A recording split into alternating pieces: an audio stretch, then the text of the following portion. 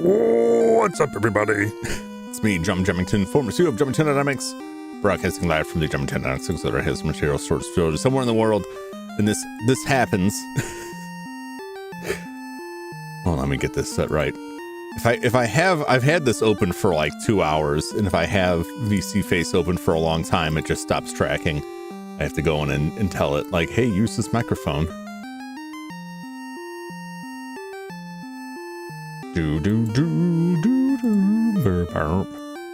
Switch to a different one. Sample. What about this? You got it. It's just decided to stop tracking. Chat mic. There we go. And this one. Nope, it just doesn't. All right, well, that works. How's it going, everybody? Welcome back to Final Fantasy, the final Final Fantasy. It's gonna be quite a show. No long preambles. We're gonna jump into it, and then we're gonna go through. I don't know, should I put the numbers up there just so I can see? Maybe I should.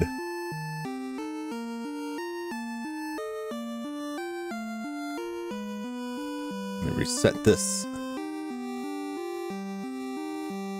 All right, so I crunched some numbers on this real quick.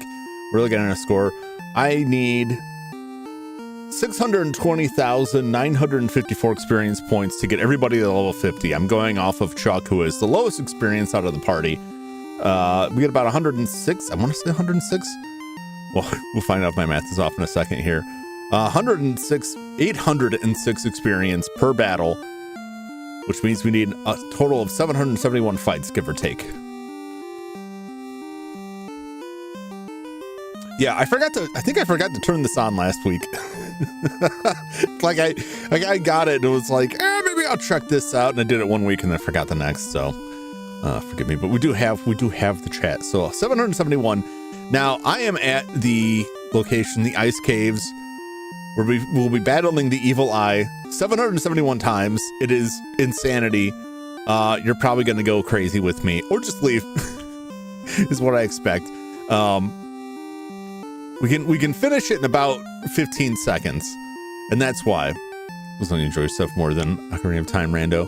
Yeah, I mean, I'm getting myself ready to come back to it. Like, it's starting to come back to me. I've been playing Ocarina of Time a little bit, like an hour to 2 hours a night when I can squeeze a little bit of time out to try and revive my ancient memories of it. It's pretty fun. It's pretty fun. We're going on the train to Crazy Town. Hop aboard, everybody. So, yeah, this is where we're at. Now, I did go back. In the interest of saving some time, I already got here. I also went back and bought the warp spell because last time Zane died in the Temple of Chaos, and we couldn't get out because once you're in, you can't escape unless you have escape or warp. And I never bought warp, so I bought warp, which takes you to the previous level, and I discovered this, which would have been helpful the first time. We drop down here, normally you have to walk through like a long stretch to get back up. We can just warp right back up. And now we're in our first fight. Let me turn on turbo here. It's all the way up to 8. I'm just gonna do this while I'm in here, and it's that quick.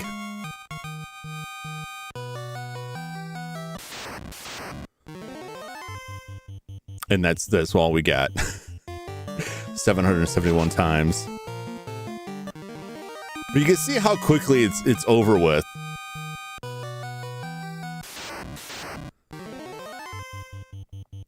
It's pretty imperative. The reason you go for a fight like this that has a fixed encounter is that it cuts down on the amount of time. See, that's one of the longer ones. It can go a little bit longer depending on who goes first. The reason you want a fixed encounter is that you're not wasting time wandering back and forth looking for encounters. It's also a single enemy that goes down in one hit from either Jump or Chuck. So even though there are enemies in the Temple of Chaos that will give us more experience per battle, This goes so quickly that it makes up for it in time. Now, obviously we don't have to, we don't have to get to max level.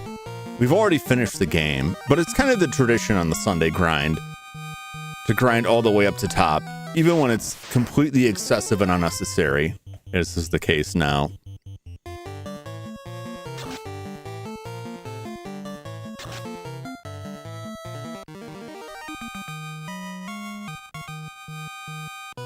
So yeah, I figured while we're endlessly battling this, turning everything as fast as you can and turning on turbo makes this go a little bit faster. That's like the worst case scenario there. There's only one scenario where it's worse than that, where Zane and Orko go before jump for Chuck, because they won't kill it in one hit. And that's if it also attacks.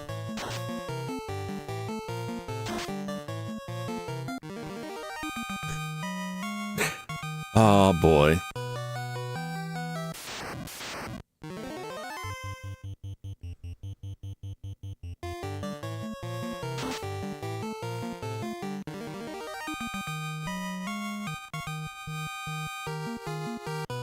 Yep, 806. So it may be worth our while to at some point check on the armor, because until we get to level 43, Chuck will slightly be at a disadvantage. But against this foe, it really doesn't matter. Once we hit level 43 and beyond, his armor is better based off his level, and we never have to look at armor again. So ideally, we're just never going to look at armor. Never look at the armor screen. We'll take advantage of that bug with the equipment so it keeps his level, but he still gets the benefit of that. We have an extra fight here.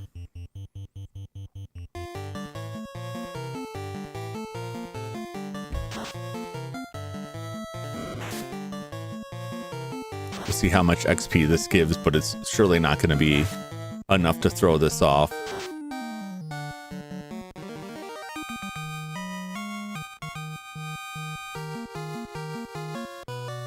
I'll count it. I'll count it. We'll see. That may bump the number up 1 because that's like worth half. But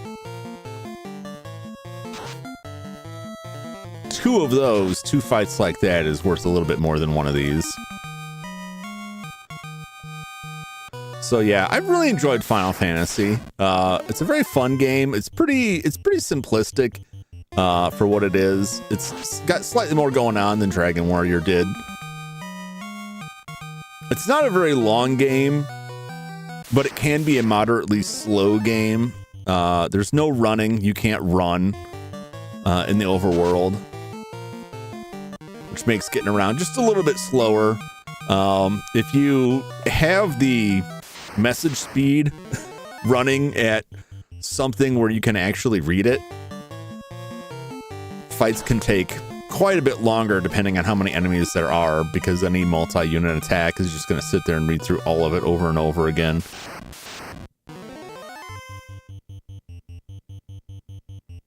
The fact that in this version a number of the buff spells don't work actually speeds the game up, because you just, with less options, you get less to slow you down, and most of the time you're just random attacking. Once you get magic items, you can go through it, but this isn't the worst grinding I've done in a game like this. That belongs to the Game Boy Advance version of the game. In the Game Boy Advance version, there's a higher level healing item that is a rare drop from, I want to say it's from Tiamat. And in that game, you can also save anywhere. So I had to save right before encountering Tiamat in the Temple of Chaos. And I had forgotten about this. But I spent quite a number of hours, I'll just put down there, reloading saves to fight Tiamat again to try and get that rare drop, to get like just that little bit more. And it's so funny because like by that point in the game, you don't really need it. However, there is like some additional content in the game that I don't think I ever really explored There's like a side dungeon you can do for extra challenge if you want. I don't think I ever went through it. Love saves coming for items. Yeah, there's not a lot of games that I've done, because most games, it's only when it's like a boss fight. Like, you're gonna fight this dude once, and you're gonna get that stuff. Otherwise, you're just farming. The close second to that in terms of time spent going through stuff was farming for. Oh, my turbo button is. The timing might be off. Let me turn it down. The nice thing with this controller is that you have 2 levels of turbo, which is good because some games regular turbo is too fast, and it gets out and it can't. The NES can't handle it. Games can't handle it, so it's nice to have that variance. A very low chance, but a non-zero chance that someone could die. The ribbon is described as giving you immunity to certain status effects or instant death, but it actually only mostly gives you immunity. I want to say your resistance to that is out of a total of 201 points, and the ribbon gives you a 200 resist. So there's a 1 in 201 chance that it could still get through. Also, some forms of paralyzation or instant death don't use the elemental typing that ribbon protects you from. It's just an effect. So you can still get insta-killed by certain enemies or turn to stone even with the ribbon, which is kind of funny. So there's a slim possibility that someone could die fighting this, but I doubt it. But you know what? Out of 771 tries, it wouldn't surprise me if something went through there.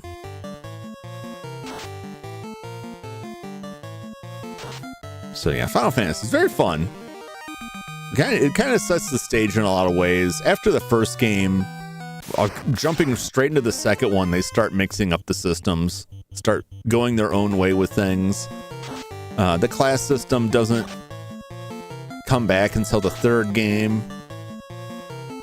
And then I want to say they skip it on the fourth, and it's back again for 5. And I think 5, aside from the MMORPG, I think 5 is the last time they used like the job system like this. Unless I'm wrong. It could be some of the later ones that I didn't actually employ it, but I don't think anything past 5, which was not released originally in the US on the Super Nintendo. I don't think that uses anything else uses the job system. 5's got a pretty elaborate job system from what I remember.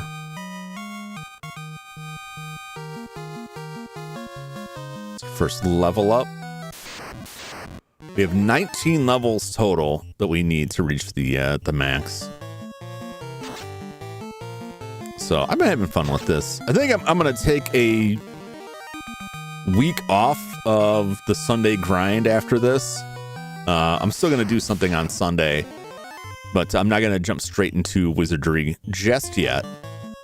I want to spend a little bit of extra time making a little presentation. You know how I like to talk about games before we play them, but I want to make a little bit of a presentation for wizardry because it's a pretty big title. It's a pretty big deal.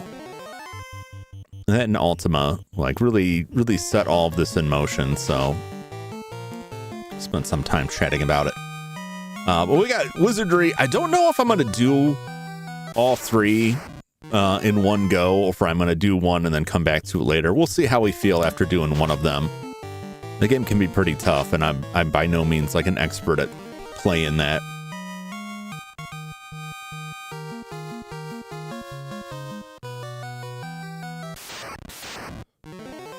But I have a lot of other titles I want to get to, and that is like that's kind of the problem I'm constantly wrestling against with game selection, is that there are way more games than I have time to play in a given week. especially games that take longer or that I just go through slowly, because you know how I am. I like to be thorough, maybe a little bit too much. And then sometimes I will die repeatedly for the off chance that I'll find some weird treasure, which drags things out. Overblood 2 is a good example of that. The game is longer, slower, or maybe I'm just slower at it than I really expected. I didn't expect to be going on it for so many weeks in a row. And it's not really a problem. But I'm constantly wrestling against the feeling of time running out, the existential crisis, if you will. And I try not to think about it too much and just like relax and enjoy the ride, you know? But sometimes it's tough. Sometimes it's easier said than done. Because I feel like every week there's some new game translation coming out, some new translation patch for a game that was never released in the US.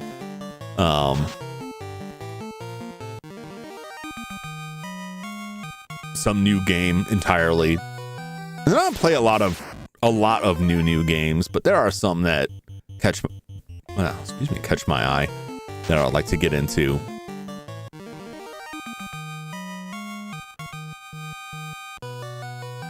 But there's always like more stuff being added to the list.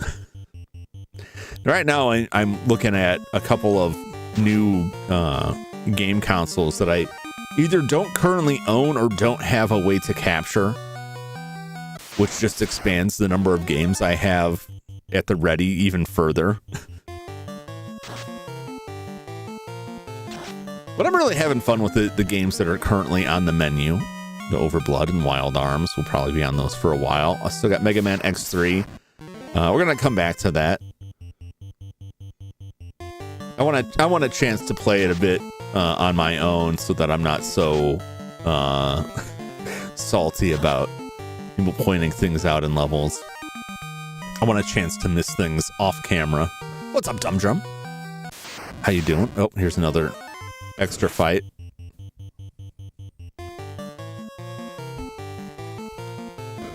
I'm also not bothering to heal anybody because we're really not gonna lose anything. What does this guy give us? I'll count it. Or maybe I shouldn't, because that's more or less between that and the other extra fight I got. Oh, we'll just count it. Between that and the fight against the wolf and the giant, that's a little bit more than one of these guys.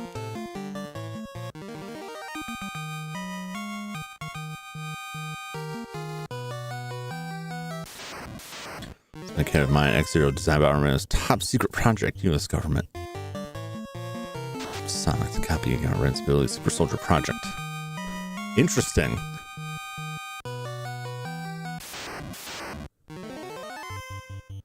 I never really considered games like that into the larger canon of things.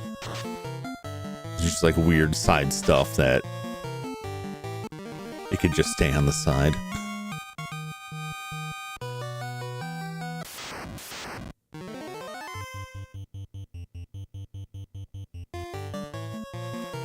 What's up, Judd? How you doing? Welcome to the stream. This is it. This is it for a couple of hours.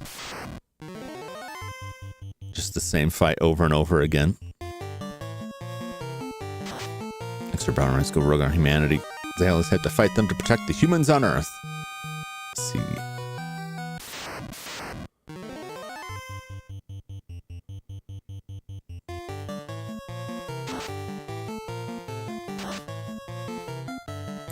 He's just I in this. I.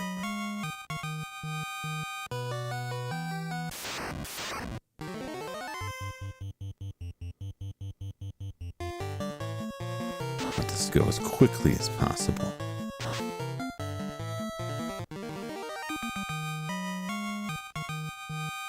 A Spike Commando series.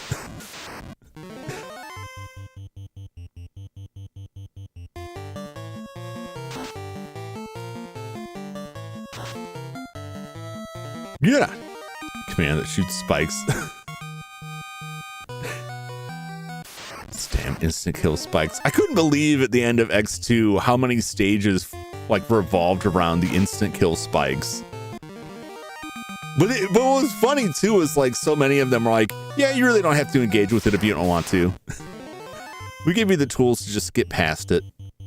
It's fine.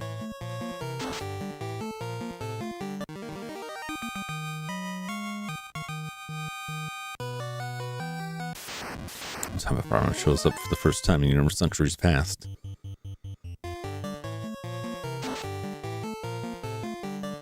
There's a lot of games to mix into that.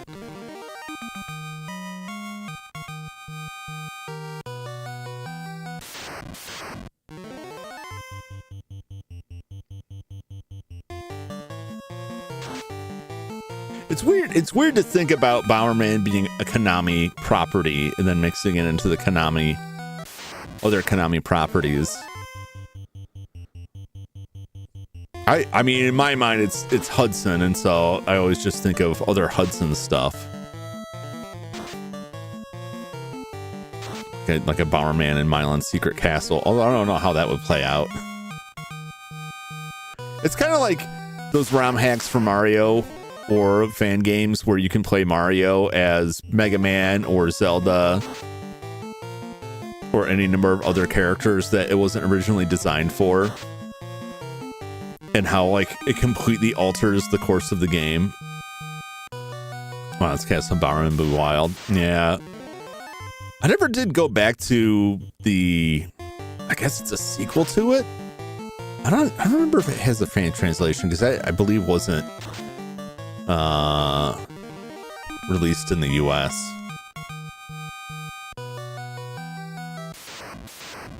Yeah, Milan got tricky towards the end. I really enjoyed Milan's Secret Castle.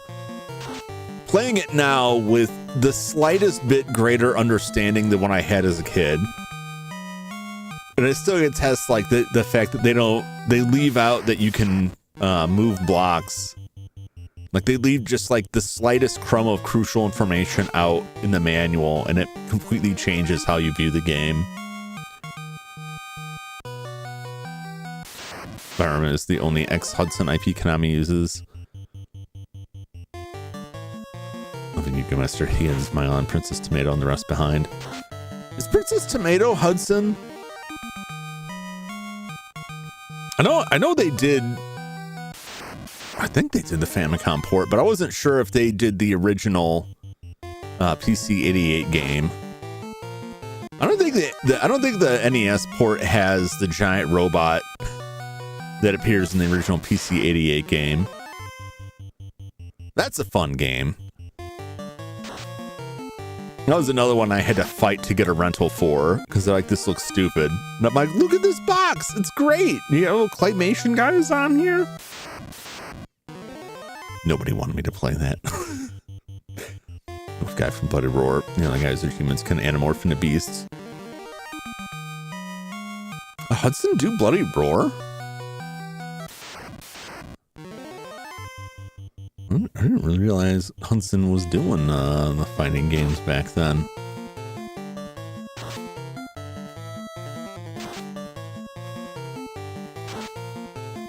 I'm just waiting for somebody to die. One of these days, someone's gonna get killed by that. However improbable.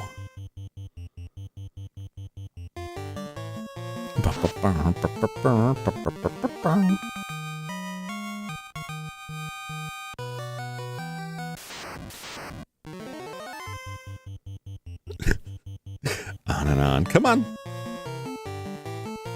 I don't know if I need to clean this controller again. Probably it's just the turbo rate.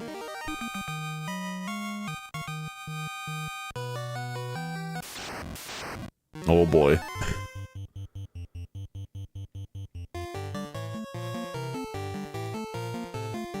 Slows things down here. Yep, there we go.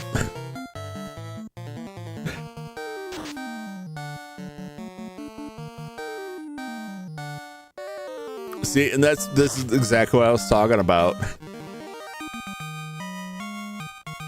Now I got a warp out of here. Do I count that? I can count that.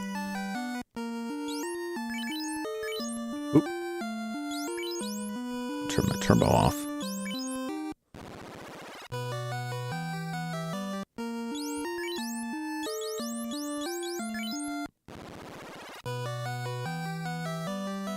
How far can I take this?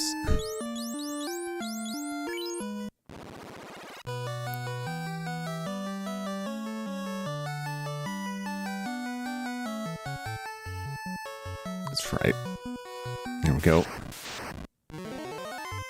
What's up, Jeremy? How's it going? You watching on TV as you bully those monsters, have you on in the background. Understandable. Understandable. There's Beast Out. Also shows up in anime mega Beast Mode. Yeah. Maverick Fires will become a thing till X3. Ruby Spears cartoon never mentions that in Mega Man X. Wasn't it like the Mavericks? I'm just gonna run. Or they just called them the Mavericks? Because I thought the Maverick virus goes back to the first game. So yeah, what I was talking about earlier about the ribbon not protecting against everything, that's a perfect example. Since that wasn't a spell effect, it's technically an attack. So the sorcerers can just instant kill you, which is the only risk going down there. I'm honestly surprised we never ran into that the last time I was fighting this guy.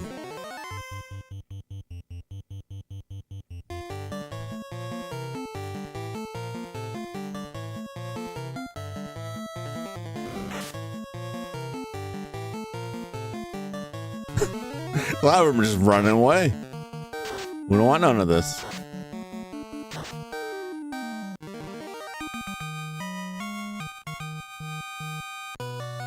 Yeah, this is kind of a pain. Unavoidable. Bad luck. So we gotta go back to town.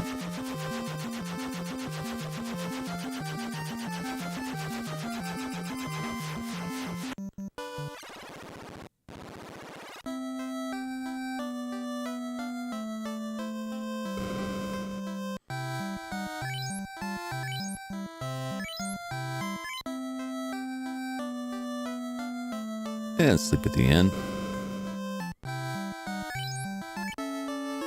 We got our stuff back. Go, hope you're having a great day. Yeah, so far so good. What's up, Buttercast? Welcome in. How you doing? Falcon T Warrior, something akin to Maverick Virus. You need to play network transmission to find out. Yeah. I'm quite a ways away from those still. I'll just refer back to the earlier sections of the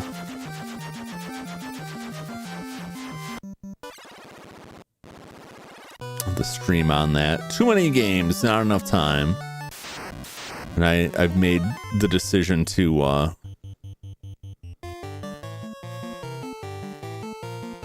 I try to focus on one series at a time without jumping around between different series. I try and see through all the way to the end, roughly in the order that the stuff came out. So we'll be on the X series for a while.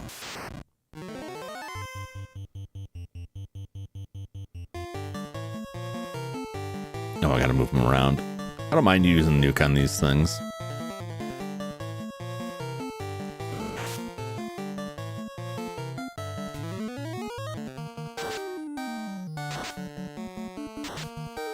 It's extra XP. We'll see how much this gives us XP wise.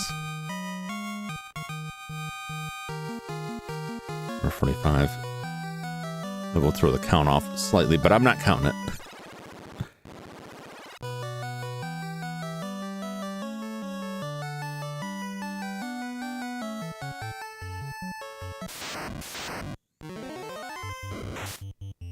Jeez. We should be safe from the rub.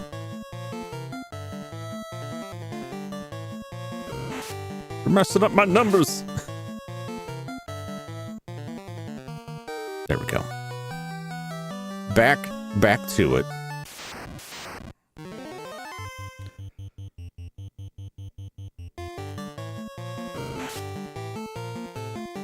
There we go. Let me get back there. Stop delaying me.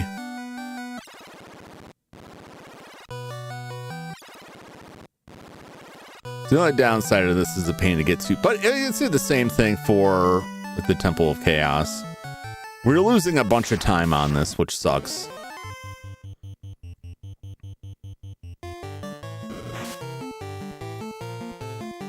But we'll make it up. Yeah, I've got a lot of different game series and a lot of different games that I really want to play. It's just time. Time is always against me.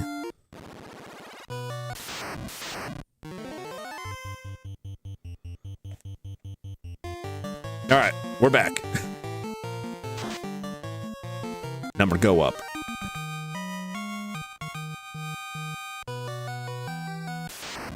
We'll go the other way now. Which really shouldn't matter for the RNG, but it's just superstition at this point.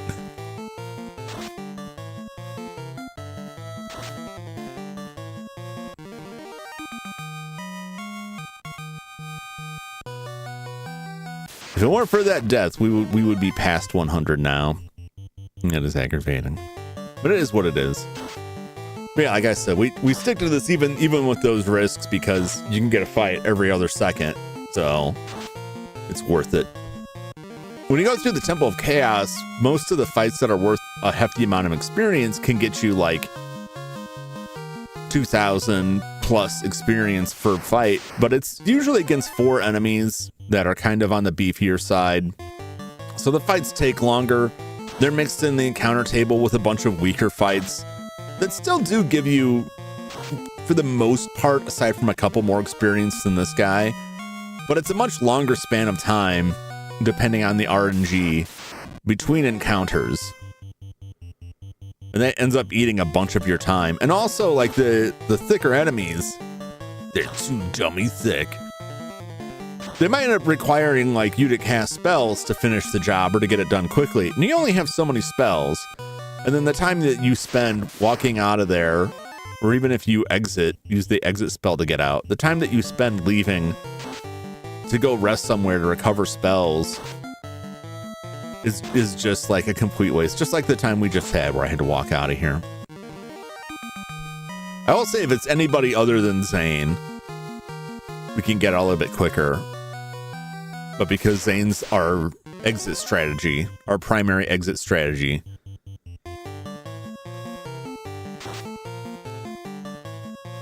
of course it had to be Zane. The mark's the second time where I'm like, all right, I'm in the thick of it. I don't want to have to leave this place. Zane dies. Like, well, now I gotta battle my way out of here desperately. Why is it Zane? Who can say?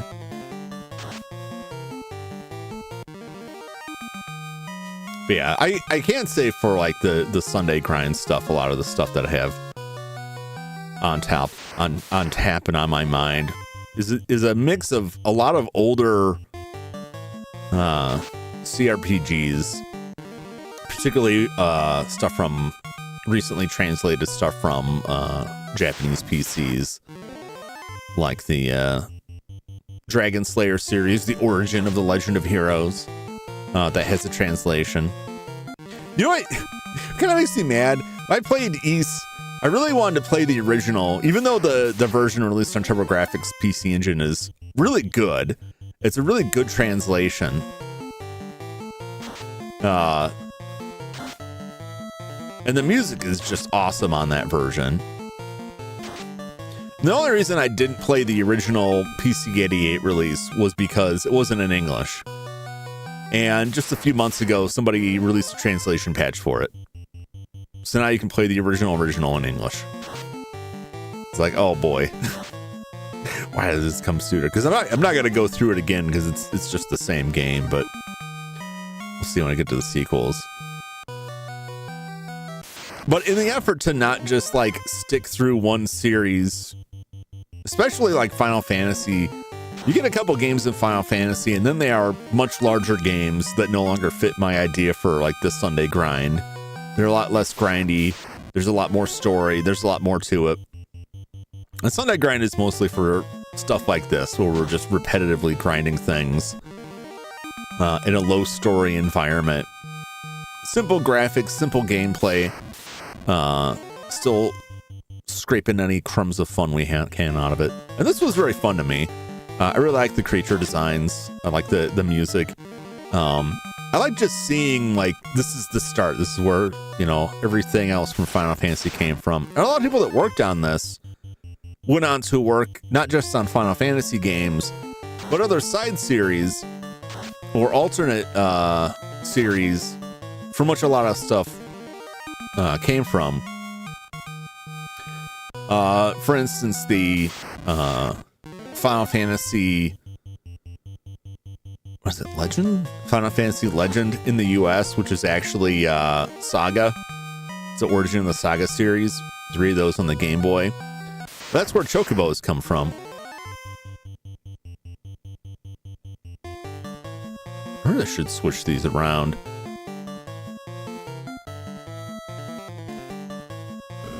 It's fine. We'll go slower. Oh, the most annoying stuff. We just gotta sit here and wait for 6 of these chumps to throw at us.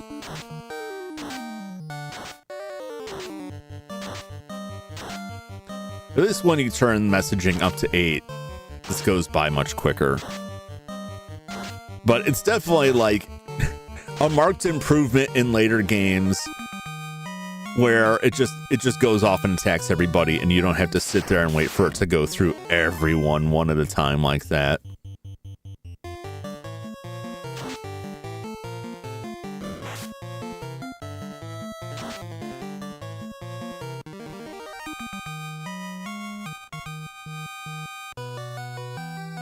Yeah, we got, you know, Dragon Warrior, Dragon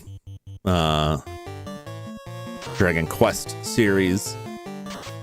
I hate calling it Dragon Warrior, and it just confuses me in my brains. But it is Dragon Warrior up until, what, 7 in the US? They stuck with that name for a long time. Final Fantasy, East. There are more highlight games. I'm gonna start Phantasy Star Wizardry. There's a bunch of Wizardry games too. But I also have, it's a very like Nintendo centric, just because there's just so many of them on the Famicom and the NES, even up to Super Nintendo. Although Super Nintendo stuff is usually like, that's a regular weekly stream, that a lot of those won't make it on Sunday Grind. There's just so many RPGs on those systems as compared to like the Master System, the Genesis. PC Engine has some, but the other thing is a lot of the other non-Nintendo systems, those games didn't make it out in the US for whatever reason. And even a lot of the ones that I'm going to play on the NES weren't originally released in the US, like Esper Dream and Esper Dream 2.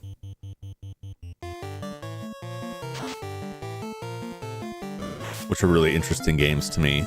Really nice soundtracks on it. You may remember Esper Dream was one of the cartridges that I used that Fantasy Life is really grinding when you try and max everything.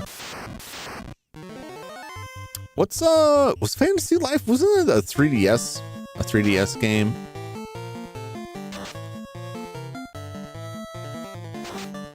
I think that's on Switch now, right? Or am I thinking of another one?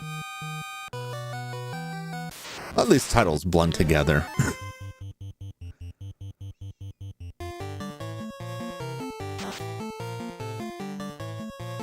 There's a new one. Okay, so it's not a port. It is actually a new game.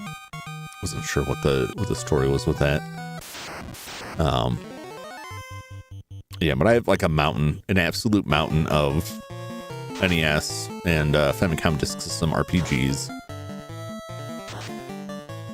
But I don't, like I said, like I constantly feel like, you know, I'm not getting stuff done fast enough. Time's running out, but I don't want to rush anything. You know, I could have already moved on to the next thing from this, but I really wanted to reach the max level and go back and bully Chaos and all of the fiends. with a fully powered up crew. It's not even like that many levels. We were over halfway to the max. However, and once you go back like to the numerical scale on a lot of these is low enough that a couple levels can make a lot of difference. Or it could make almost no difference, depending. A lot of it depends on like the stat growth too. And sometimes like you need the numbers to be so high to really effectively resist things higher than you could possibly go normally. That past a certain point, levels aren't really going to cut it anymore.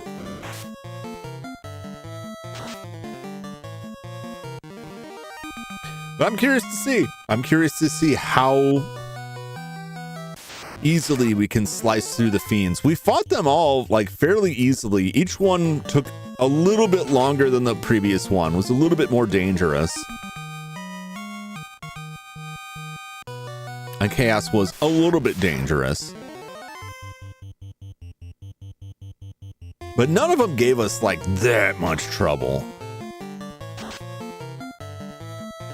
Most of the problem we had in the Temple of Chaos last time was other random encounters. And most of that was just one instant kill. And it just goes to show like how much of a world of difference it makes for a game like this to have a consumable item or alternate means of bringing someone back. As it is, we have to leave and go not even to the inn. If you go to a specific place to bring someone back, be right back. All right, Judd. And it really like drags things out. But that is like straight D&D, and also like Wizardry is the same way. In Wizardry, like having someone die is pretty bad because it can be very expensive to bring someone back. And I want to say generally, if they're low level, you just go recruit someone else and leave that person dead. Because a lot of times you don't have the money, and also like they're not going to fully come back. They're going to have some penalty for being bought back. So not unless it's like a higher level character that's really your favorite, it's not worth bringing back. Well, we don't have that option in this. So it's interesting that they take design cues from a system like that, but they don't. It lacks a part of it. I think this game would have been very interesting if you weren't limited to just these 4 characters. If you had a stable of characters the way Wizardry or other RPGs would, where you just go recruit someone. And then like in one playthrough, you could explore all the different character options just by having different people you rotate in and out. Which I also think would be very interesting. And there are games that do that, but slightly differently. Destiny of Emperor. Yeah, Destiny of Emperor is a good source for that. It's usually a lot of times it's when, and this is saying something here. These characters are not specific people. They're very generic, you know, and that's really what you want. Otherwise, you have like a large cast of characters, like Final Fantasy VI has a large cast of characters, and you only have a 4-person party. So you can't use all of them at the same time. Even at the end of the game, if you got all of the optional characters, 1 or 2 characters are going to get left out from the rotation, even though you form 3 parties and people drop in. The only way that you're going to see some of those characters, like the bottom rung characters, is if everybody else dies and they get brought in.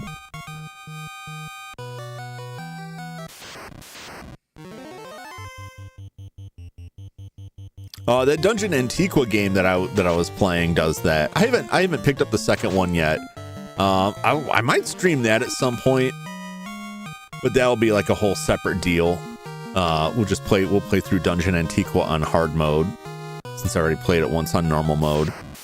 It's not a very long game at all, but it was very fun, and you can have like a roster of different characters, and sometimes it becomes important.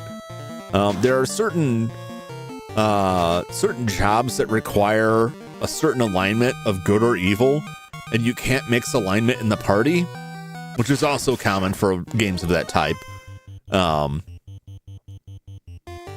So if you do something evil and some of your party turns evil and the rest are still good, they'll just hang back in town. You can't travel with the rest of the party. So they're having to make a new character. But like some of the classes require an evil alignment. Or there's an item you can make the switch with.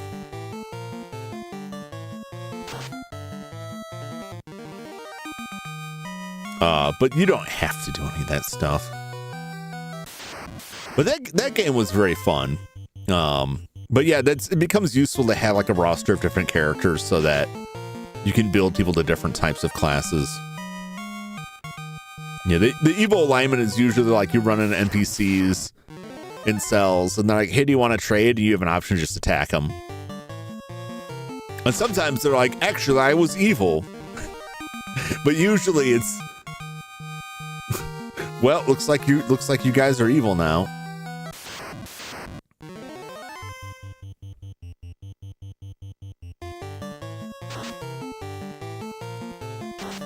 Can you use their body parts for rituals? No, it's not that kind of game. It's pretty simple. It is like it's a lot like Final Fantasy with more wizardry elements to it. So it's more of a dungeon crawler. It has procedurally generated dungeons up to a point. It has a job system, but there's not really. It's all just like stat requirements for changing jobs. It's not really a particular quest that you have to go through to do it.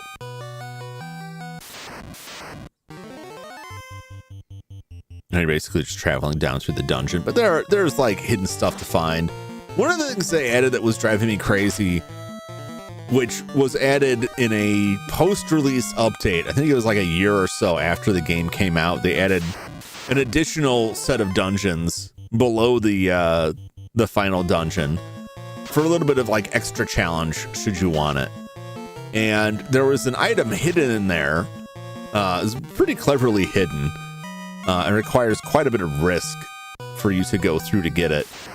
And it's an item that makes the thieves gives a thief a 100% success rate at disarming traps. And I just kind of laughed when I got it. I got it out of like for completeness sake. Like, okay, well, I got everything else because it has a little like notebook that fills in the items you've seen because there's a lot of random loot. So I got it just to get that.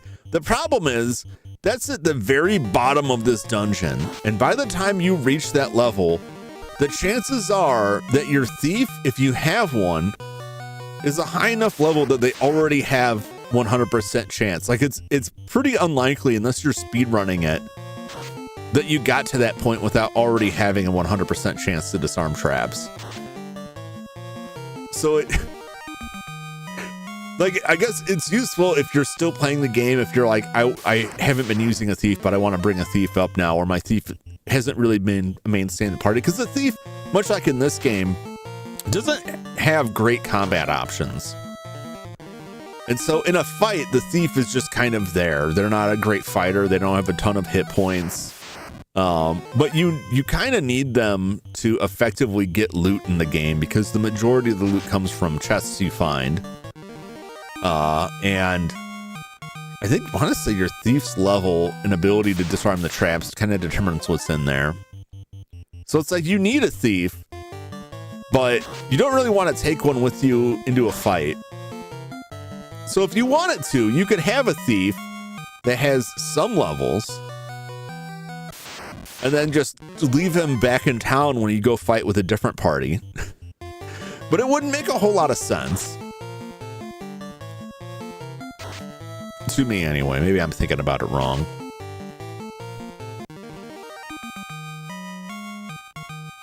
But it's sort of like, I mean, this game's a little bit like that, where they have like the badass sword that they hide the final floor before you reach chaos.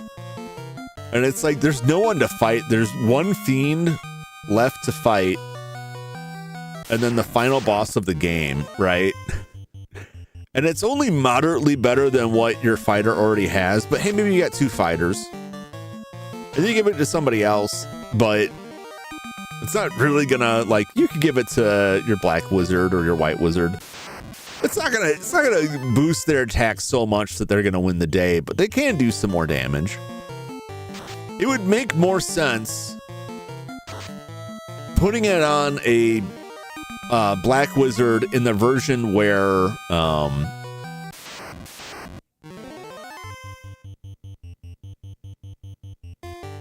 I forget the name of the spell, but it's a black wizard spell that increases their own attack, but it doesn't work. It doesn't work in this game, this version. There's also an item, the Giant's Gauntlet or Giant's Glove, that will do the same thing. If you have that spell and you're playing a version where that works, it's kind of cool to give a black wizard a powerful weapon and then have them like pump themselves, like buff themselves, and then dish out some damage, and they could do some serious damage. However, you're usually better, unless your party is nothing but black wizards, you're usually better off just giving that equipment to somebody else and buffing somebody else with the black wizard. But it does give you that option, which is what it's all about. And I appreciate stuff like that because it opens up more possibilities for weirder party composition. And if you really enjoyed the game and wanted to go back through it, you can get a pretty different experience just picking different party members throughout. Like the thief is kind of worthless in this. The only thing it gives you is increased chance to run. Is no special abilities beyond that, no real great combat capability. I think the red wizard is a better fighter, and the red wizard actually has stuff to do. But a ninja can dish out a lot of damage. Ninjas are pretty cool. Is it worth it?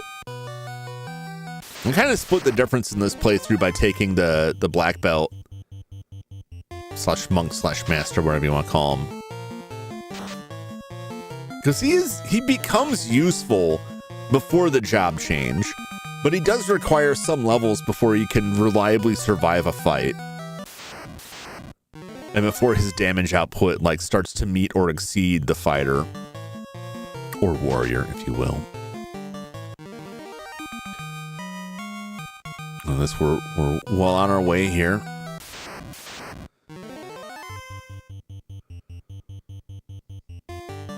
And we're only an hour into it. I would like to be a little bit higher.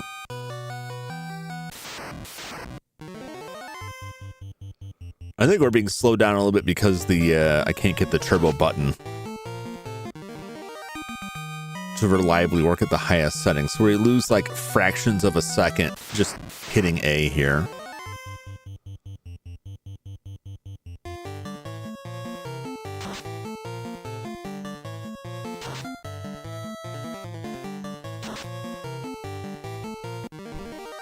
But yeah, I've been enjoying that this a lot. I have a lot of fun looking at other RPGs, and it makes it difficult to pick one to go through.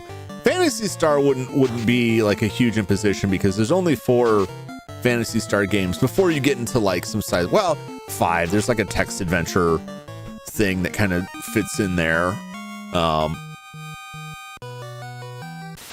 there's Phantasy Star Online, and that's a whole separate matter.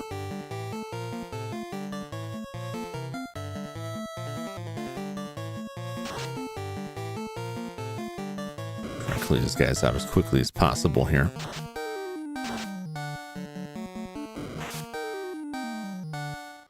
Don't hurt Chuck.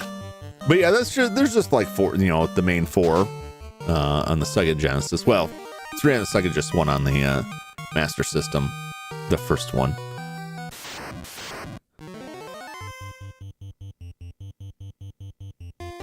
But I kind of, this is probably like not the best way to do it. I've kind of been like allergic to just playing like the same game series like over and over again, like chewing through all of them, unless it's short. And so like, I don't know. That's the same reason like I haven't finished Resident Evil. I could keep jumping off to other survival horror games.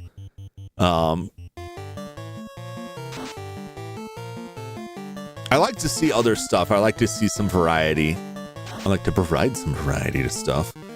But I also worry, like, if I played Mega Man, like, every week, it's like being typecast, right? I don't want to get typecast. I don't want to be, like, the Mega Man streamer, because I'm not. I play it sometimes, but I'm not, like, a huge expert level player on that. And I don't want to play Resident Evil every week, because like, that stuff, it becomes, like, your whole thing. And then you can get kind of stuck. I already feel that to an extent. Not really stuck, but I've seen it happen with Paper Mario, with Resident Evil, with Mega Man, that there have been viewers who, and I don't have a problem with this, to be clear, but there are viewers who are only interested in, like, that game series, who, once you stop playing that, like, the only thing they're gonna want to see is, like, play through that again, play through ROM hacks of that. Like, that's the only content they want. They won't be back if you jump onto something else. And so I'd rather just tear that Band-Aid off and be like, all right, we finished, you know, Resident Evil 3. Next week we're gonna be playing this other game. And then, I mean, that's like, there, you'll get that with, like, people who comment, but also there's a lot of, like, the VOD watchers and people who lurk are in the same boat, and I don't have any issue with that. Like, but I also know, like, I would like people to come back and watch, like, the next game I play, and if it's like I only want to be here for Mega Man games, and then the next, like, 10 notifications you get for my channel are not Mega Man games, eventually you just kind of, like, stop looking at them.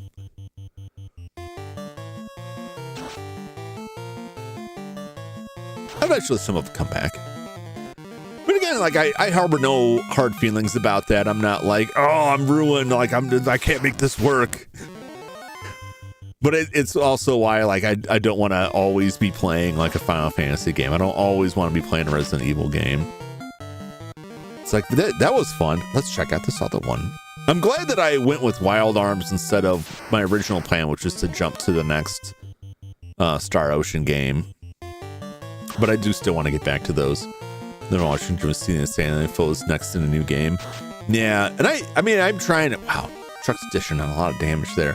I try to pick, I try not to be, like, too much of, like, a hipster, like, I don't play those games because they're too mainstream.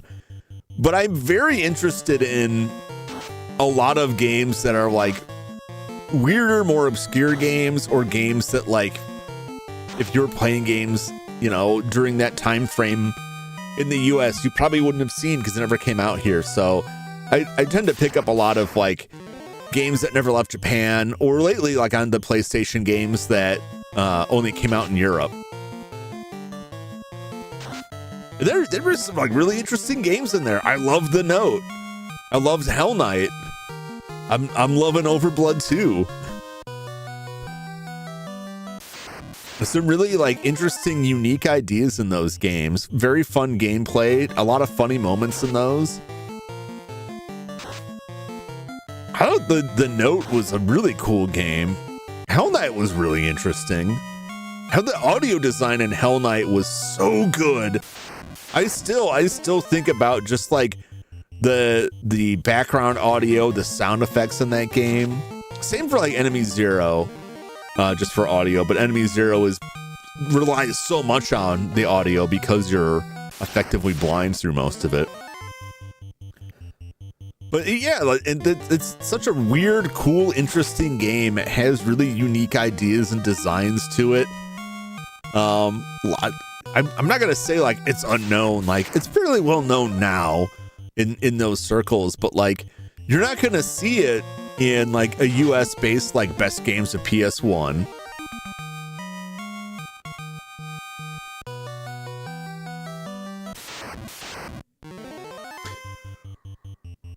I'm not sure if if I'm updating this. I feel like I don't know if I am, but I feel like I'm missing the kill comp button every now and then. But we'll see.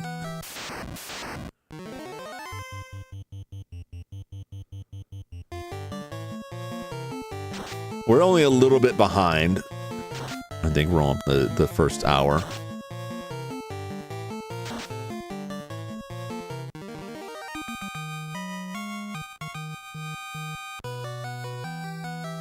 I would like to be a little bit further, so it's gonna carry over. It's gonna carry past that 3-hour mark. Hell Knight was truly insane. Yeah, Hell Knight was way more than I expected it to be. Like, yeah, like really, you boot that game up and you look at that opening movie and you're like, what the hell is this? And you get to like the first area, and it's like, I don't know, I'm not quite sold on this. Like, this is really stressful. I don't want to get eaten by this monster. But the deeper you go, the weirder the game gets. The more interesting it becomes. The more people you encounter, the more challenging the movement is. Avoiding the creature, avoiding getting people killed. And it adds to it more that you can, like, there are multiple different characters that you can team up with that all have like different abilities and a slightly different angle. I think the ending is pretty much the same for all of them, where you know, it's the same video with like slightly different text that's more or less just like, well, we got through this, didn't we? But the ending itself isn't like a reason to play the other characters, but it's the kind of interactions and the different challenge of playing the with the different abilities is where it comes into it.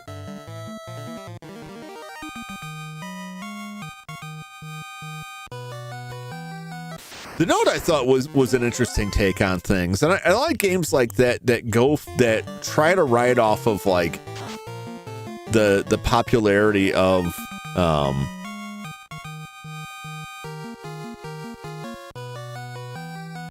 they try to ride off the popularity of other stuff like Resident Evil or so forth, survival horror when it gets bigger, but like they go their own route with it.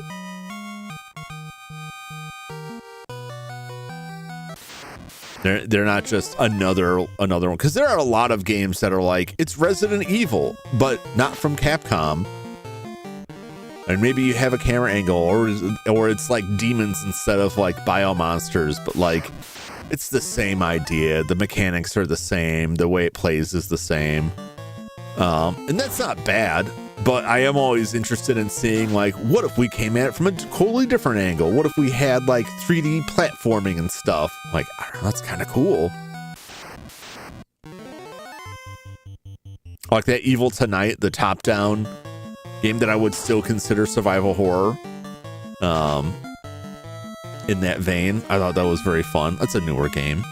New-ish. It's several years old now, but from the modern era. And that's why I look at it in like a lot of the RPGs too, that there are a lot of RPGs that came out in the US that are worth checking out from this generation of consoles. There are also a lot more of them that never made it to the US that are really interesting to me. Like, it's kind of working backwards. I've got a couple of the Konami VRC 7 and VRC 6 games. Lagrange Point, Esper Dream 2, Mara, which is two of those. The second one's on Super Famicom. I don't think it has a fan translation yet. I could be wrong. The Esper Dream 1, which was a Famicom Disk System game, which is another one that obviously we never got the Famicom Disk System in the US, and there are a lot of games that were never re-released on cartridge that are just stuck on that system forever. And so I'm always eyeballing that, releases for that for new translations.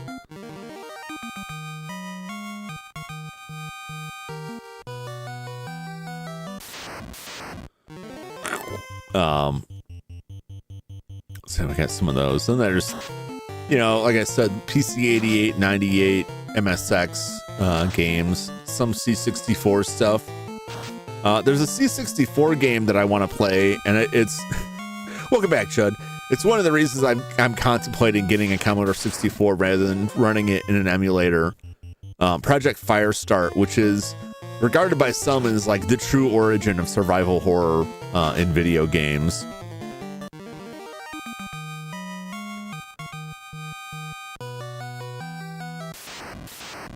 So I'm pretty interested in checking that out. I'm getting the Zelda itch, which actually that sounds like something you pick up through poor hygiene habits. But after playing the Ocarina of Time randomizer and having just a miserable time because I couldn't remember the game, I started playing it again to try and refresh my memory so that if they're kind enough to invite me again, and I don't know why they would because I'm such a petulant crybaby about it. Well, what's up, Silas? Welcome in. But I do want to start that series. I had planned on starting it last year. There was a lot of other stuff going on in my life, and it just didn't work out. But this March, if all goes well, you should see the original Legend of Zelda, the Famicom Disk System version, which has some differences. And I have not played it. I have played the original in many different forms, but I want to check out the Famicom Disk System version. Commodore 64 is expensive now. Moderately so, Judd. It depends. So one of the issues you run into with you run into this with older consoles, regardless, but it can be particularly bad with older computers. Let's see. We'll just use Fire on this. Is that you'll have a lot of like component failures that are really difficult to replace. You can get a Commodore 64 for $200 to $300. Even if you found one for like a decent price that's in decent condition that doesn't require a bunch of repair, which I honestly don't mind doing repair work on it as long as it's something that I actually can do. A lot of the original run power supplies weren't really great quality, and so then that has to be replaced, and that's more money. And then there's additional equipment you may need for it that drives up the cost. You want to load stuff off of floppy disks, you're going to need a disk drive for that, and then that has to be maintained, and that might need to be repaired, and just a lot of stuff like that can really add to the price of it. But it could be neat. Also, space-wise, that's one of the biggest reasons outside of cost that I don't have a Commodore 64 or PC-88 or PC-98 or an MSX. That all of those things are quite a bit larger than a console, right? And their form factor on most of those, like the MSX and Commodore are like keyboard-based computers, right? It's a big honking keyboard that is the computer. It takes up a lot of space.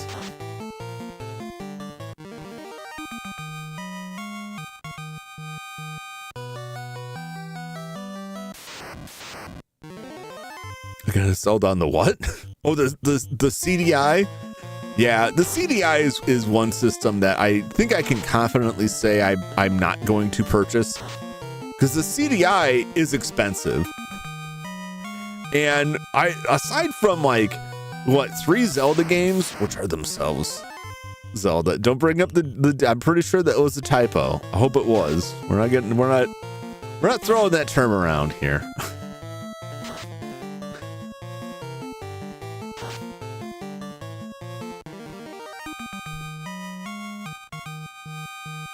But I don't know what else there is on the CDI that is really worth playing.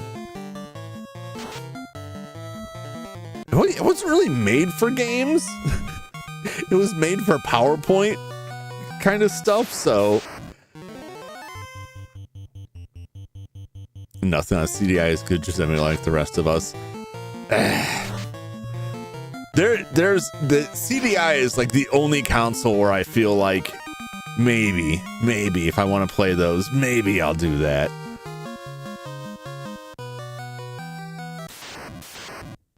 The 3DO was close, but the 3DO actually has a surprisingly diverse library of interesting stuff. And so I still feel, even though Though I haven't played much on it. I think I've only played 2 games on stream from the 3DO. That was still worth it, but I also didn't pay as much for the 3DO because I bought broken ones that I fixed. And I had, you know, did a lot of research, so I had some idea of like what would be broken and what I could fix on them. Do I play those? There's no reason to play those. They stand as a challenge. It's the same as like Battletoads and like other NES games that like probably aren't very good, but stand as like a challenge of like, these games are notoriously hard. Are you a bad enough dude to play these? And like, really? You should just say no and not do it. It's like Bucky O'Hare. Is there a reason to play Bucky O'Hare? I mean, the characters are cute, but do you need to torture yourself from that? You had the CDI. You had the CDI? What was on the CDI?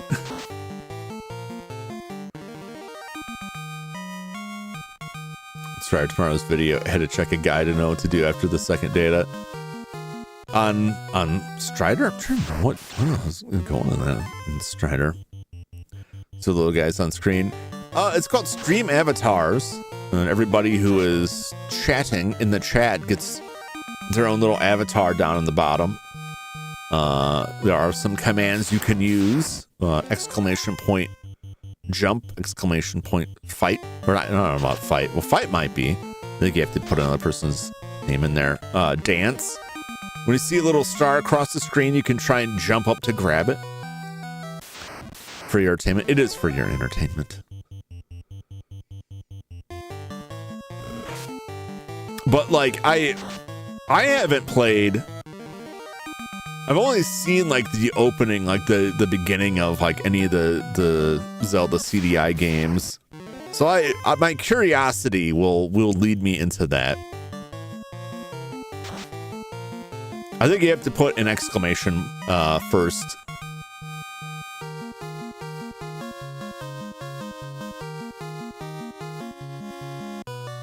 I'm not super familiar with the commands. When I find new exclamation point fight Jumington, I believe that will.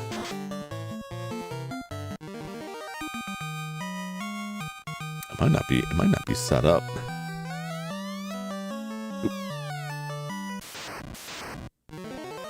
We can try exclamation point dance because it might not be. Might be dual.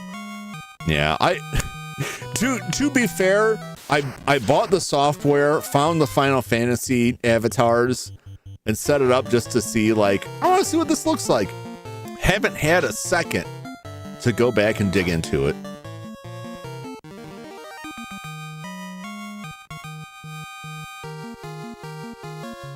Could not find a target. Well, so dual works. You just got to find the right name.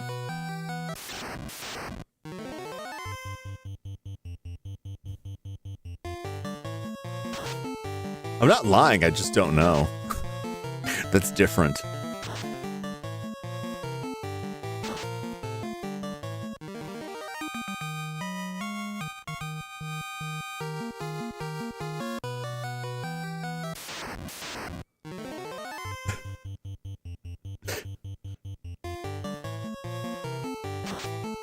I think I have to wait for the one duel to finish.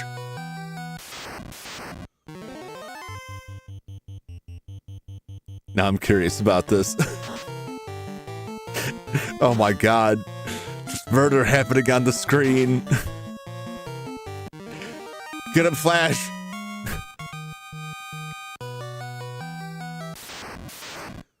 Yes. This is rigged.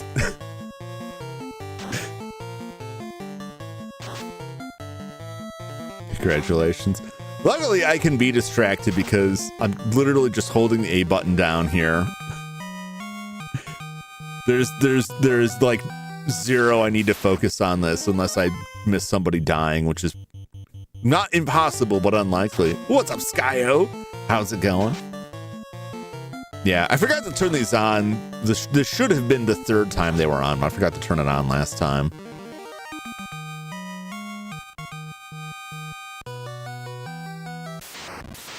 Oh boy, I haven't boosted this up a few.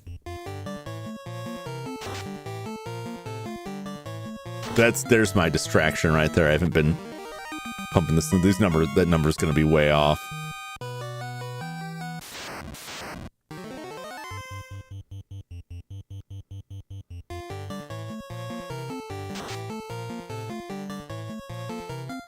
So aside from that one death, like, the time's lining up.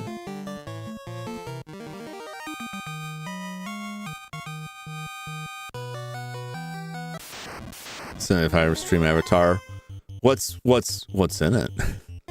what's in the stream avatars? What does the file contain?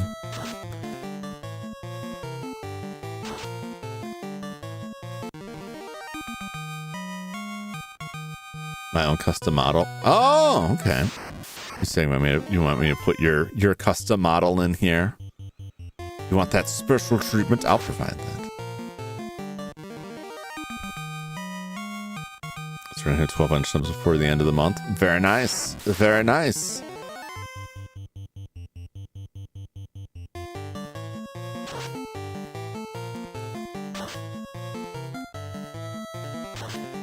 Stop clipping your live streams to make sure it doesn't work. What, for like the subs? Yeah, I don't know, like, I don't watch shorts a lot. Maybe like once or twice a month, like I'll dip in and see what it's like. And all I see now getting served up on shorts is stolen content, which is pretty abysmal. Like fresh content. I mean, it's YouTube. Like, what works or doesn't work is constantly changing. So it's good to keep up with that, but like, I'll accept.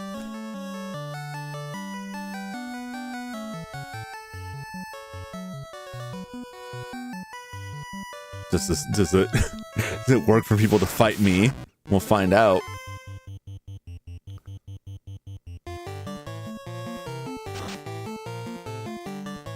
Oh, there it goes.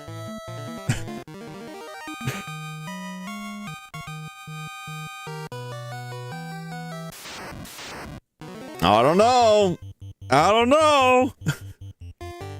I think I may have an unfair advantage because I think I have the home court advantage here, possibly.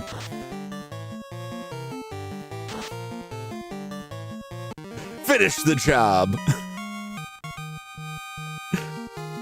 How dare you? Hey, you wrote the check and I cashed it. Using the meat as a club. I would never waste good meat that way. The bone, possibly.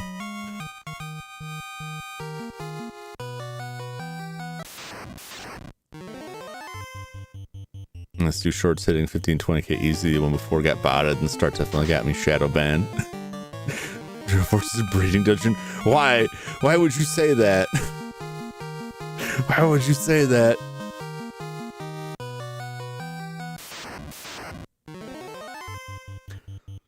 I mean, it is like you're essentially asking to fight the final boss of the dungeon, which is Jumington.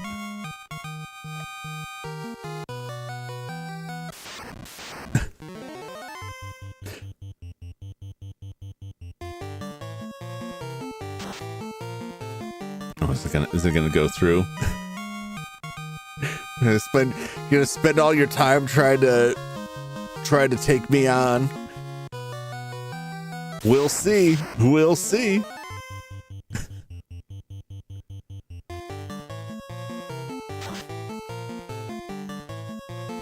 Oh my gosh, look at that damage. I may be too strong. I never should have set this up. It's working as intended. Oh my god! Flash. I came out strong. It was a good fight. Couldn't hold it together.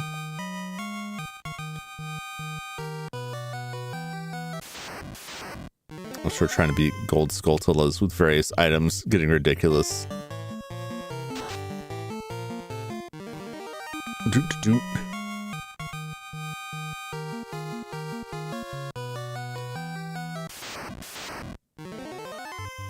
It depends. I mean, there's a lot of luck of the draw with a lot of that stuff.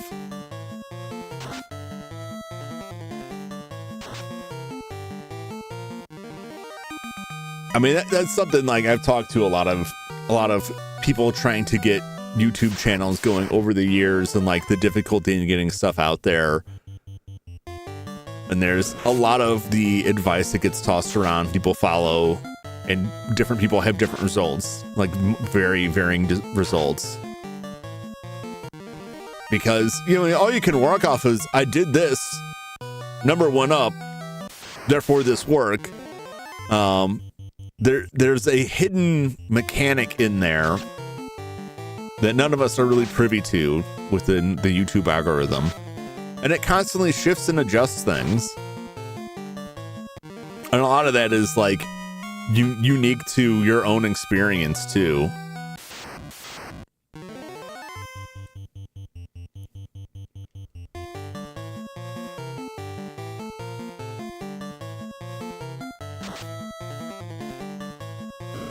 Ugh, another waste fight. People get advice about what big streamers do. Yeah, but there's a million people out there that are like, I did this and I got this growth.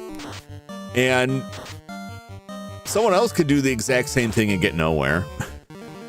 But then the other thing is, so a lot of this stuff, where a lot of this stuff falls apart is, what is your goal? If you want to have a successful, like a truly successful channel, you need to have subscribers, you need to have views, and not just they dipped in and watched and left. They have to actually, like, it tracks, like, how much did they actually watch? What was the retention rate on it? And a lot of the things that I've seen that can get you subscribers faster don't translate to like any greater views whatsoever.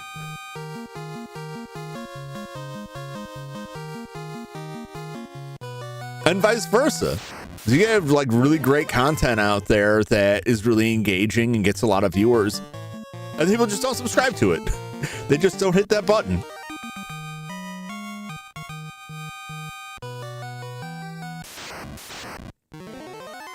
Vincent Shorts, get used to live stream just to hang out with viewers. I mean, I had plenty of videos on. Granted, this was ages ago, and I never saw like any growth on any of that stuff. And I know a lot of other people also that have a lot of shorts. They put up a lot of content, nicely done, edited content. Don't get anywhere with it. And then you get into, hey!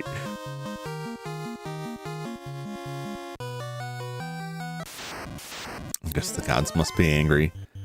But there's variance depending on like what kind of content, what the subject matter is. And people used to be big on putting like tags in, and a lot of people, you know, researched it. And put up their findings and found that, you know, in their eyes, it didn't result in any increase at all and didn't seem to do much of anything for them.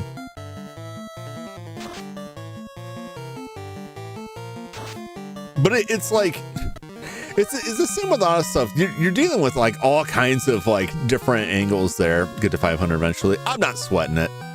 I'm happy where I'm at now. 500 is a nice cutoff point. 400 was a nice cutoff point, but 500 is a nice point because it gets the memberships, which isn't like a huge thing. And mostly, I believe, unless they changed it at 500, I should be able to auto redirect to other channels instead of doing the manual rating that I have now, which I would really like to have.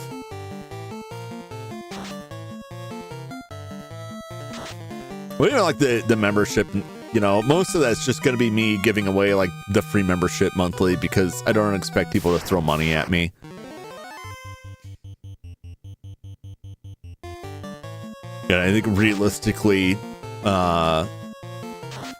where I'm at, like in terms of regular viewers.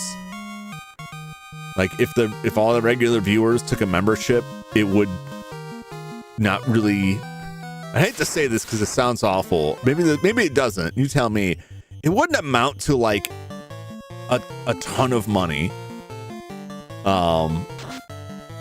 Because YouTube takes a cut of that stuff, and then if it gets past a certain point, you know, it throws off taxes and stuff. It gets complicated.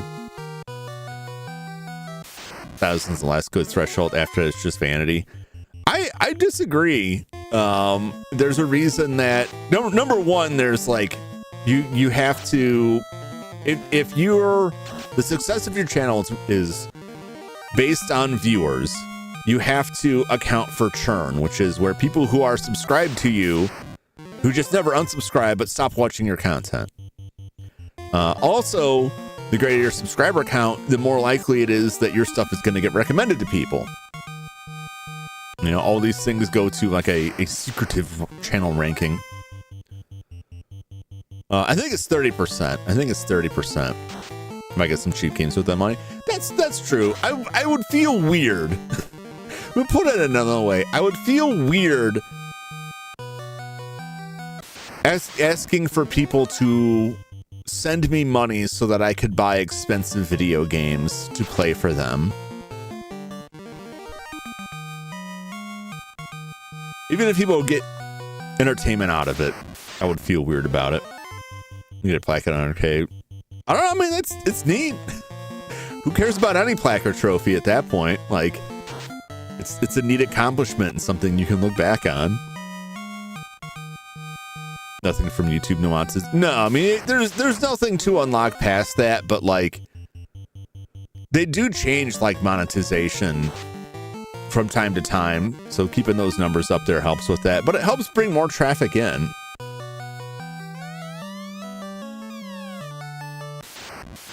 I'll give you $20 to play whatever I want for a stream.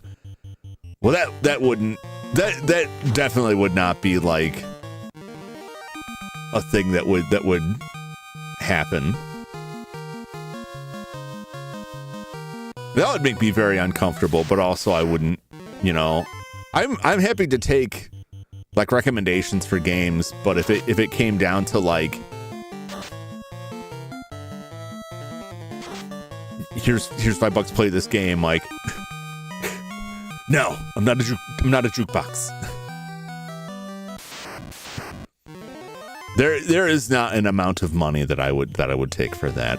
My game choices are a very personal matter. I do take when people recommend games, I do take that into consideration. I have teasing. I know, but I wanted to clarify that because like long ago when I was doing videos, I had some people send me games, and I really didn't want that. And it so happens we're like, here's this game, and it's like, this game's neat, I'll check it out sometime, but now I feel like this pressure to play it.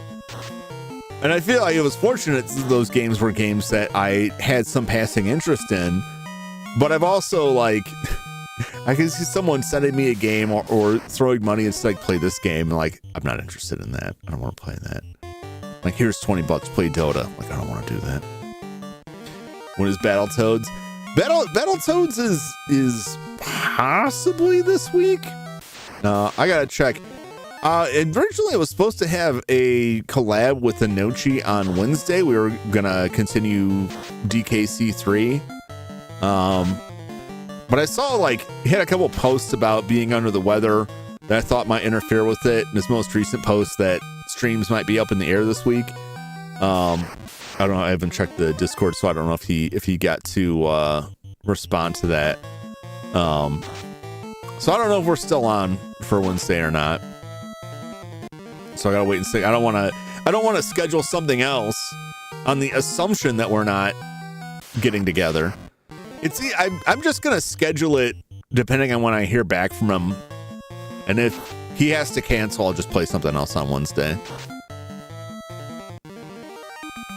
Yeah, being sick always sucks. being sick, like really congested, or if like you have like respiratory stuff, really sucks if you're doing something that is like almost entirely reliant on your voice. If you do this kind of stuff and like your throat goes out, like, well,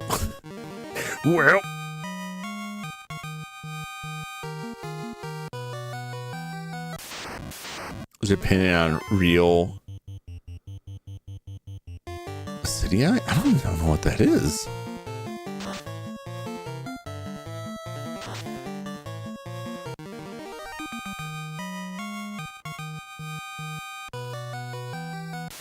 Let me get this to 250 and I can check what that is.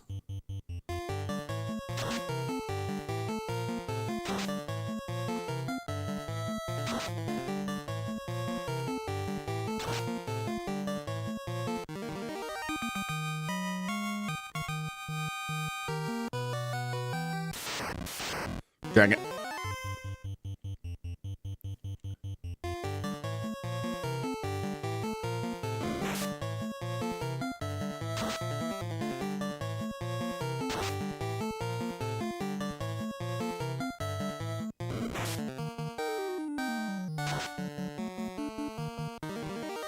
Cleared them out. I'm not sure what that is. I don't know if that was a spelling error, like an autocorrect spelling error there, or if it's just something I'm not familiar with. My Google foo wasn't bringing something up. I might have spelled it wrong. Wow.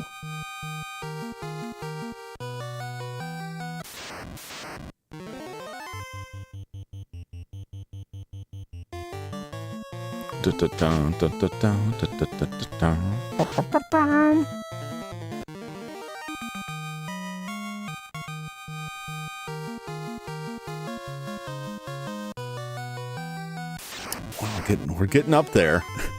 We're getting up there.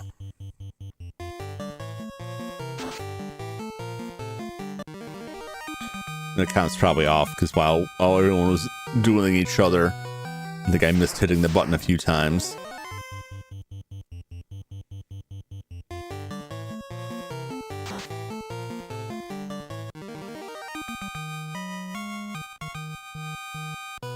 We are not even halfway there, but that's fine. I'm not leaving till these goons are all level 50 and we've defeated chaos again. But yeah, I got way off topic on stuff. How do I even bring myself back to where my brains were flying? So yeah, like the different game series. One thing I want to do is I have a couple game series that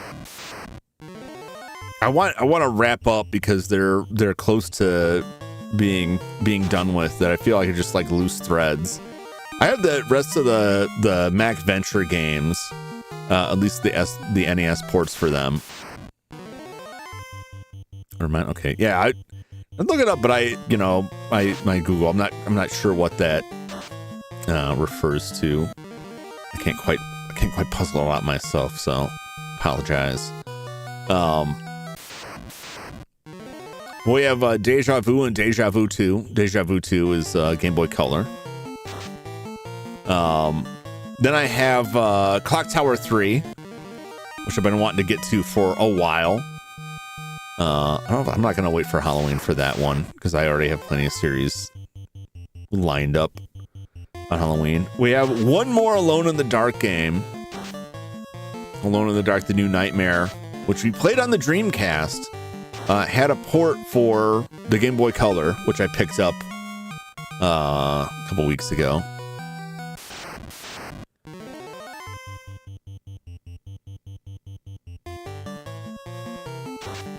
And I have some, I've been wanting to get back to like some of the NES Revenge stuff. I never got back and did the other Ninja Gaiden games on the NES. There's a second Godzilla game, although it's completely different from the first one I wanted to play. I wanted to play the first Batman game, since the Return of the Joker is technically like the sequel. Also from Sunsoft. And then I also had Star Tropics in that box, and I haven't played that. I'd like to play that. I have like a giant stack of NES games. I'm like, oh, I really want to play that.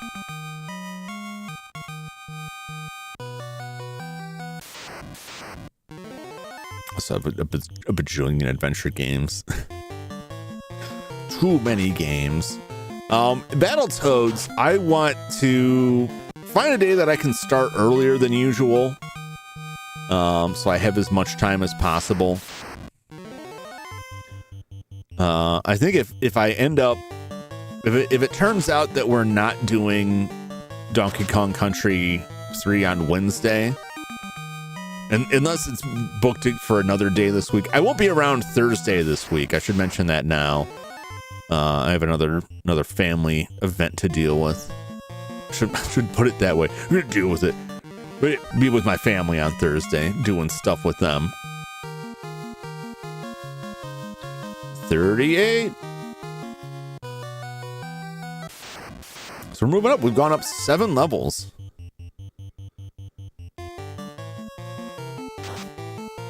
Trying to birthday hat cone. Never. Never. They're lucky I even I was gonna say they're lucky I even get dressed, but that implies I don't show up naked. I mean, as opposed to like not just wearing sweatpants all day. And maybe that's not true. I wouldn't go out with that. But no paper hats for me. If they had them, I'd probably wear it. I'll say that much. They never have them. So Monday we're doing Overblood 2. Got to figure out what's going on with the train station. I don't know if there's.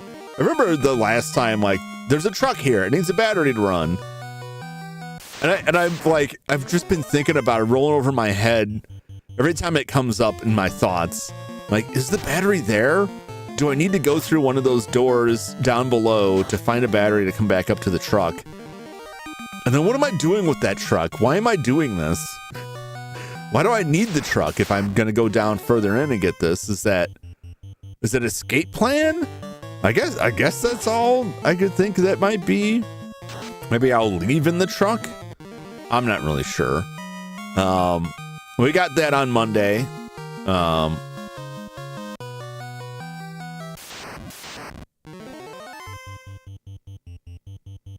Tuesday will be Wild Arms, since I won't be around on Thursday, so we're going to do that on Tuesday.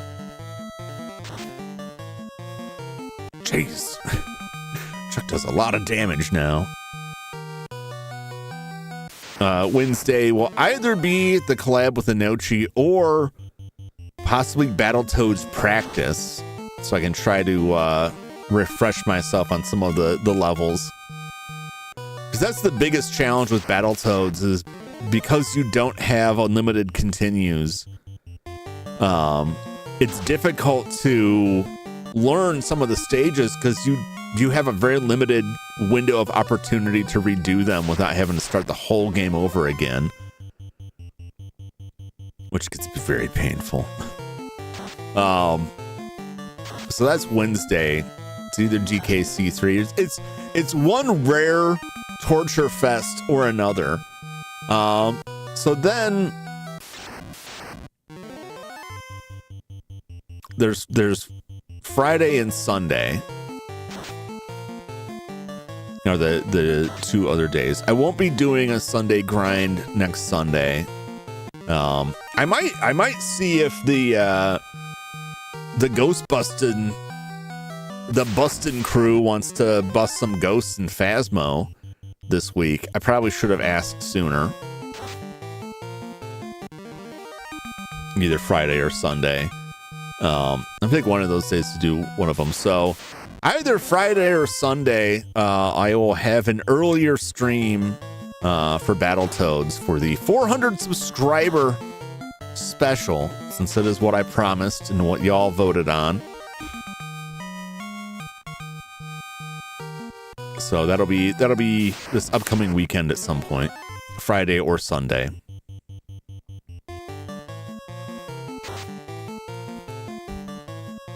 Which I don't really look forward to the Battletoads, but I am curious because I haven't played it since the last time I played it on stream. How much my muscle memory will kick in on that. I'm gonna try and hit whatever warps, but I have a couple like exploits that I've been looking at and some pointers for other stuff that I want to try to hopefully get through it a little bit better. Get through some things without risk. I don't know if I'll be able to pull them off, but we'll see. Another thing, because of the Battletoads, I don't think I'm able to do it this month after all. But I still want to do what I had talked about before, which was to do a movie watch along and then follow it up either that day or the following day. Or a, close by day with a game based on the movie. And I do still want to do that.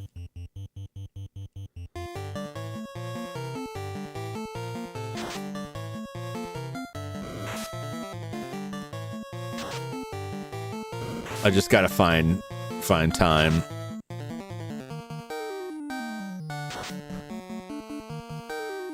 Because like I like trying to do the watch alongs like on a Friday or Saturday because I feel like people are more apt to be free during that time.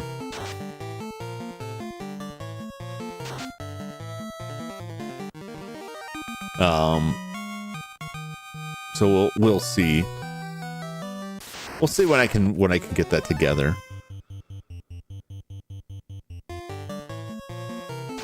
It just seems like I can only reliably stream for 5-ish days a week. And so if I do anything like on a Friday or Saturday, like I gotta knock a day off somewhere else in the week. And then sometimes it just throws things into chaos because I don't get like the 2-day span of time to get stuff done. So I'm trying to sort something better out with that. I realize it doesn't have to be the weekend, but I kind of don't want to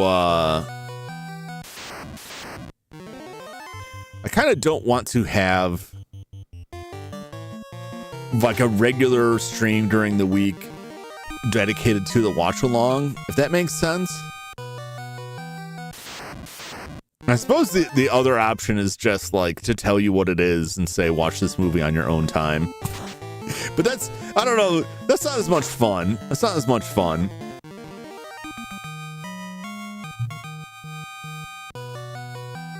It kind of loses some of the purpose for it. But I also want to make sure that I have enough time to watch it. So probably like if I could do a watch along like on a Friday, like a Friday afternoon.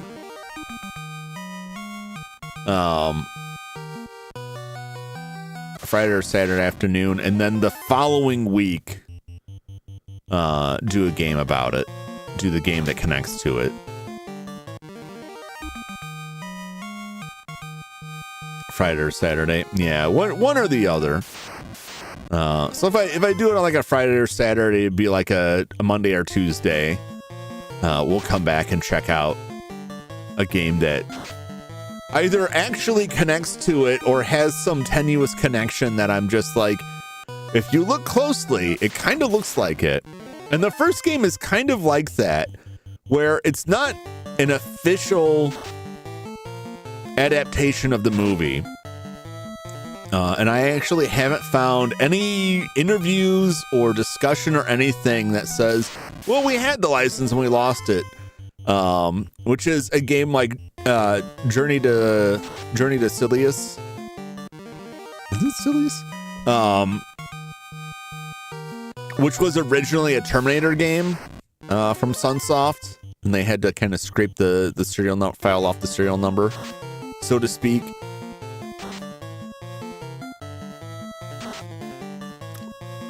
And that's like fairly well known. Or you have like Werewolf, where it's pretty reasonable that Werewolf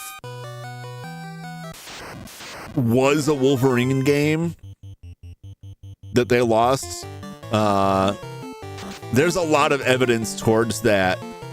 However, the only information that I can ever find on it is referring back to just people saying that without any kind of source. So, but this particular game, I haven't even found that much. I found people say like it might be this because of this evidence and nothing else. But it is pretty clear, like the general like premise of the game aligns with the plot of the movie. Many enemy designs are very clearly drawn from the movie. I won't say what the movie or the game are. You'll have to wait on that. But I'm very interested in it. I bought this game a little while ago, and I've been dying to dig into it.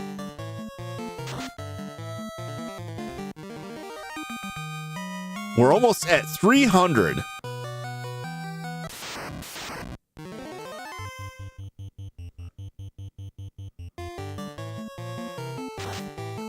It's been an hour and 48 minutes.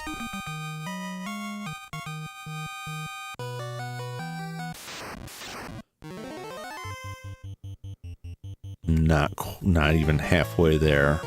Close to it.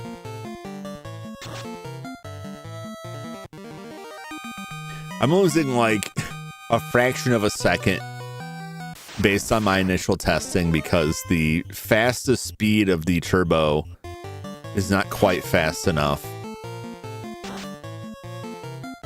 I lose like fractions of a second, which adds up over, 700 encounters by taking too long to hit the fight button. I need like a frame perfect target selection there. Look at that. We crossed over. It's 301.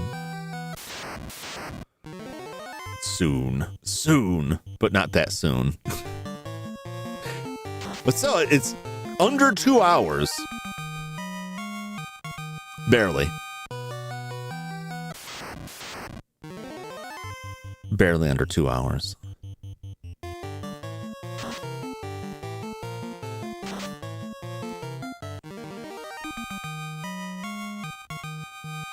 Yeah, so, but besides, like, just the general, like, oh, these games take too long. Oh, I can't play this game because I haven't played this other series yet, which does happen to me a lot when I'm trying to select games to play that, like, I'd like to play this game, but I want to play this other game that kind of inspired it first, which slows things down. There's also, like, I try to appeal to a lot of different types of games during the week. And that also is a challenge because there are more than 5 types of games. if I'm being real here.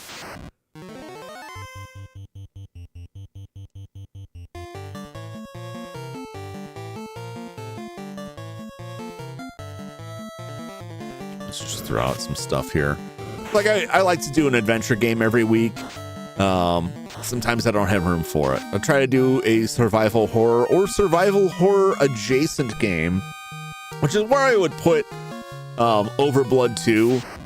It's adjacent. The first game, there's a tenuous argument to call it survival horror. I don't think it quite fits the bill, but it is classified as that. I want to say the second game is too. I definitely don't think Overblood 2 is survival horror.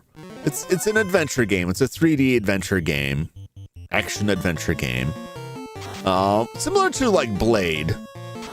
That's the style of game that it reminds me of the most was Blade for PS1.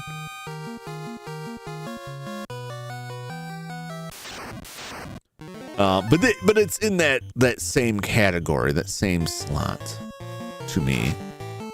Of course, we have an RPG because I decided I really want to cram more RPGs in. We got Wild Arms for that.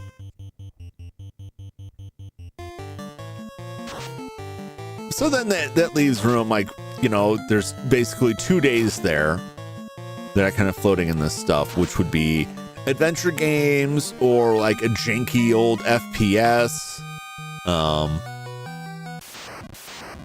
And I would include like the FMV adventure games in that, like point and click, FMV, text parser, like those are all like that sort of adventure. They're all in the same boat for that. Like they all get drawn from the same pool there.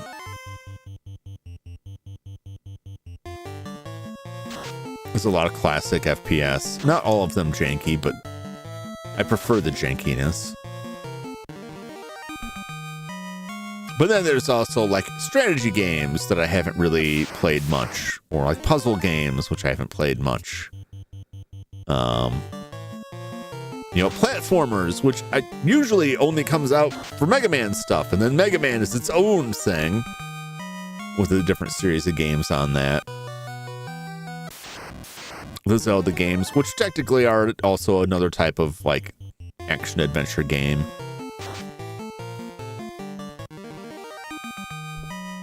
And then all the games that are like Zelda, the Zelda likes, Metroidvanias, Encapsulated Metroid, and Castlevania, and other games of the ilk, of which there are a lot of them, many of which precede both Metroid and Castlevania.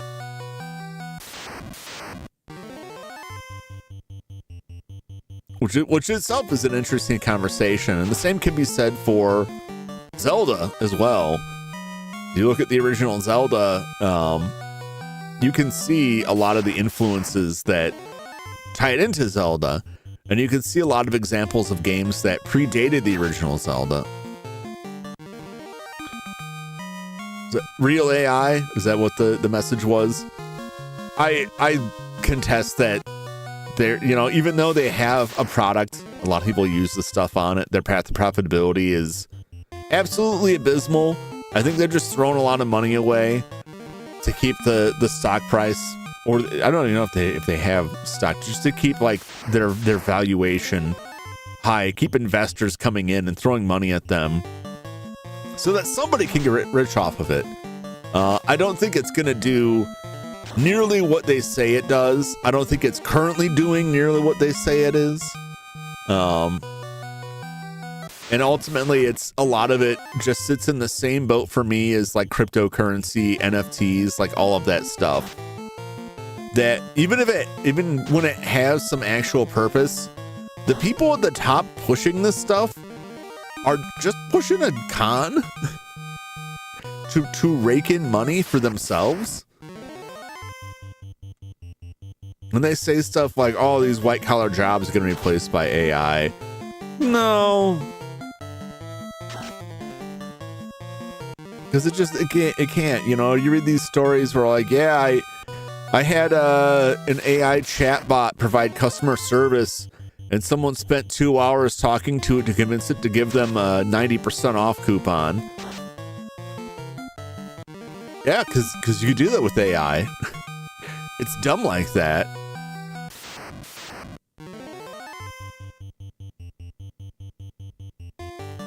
And like, where's a lot of the use cases gonna be from? Like, there's a commercial that plays on the Retro Crush channel that I'm fairly certain is some sort of scam that claims to be about Social Security beneficiaries can receive this, like, you know, $900 a month food card.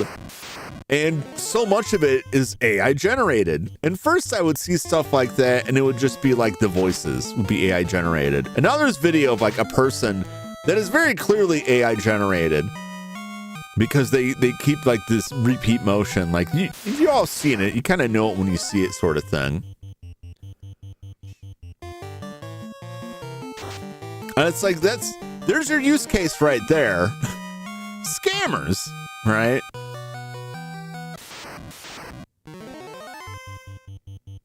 Well, the real test of any of this stuff is when the actual cost is passed on to the people who use it, where does it stand then? Because we already saw like companies that were using the AI coding tools, which I don't honestly believe for a minute the stories that are like, you know, AI does all of our coding. Like, wow, I hope no one buys your product, because that's going to be absolute garbage if it's just all AI written. It can be helpful to that stuff. It can also just be a hindrance. But to say that it's all done by that is like saying we hired 20 squirrels to build our nuclear reactor, and they did, they're doing it all. Like, yeah, I guess a pack of rabid squirrels could design a nuclear reactor, in that if they had pens taped to their paws, they could write things on paper. Does that mean it's going to be good? No.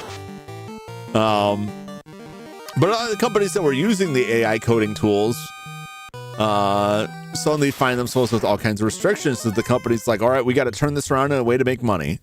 So now you get less access for the same amount of money.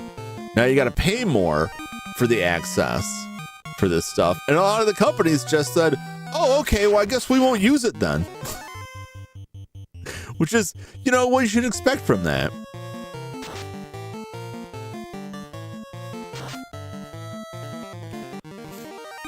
But I think I don't want to get my hopes up on stuff, because this stuff will inevitably crash. And when it does, it's going to be ugly, because it has inserted itself into the foundations of the economy in this country in a really terrible way. And a lot of stuff is going to cave in with it. And I guarantee that they're going to get a bailout paid for by taxpayers, just like in 2008, right? They had these huge bailouts while the average taxpayer just sees their financial situation get that much worse.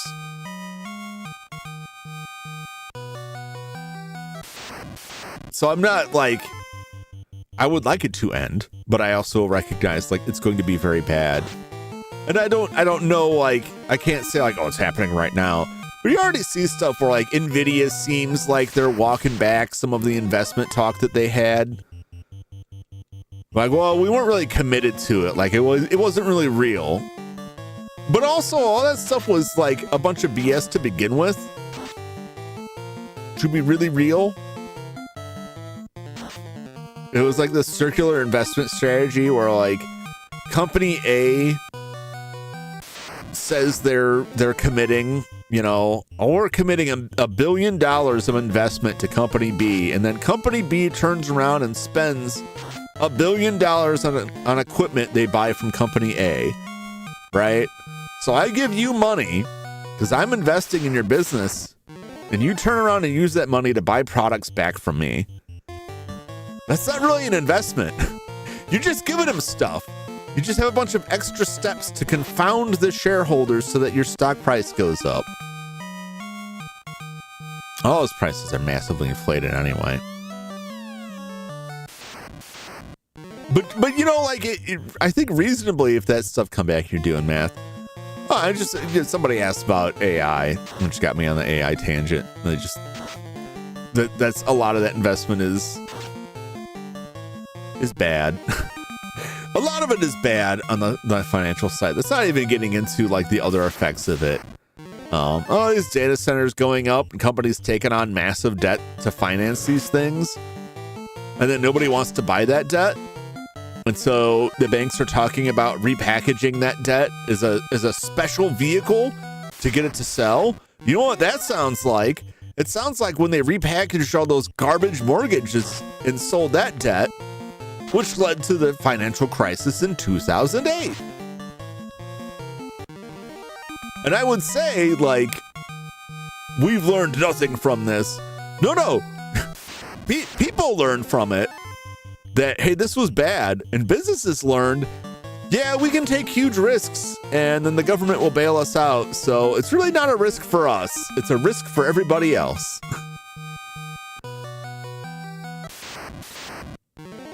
And here we go again. Another heavy comment with government bailouts. Yeah.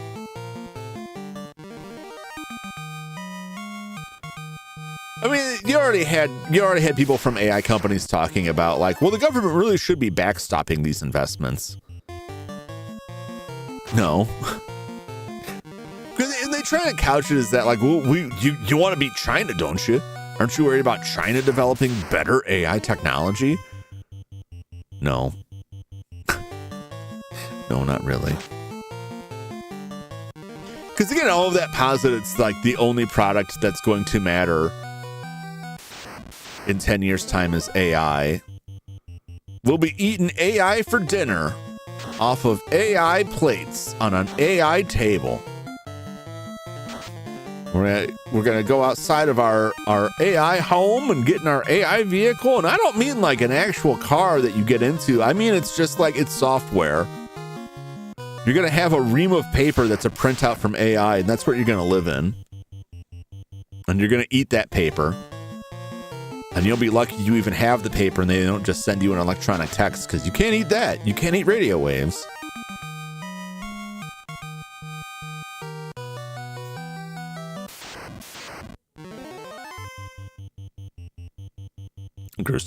Yeah, it's all pretty ridiculous.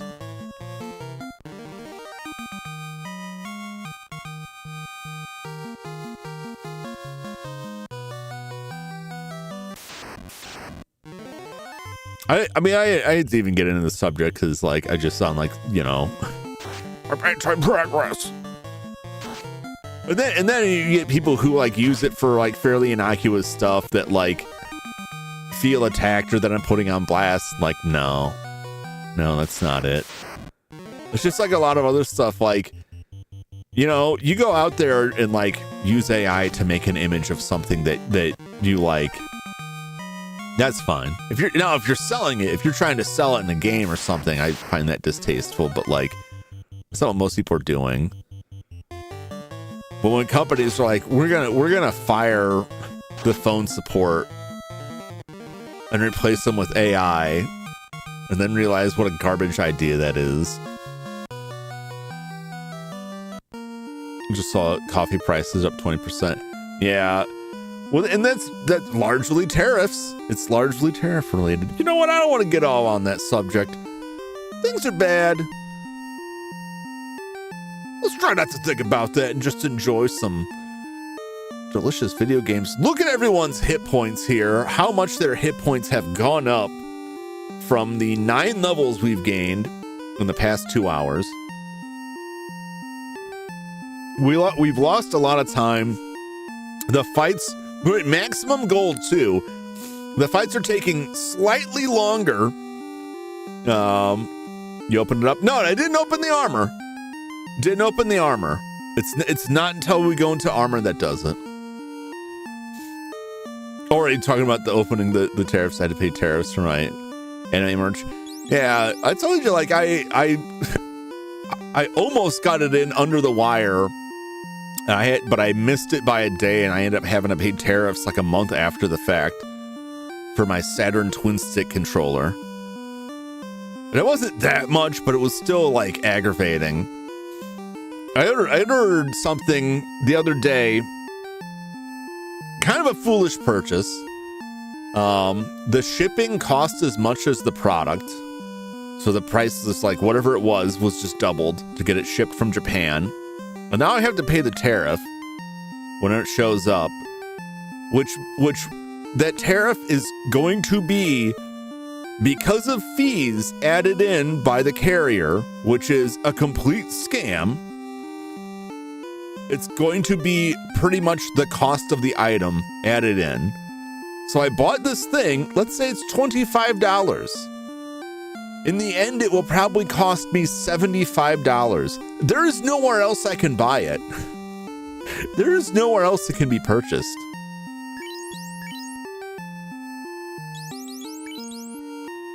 Huge pain.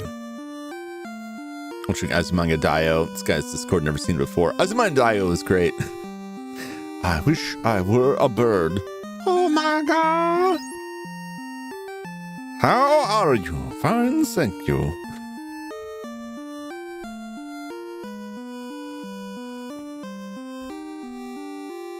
That show was a lot of fun.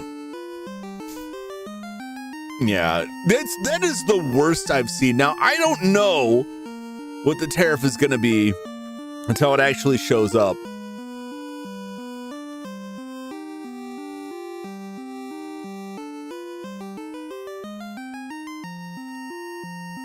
Jugo Kuraka? I don't know what that is.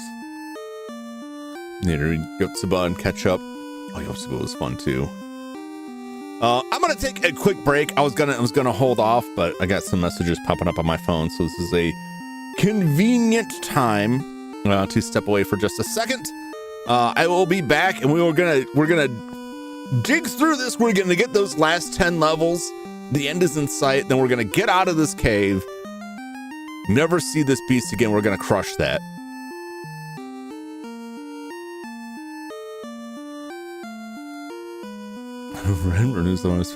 That's not really news, Perhenmo. That's not really news per se. You're reaffirming the past statements. I'll be back in just a few moments, and we will continue on the Final Fantasy. At least Final Fantasy 1. There'll be more Final Fantasies. Stay tuned.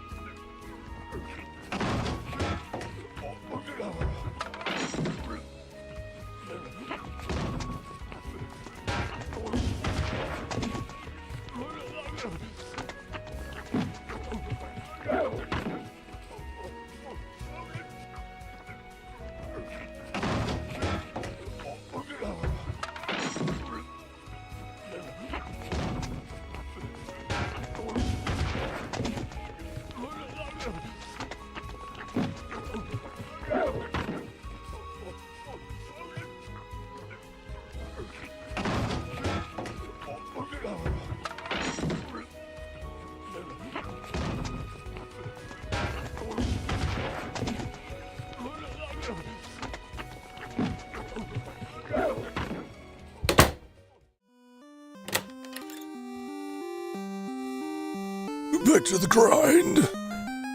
Smoke was growling. Ran myself, oatmeal raisin cookie. Try me those eggs. Been living off those mystery eggs. I still don't know where they came from. Today, yeah, I ate the mystery eggs. Water. I have my protein slurry here. So the beverage is never an issue. You and your cookies. I like a cookie. They're small, compact. Don't take up a lot of space because I don't have a lot of space. I don't have anywhere to put like a plate or anything here.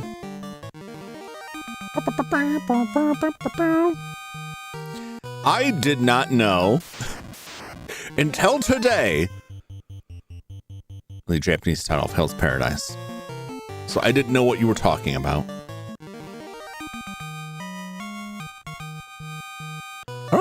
When did the new one come out? You have your lap. You'd think that's where my controller sits.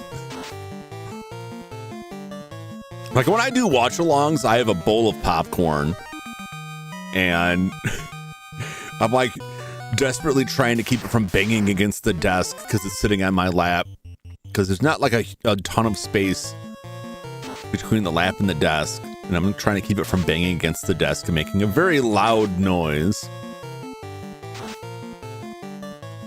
I could set it on top of the computer, but like it vents air from there, so that's not good.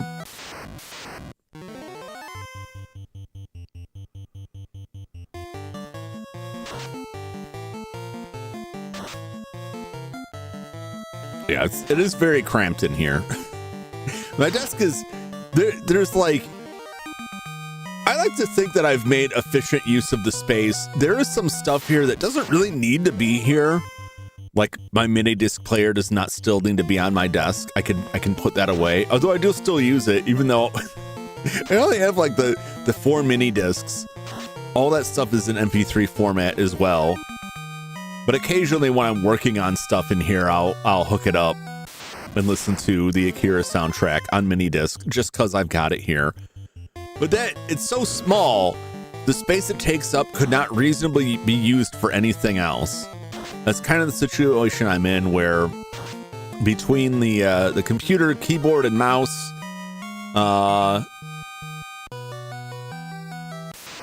and my audio mixer and the Stream Deck and my game controllers, like there's a small section underneath my monitors that like, yeah, I guess I could do something with that space. It's not big enough to hold a plate. Need a bit of cleanup. There just isn't room is the thing.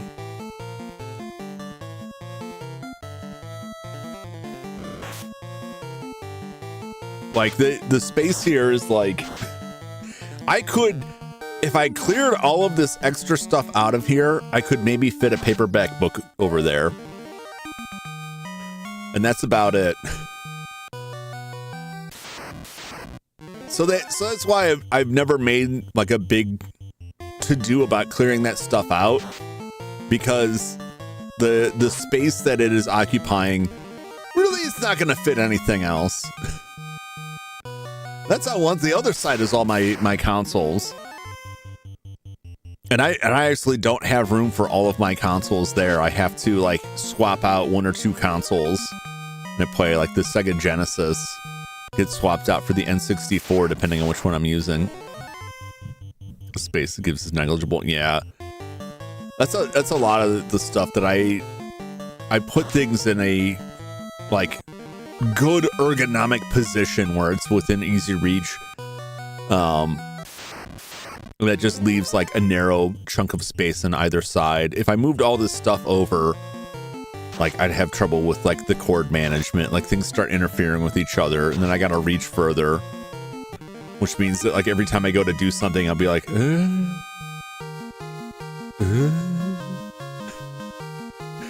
I'd rather not be doing that.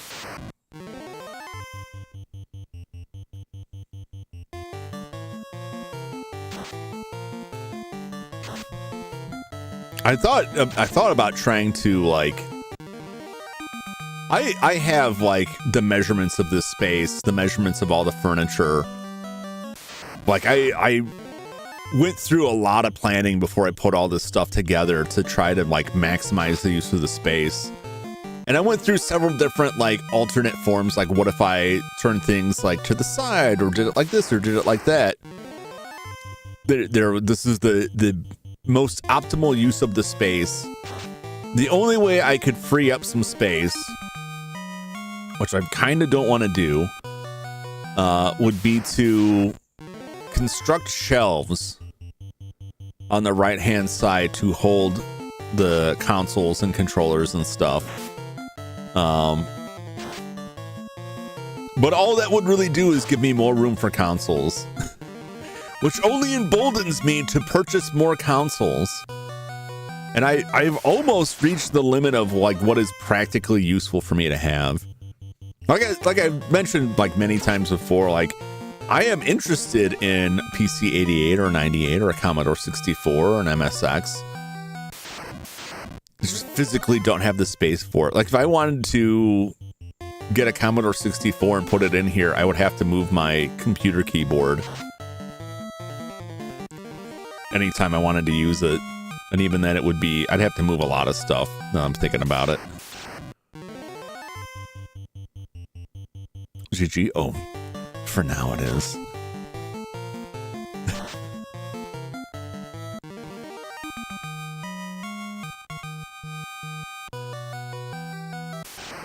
We're now at 2 hours and 18 minutes.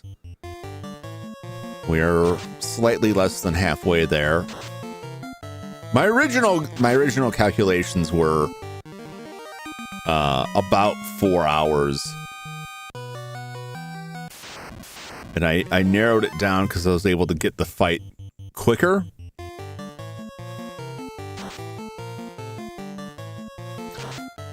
Should time these, but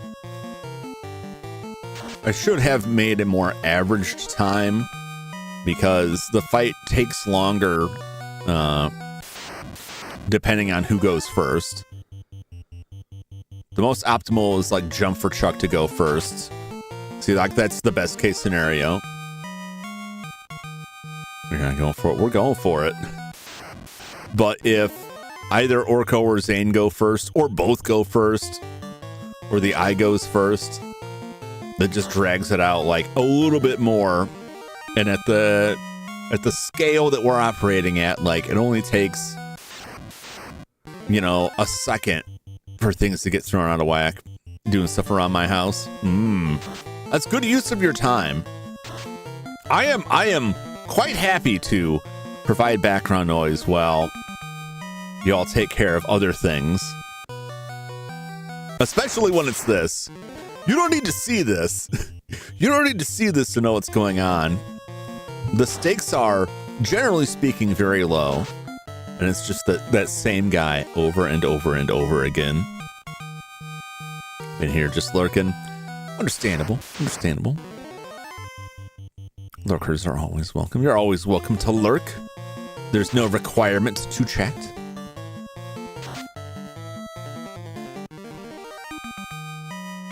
Yeah, but especially if you got stuff to do, like, you know, doing laundry, doing your dishes, doing some cleaning, watching a movie, reading a book, playing video games yourself, staring into space, thinking about what is the meaning of this all? Why are we here? I stop beating me.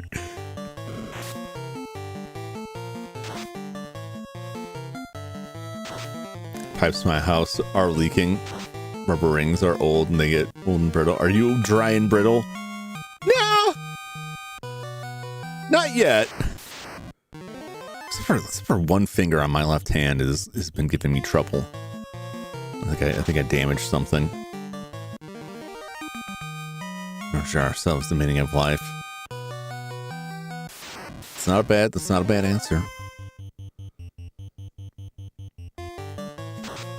Everything fades in time.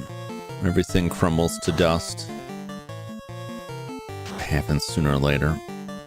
I don't know what the insulation situation is there, but I imagine depending on how cold things get internally where you're at per Henmo, but like you know, temperature variations like that can really wreak havoc on plumbing.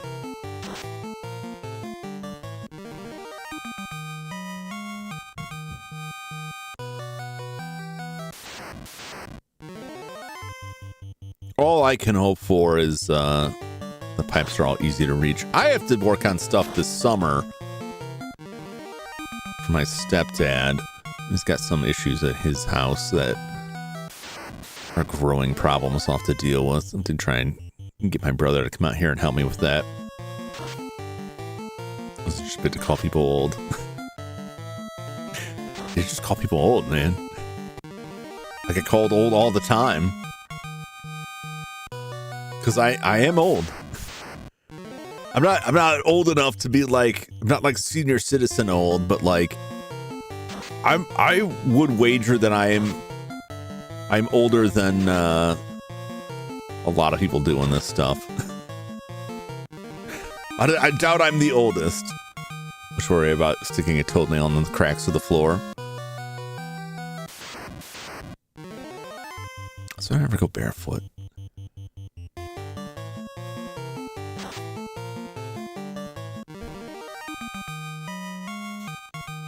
Dry without the lotion. Gotta stay lubed up. It's a story that was like Joe Manganiello, I think that's his name, talking about interacting with Macho Man on the set of the first Spider-Man movie. He's like, he comes in there and he's got like this oil. He's like constantly oiling himself up, like oiling his muscles with his assistant. And he sees me looking at him. He's like, "You want some of this? Get in on this, brother." Oh yeah, get in on this oil.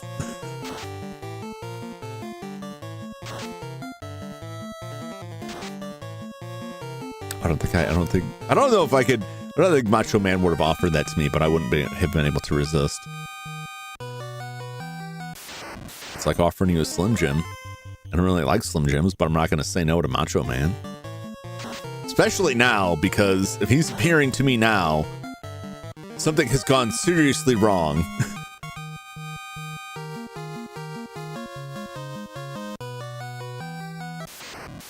Nine more levels to go, baby.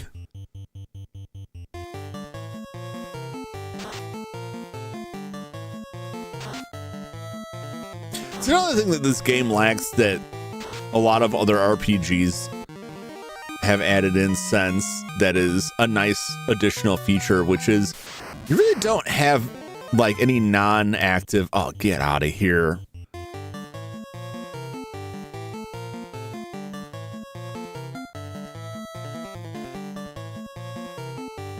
God, these guys are so annoying. We'll see how much, if they give 800 or more experience, we're mocking enough as a fight. There's an outside faucet at the house. I was talking about my stepdad's house that has a very slow drip. And I looked it over, and it is a problem. Yeah, close enough. I haven't marked off some of the weaker ones, so when added to other like weak encounters we've gotten, I can safely say we've got one full fight that at least involved that. Close enough. There's no cutoff to that faucet. I would have to turn off water, all of the water, to access that. And I think I can open it up and just replace some of the washers or the guts of the faucet itself without having to slice it out and get a new one soldered on.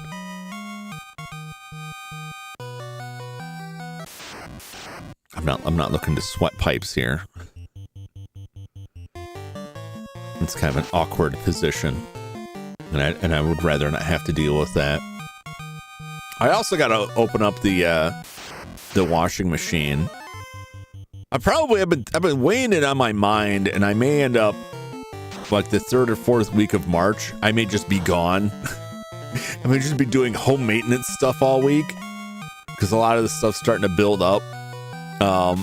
They got a front-loading washing machine, and it has an anti-vibration system of it that is composed of 3 or 4 shocks that are attached to the drum, and those can wear out over time, but you have to really like dig into that thing to get at them, to check them, and to replace them.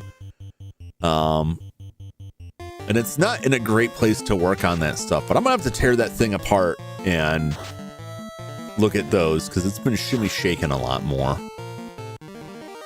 I don't think there's a day when that washing machine isn't running. Forward and back, then go forward and back. That's exactly what we're doing. What's up, Joshua? Home Improvement, the TV show.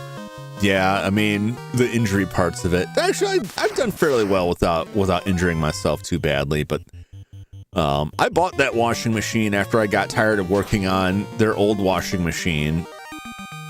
And it was getting to be a real pain to find like a good source of parts. On this new washing machine they've had for several years, has been working fine, with some minor quibbles here and there. I don't like front-loading washing machines. They get way too funky. Like they don't dry properly.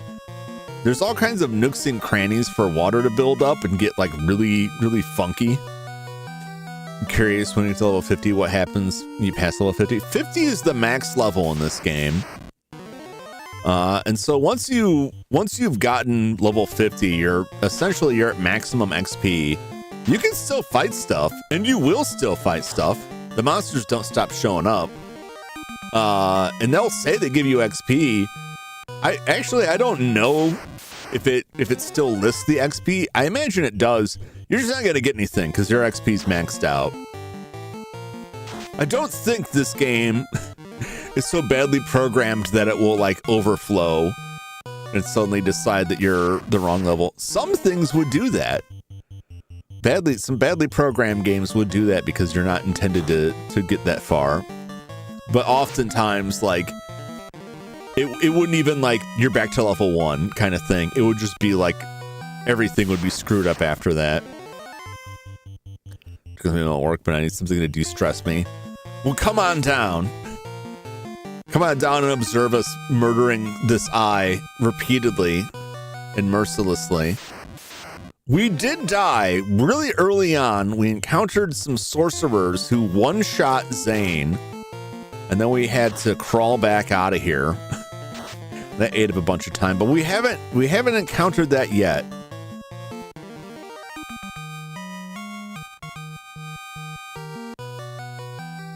We haven't had another death yet.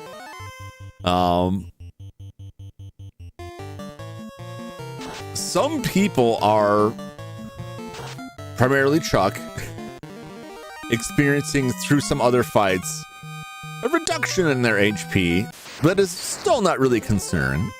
Black Mage looks so muscular. He's ripped.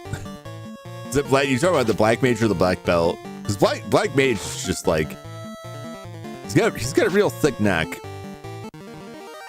I'll say that for him.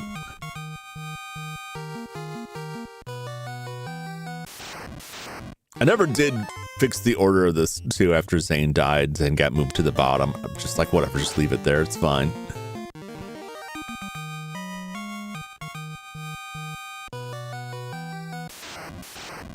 All right, it's been 2.5 hours. We are at 410 encounters. That number may be off slightly. I did get distracted a bit by the stream avatars.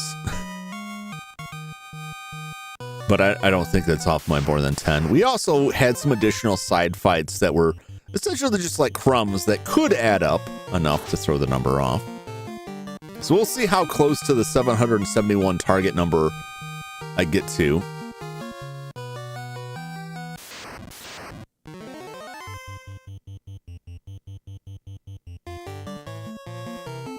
Time will tell.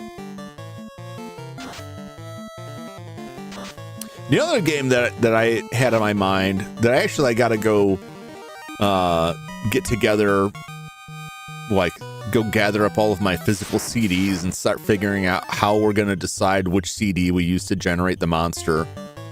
I spent a bunch of time fixing up my PlayStations that don't have an optical disc emulator and that they just have the laser to read the actual discs so that I could make use of that. The function of Monster Rancher where you can read CDs and it creates monsters.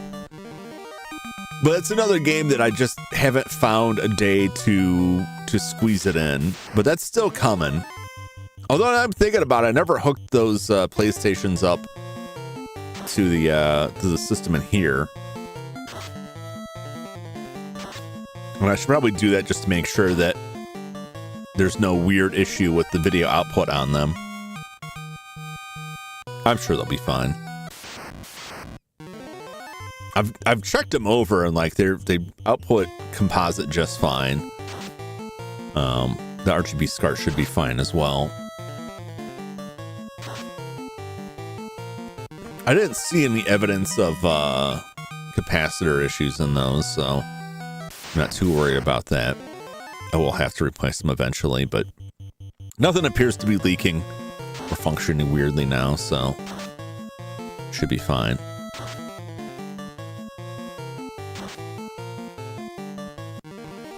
Yeah, I've got a small stack of physical discs that I will be choosing from to generate the monster.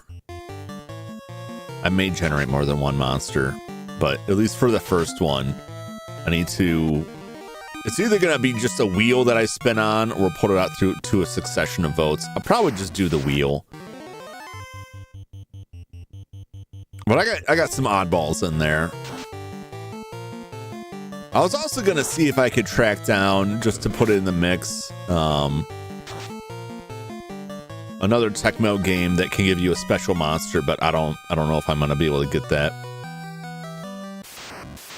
So Call Me Johnny says he really likes how in this game they go from guys into real men.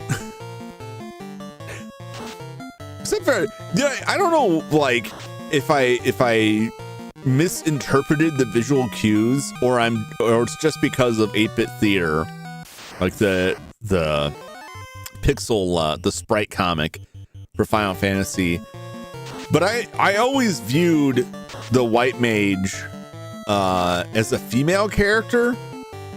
But when the White Mage becomes a White Wizard, aside from the long hair, like it doesn't quite look like a woman anymore to me, to mine eyes.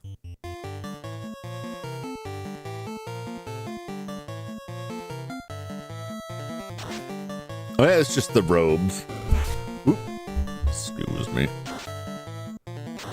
But yeah, I haven't played Monster Rancher since it was new, and that was, I'm not gonna say it was the best part of it, but it was one of the most interesting aspects of the game, was generating a monster based on CDs and just like tossing it around to your friends like, oh, I put this CD in and I got this killer rabbit and it was so cool. Or this one advance, it looks very female. As time went on, to be mostly portrayed as a girl. Yeah. I was talking about earlier the long hours spent grinding in that game on the last Fiend Tiamat, because Tiamat has a rare drop for the Rune Staff, which is a higher level healing item.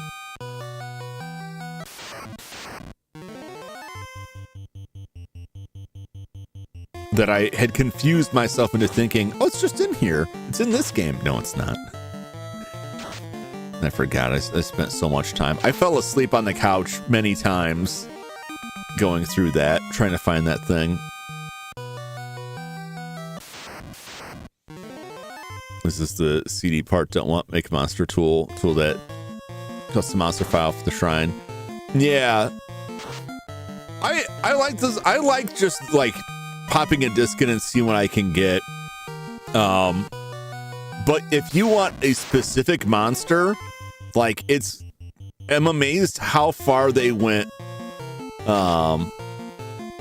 got the disc stuff working. Yeah. Well, the alternate was on the optical disc emulator. It can read just regular ISOs, right? And so I could just make a disc image of my audio CDs and then put it in the queue so that when I open the disc door, it swaps between discs. And in that way, it would provide the same function. But I have PlayStations that can read discs, and I own the game, so I just figured it would be neat to do that. It's for the act of physically putting a disc in is an important part of it for me. But you could make it work with because like the PlayStation that's right beside me right now has an X station in it.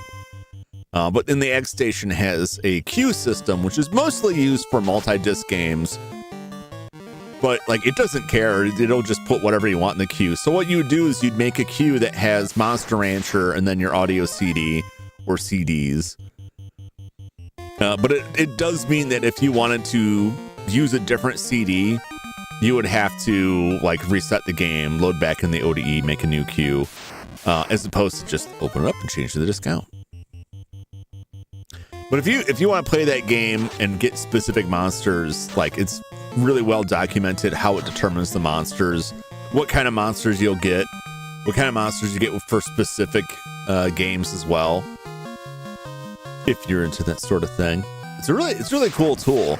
I also like how they did it with the modern re-releases of those games, where you just have like there's just a pool of things. I think it's just like on genre, you just pick a handful of discs. I think that does kind of limit what you get, but I don't know how much that limits what kind of monsters you get. I'm pretty sure they would cover all your bases on that, but it's just not the same, you know.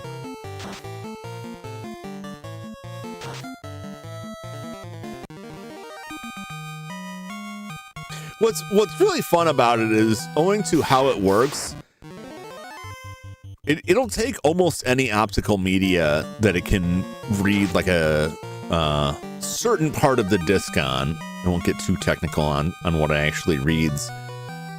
It's not actually like, it's not like there's a database in the game that knows every CD, right? There's certain types of data on it that it pulls from the CD. It's a number it can pull off a CD, and then it feeds that into an algorithm, and that's how it generates a monster. So you could put, audio CDs that came out years after the game, and it's still going to produce something interesting. The X1s just found out about them today. Mod for it to add more guessing part is the major joy of the game. Yeah, to me it is like, I like just, putting a CD, because then it attaches it to that. Like, this is my Beastie Boys monster. This is the Beastie Boys beast. This is what the Beastie Boys produce. This is what Portishead gets you. This is what the Blade soundtrack gets you. This is what the Serial Experiments Lane Siberia mix gets you. This is what Daft Punk gets you. This is what the Destroy All Monsters soundtrack gets you. This is what Mega Man X for DOS on CD gets you. This is what Doom gets you. You know what I'm saying? Like, you can throw almost anything in there.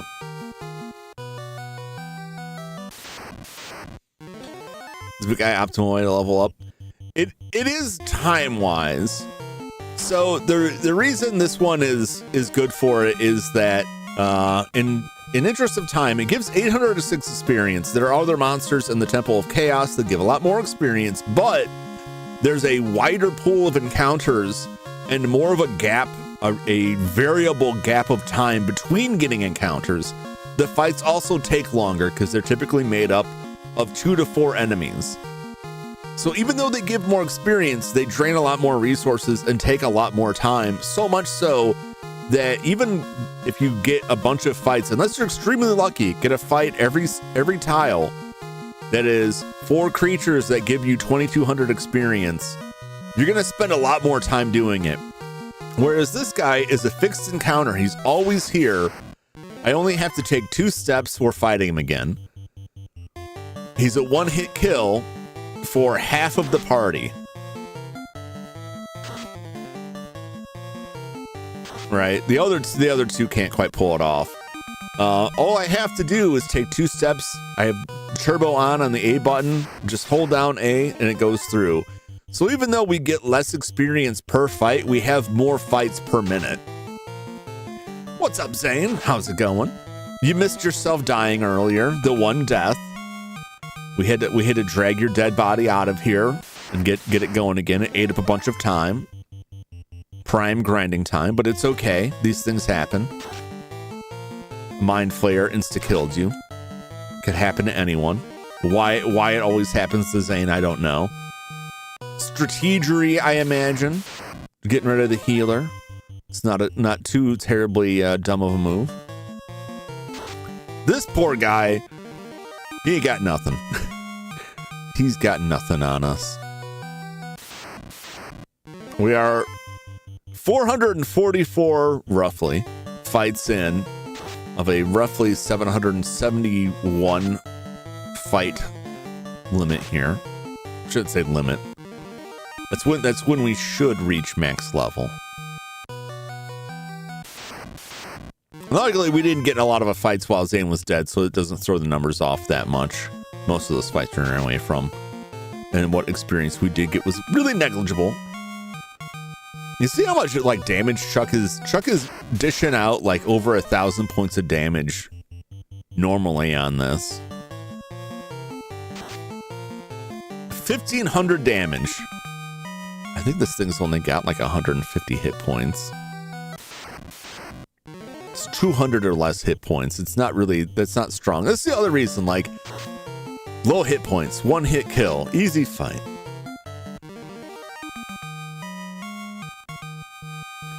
We're gonna absolutely steamroll through the Temple of Chaos when we're done with this.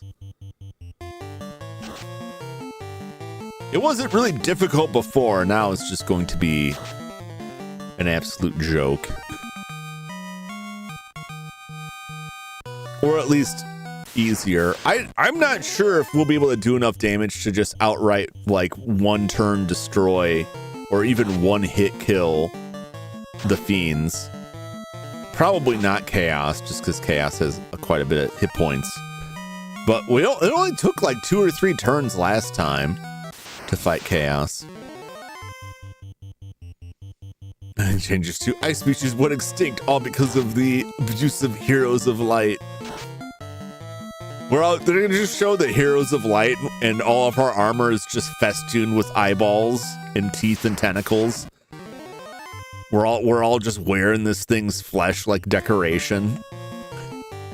There's just a pile of eye skulls, like eye bones lying over like the bison skulls they used to show.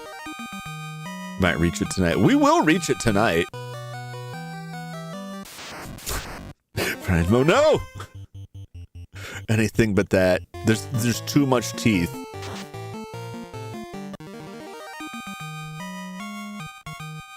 Yeah, but it moves quick. It moves quick. Thankfully, people are here to have lively conversations with, so I'm not just staring at this. Otherwise, I would.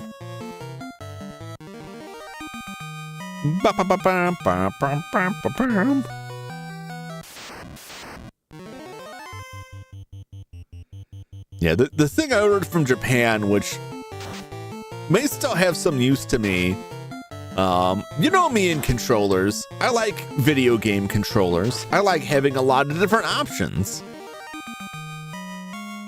Which leads me to have just piles of game controllers.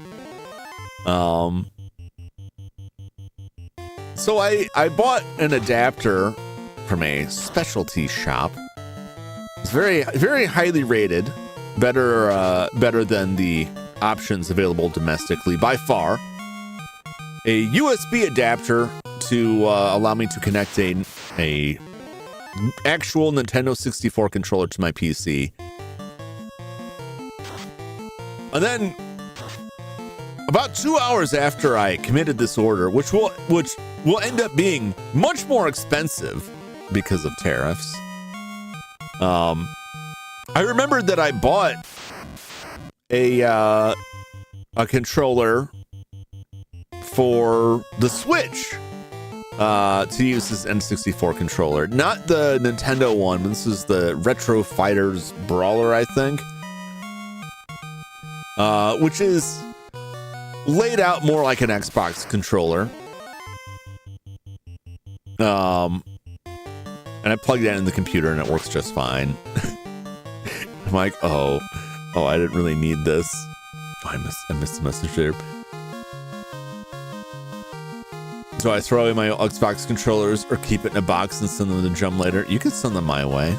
I'll make them sing, baby. Open up and clean all of the slime residue from them. At the very least, I will harvest them for parts. I'll make them work. And then I'll never use them because I just like the Xbox controllers. I used an Xbox controller when I played Armored Core, and I almost like took a Sawzall to it because the construction of it was such that during normal operation, the battery pack just pops out just enough for it to turn off. You can imagine like you're playing a real high stress game where like every second counts and then your controller just disconnects.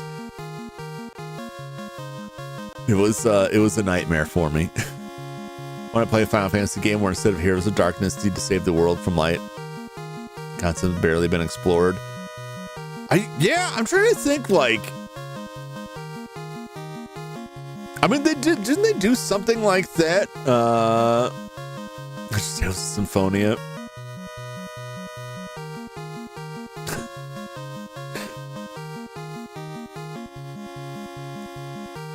Bonked. What's your opinion on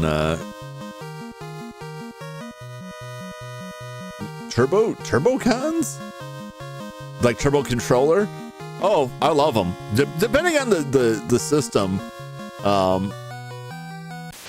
Like I'm using a controller with turbo on it right now, and it really comes in handy for stuff. I don't normally use it for stuff like a Mega Man game or something like that. Though it can be fun, but I don't typically need it. I would use it for like Blaster Master. I would use the turbo functions. I always appreciated that the TurboGrafx PC engine, like the controllers have turbo functionality like built in, like out of the box. It's just there.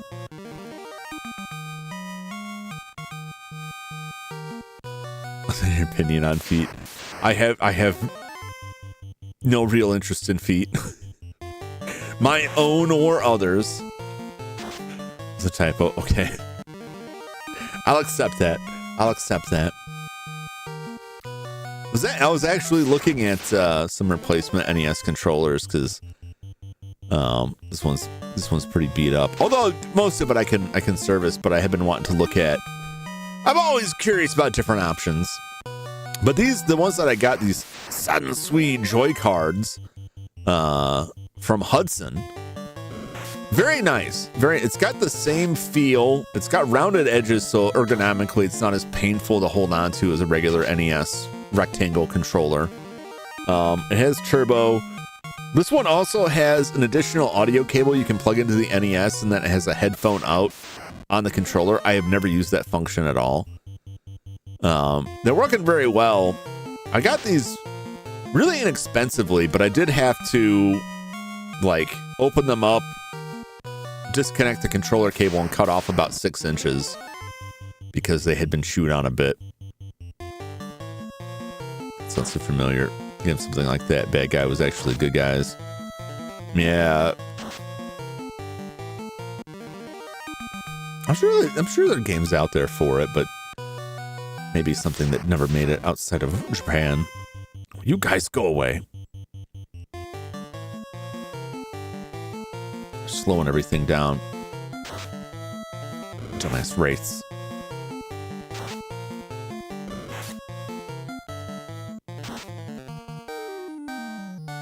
I got kills like that. Oh yeah. Yeah, Xbox controller coming is high quality, spent a lot. $70 tax. Yeah. Cheaper than Microsoft controller, much better. What brand is it? I was really happy with the 8-bit do Ultimate controller. Got me through Elden Ring and Armored Core. Game Sir. I've never heard of Game Sir. But I also don't. Most of my stuff is old console controllers, so any brand that I know is like long gone now, except for ASCII Corp. They're still around, kind of.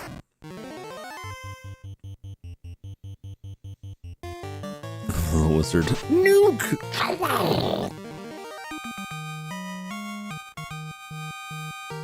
Yeah, Primo thrives on bonks.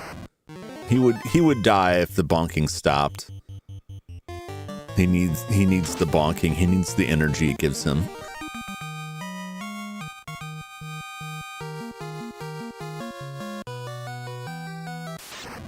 Oh, just waiting on you, Chuck.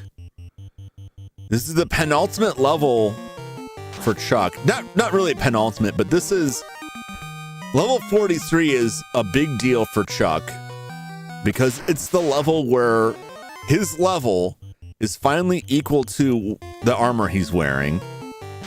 So it's very important that we don't look at the armor screen again. Because once he hits level 4, like his level will be higher than that.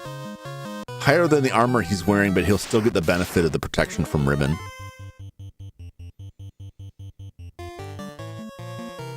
Mad Cats were good for a while. I think their quality started to bottom out towards the end. But they had some solid ones. Remember Logitech? Does Logitech do game controllers at all? They used to. Way back when, and they had some decent options. Microsoft had them. The Sidewinder was a pretty desirable controller back in the old Windows days. But now, like, everything is just, it's either get a PlayStation controller and an adapter to hook it up to your computer. It seems like everyone uses PS4 or PS5 controllers for all of that, or it's some variant of an Xbox controller. Playing FF14, you can go solo. Game's NPC partners competent for each dungeon, follow you and target what you target. So you can be antisocial. I'm not opposed to it. I would just feel very weird. I feel weird enough if I show up to social events and then just don't want to socialize. It would feel very weird to me to be in an MMORPG and just not deal with people. But I wouldn't want to deal with people.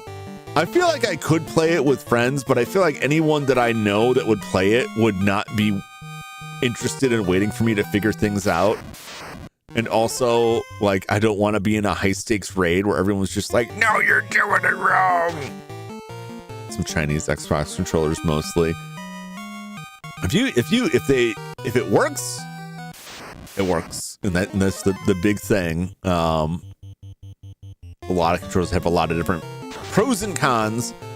Secondary thing is, for as much money as like the big names are charging for controllers, if you can get a cheaper controller,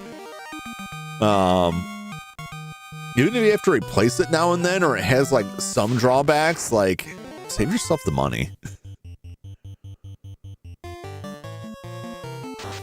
I'm gonna play with everyone was so nice in Final Fantasy 14. Yeah, I'll have to look into it. I just don't have time. It's too much of a commitment. I like a game where I could just walk away and never come back, and I don't think I could do that. Community is very chill. Game gives bonus for playing with newbies. I've always heard good things about the community on that, but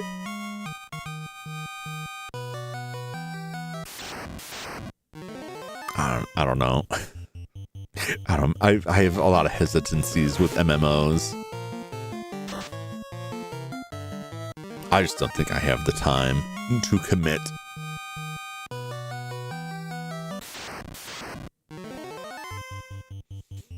This one you want to grind to 50. That's tradition. We always grind to the max level on the Sunday grind. MMOs are good with a group of friends. I wouldn't know.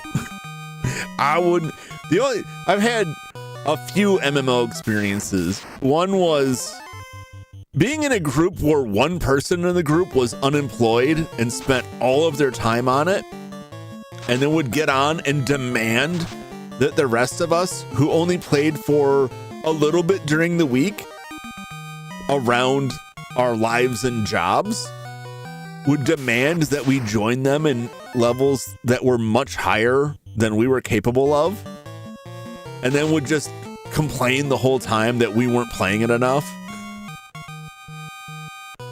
and just soured the whole experience. I was very glad when we stopped talking to that person. I remember World of Warcraft. My friend played a lot of it. Then we moved back to the area. He was very excited about getting me into it, but was trying to rush me through everything in the game to get to where he was, which was like level 60 or something like that. And it was like, I want to experience the game. No, don't worry about it. The game doesn't start till 60. And I know where he was coming from, but like, don't do that.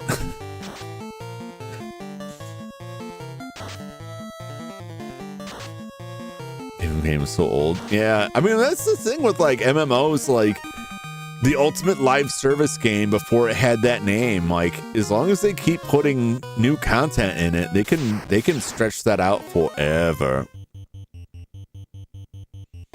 Whether any people enjoying the guild, you know, it's 18 spinning, you're doing nothing but that. I never got into it. Even when beyond like my friend, who was very well intentioned, and you know, I'm not. I still talk to him. We get along fine. But like even with that, like the little bit that I played it, I was just like, man, I'm really not interested in this. Like, I'm not digging this visually. I'm not enjoying like the grind in this, any of it.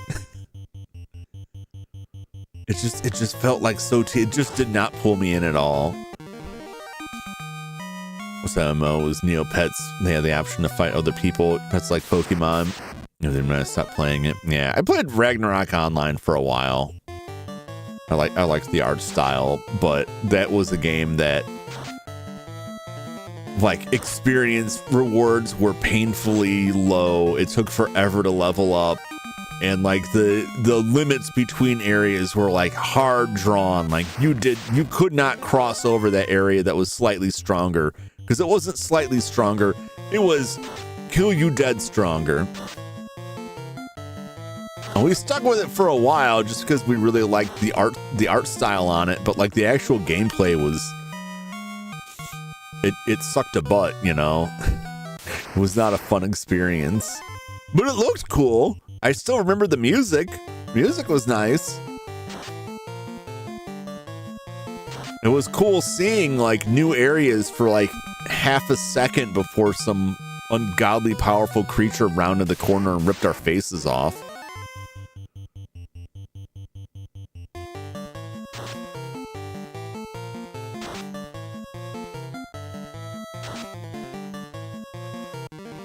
Yeah, I just don't turn love something like that.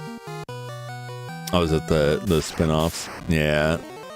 But I don't know. The other thing with like the MMOs, like as much as like, oh, I wish this game could just go on forever. I like games that have an end. And I like to put the game down and pick up another one. I'm not really into commitment, is what I'm saying. I'm not really into committing to one video game experience. I like to dabble. I like to go out there and just kind of, you know, just mingle amongst the games.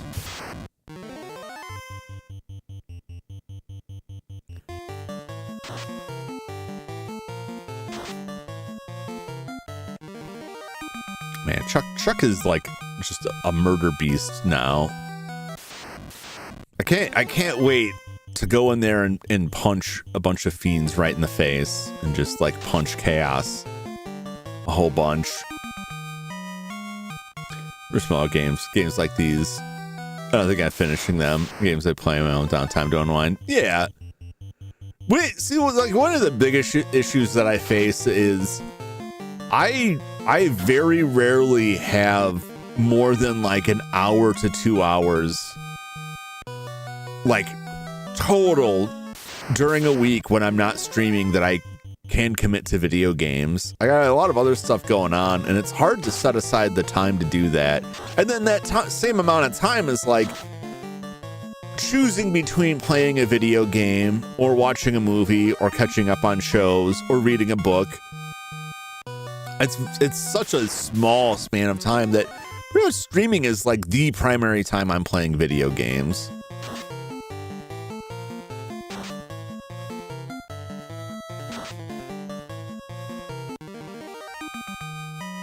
And going back to what I was saying earlier about like not wanting to play the same thing, the same stuff over and over again. Like, feel like if I was playing an MMO, like it would creep over everything. It doesn't have to, though. It doesn't have to.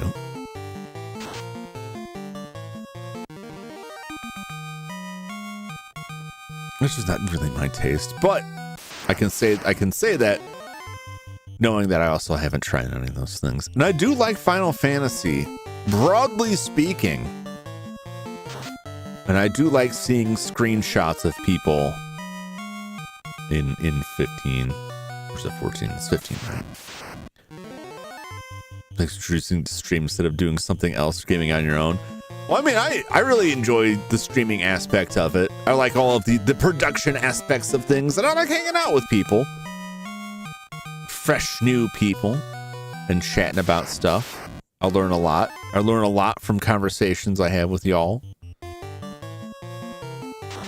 Play it. By the time I get to it, like, everybody will be gone, but I'll sample it at some point. Ugh, I hate these fights. You're wasting my time here, and I wish you wouldn't. At least some of them are like getting smart and like, you know what? We're leaving. It's time to go. These guys mean business.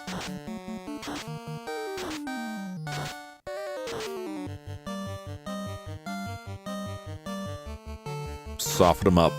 Let the fire take care of it. Very good.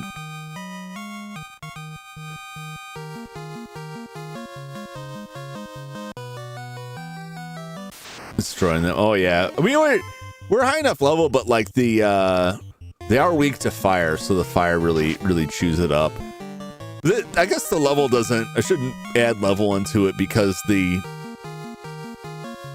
level doesn't connect to the items at all. And in fact, I don't think level really does much for the spells. The spells just have like a flat number, and it doesn't really take much from the stats. The general consensus that people have put out there is that spells were supposed to use intelligence, but intelligence doesn't actually contribute to anything, which is a real shame because intelligence is like the big stat for the mages. So their primary stat that gets the most favorable advancement in their class really doesn't do anything at all. In fact, first two expansions are free certainly helps. Yeah. I mean, that's smart. Like you have to have a decent chunk of free content to feed new players if you want people to jump in there. Look at this.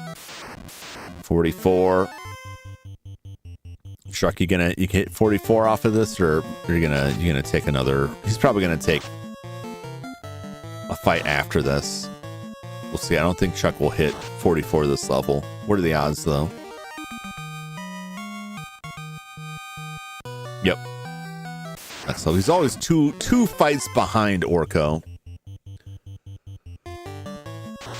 I thought, yeah, they goofed that up. They just goes along with the rest of the game. There's so many bugs in the game, and from what I've read from interviews, a lot of it just came from the programmer Nasser, who's a competent programmer. Simply did not really understand the game rules they were pulling from.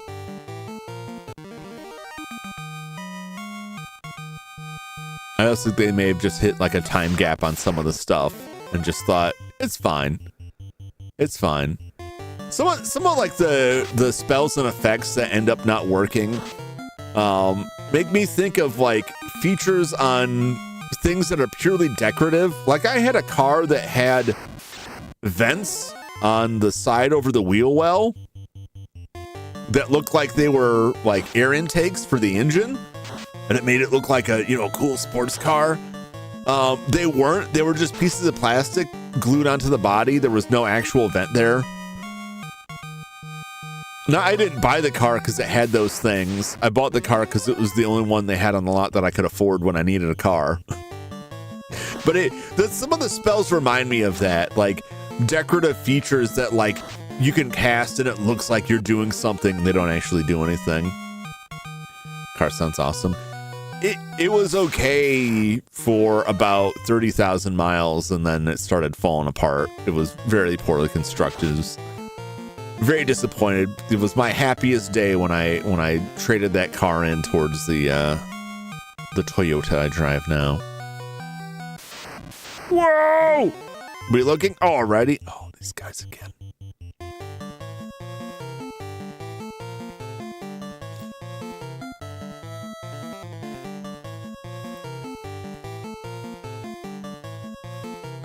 I'll throw a heal out there just because we haven't the entire time I've been at this.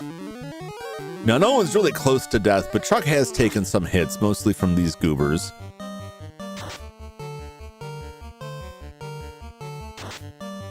Please kill them all. No.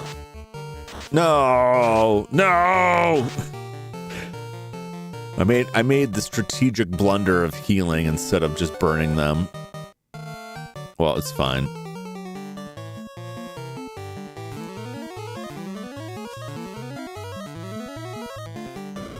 But that's how I feel about a lot of the spells, that like it makes it seem like you have options that you really don't.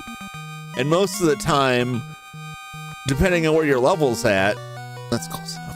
Depending on where your level's at, like you might not even notice something is not working properly. Some of the things eventually you queue into the spells that are supposed to make enemies easier to hit, actually make them harder to hit. I think eventually you'd figure like, oh, this just doesn't work. I need to stop using it. But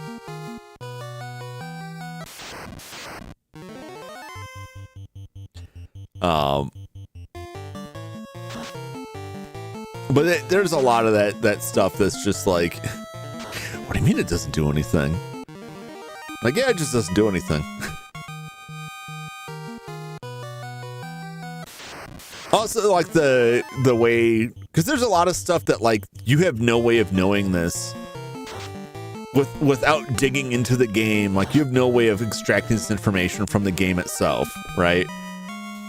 The ribbon protects you from elemental attacks. It protects you from all 8 elements in the game. But there are some effects that cause the same status as an elemental attack that would normally block, that are not aligned with any of the 8 elements, so they just slide right through it.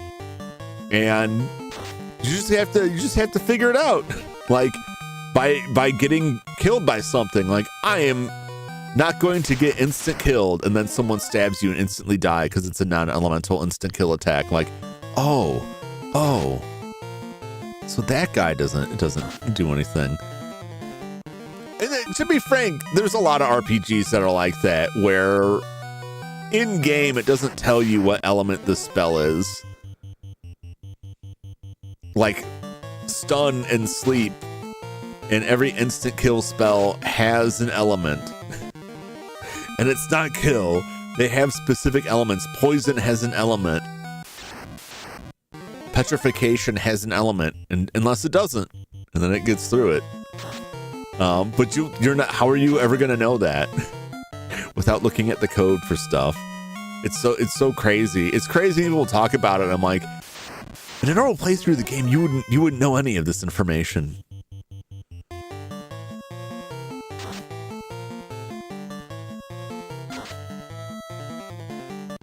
Oh my God, Chuck almost did 2,000 points of damage.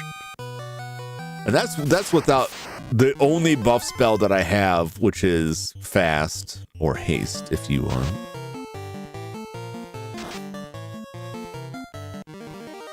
It's pretty consistently doing 1,500 points. All right, so we've definitely run over by quite a bit on the time.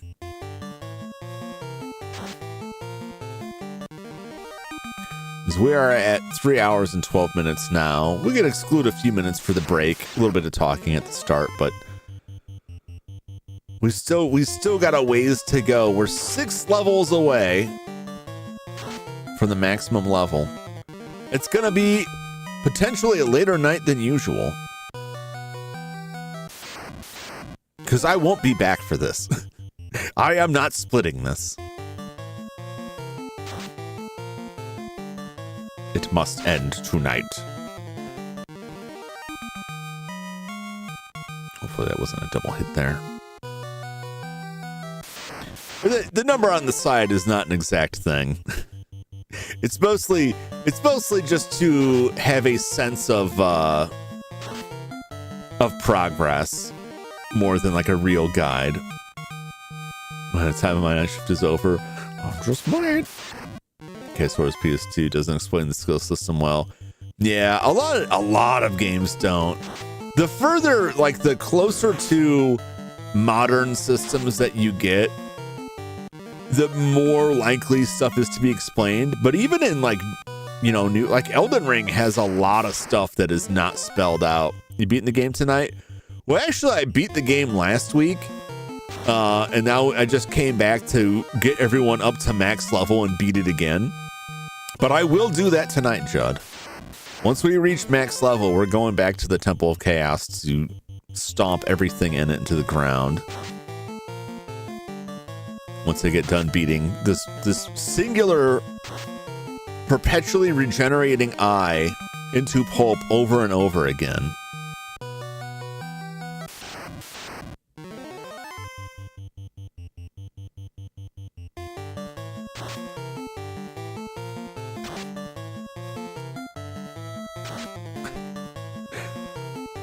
Disconnect to your weapons. They will change at random. You have to lock the skill.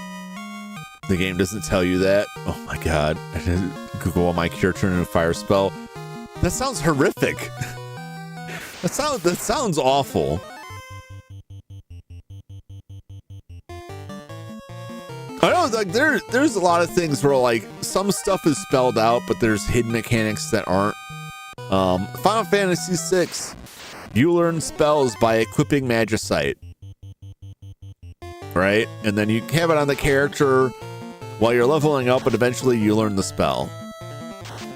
But also, which Magicite you have equipped determines your stat growth per level. So if you want to focus characters on certain stats that are beneficial to that character, you need to have specific Magicite on them. And you need to make sure that stuff's on by a particular level so you get the most gains possible. That's not explicitly spelled out how that works, I don't believe, anywhere within the game. I want to say Final Fantasy VII is similar with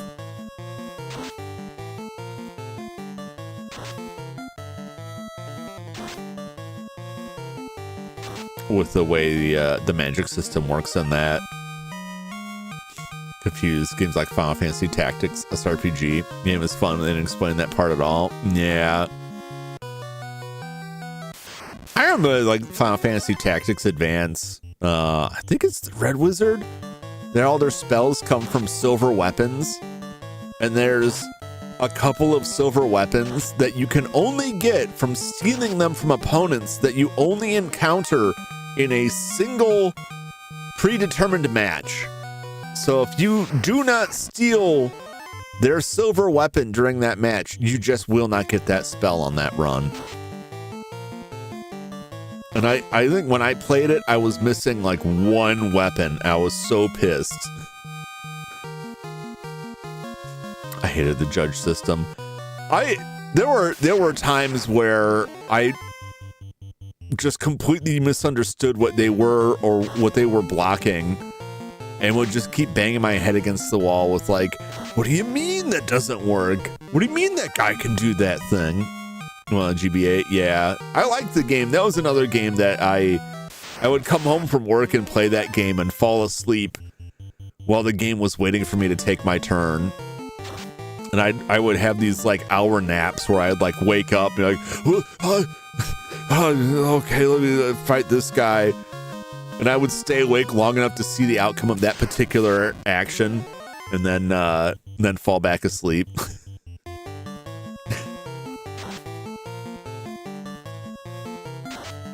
And just hope that the battery didn't die before I woke up again.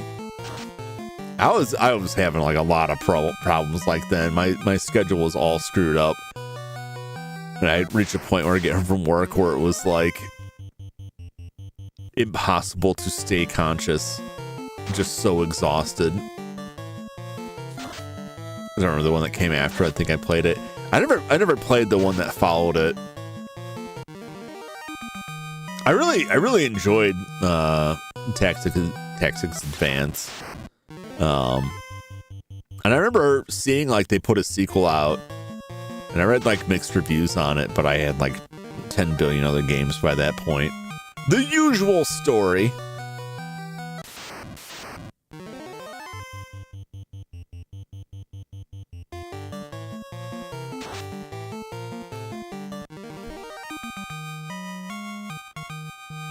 And I got like 45. We're getting up there. I don't think this number is like way off. I don't know how far off this could be. Or maybe it's not that far off. All right, who's leveling this time? Anybody? Should we see an Orko, and then after another 2 fights, Chuck at 45.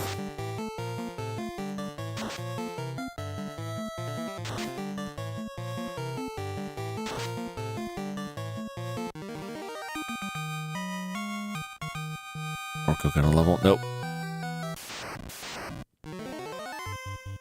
We're getting up there, man. We're getting up there. So once we cross that line where everyone's at 45, I can take another bite of this cookie here. There's Orko, 45. We're just waiting on Chuck. Another fight or two will bring Chuck up with the rest of them. We'll be 5 levels away from max.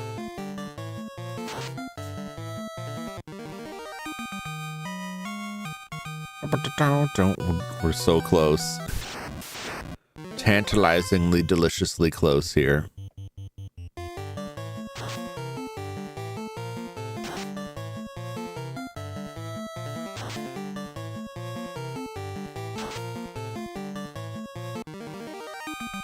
All right, Chuck should be leveling on this. Yep, Chuck's 45. All right.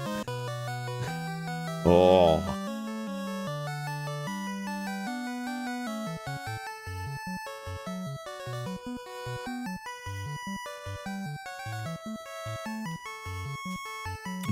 There's some kids who are Final Fantasy fans meet Isekai.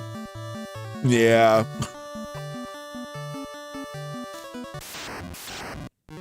I like that personally.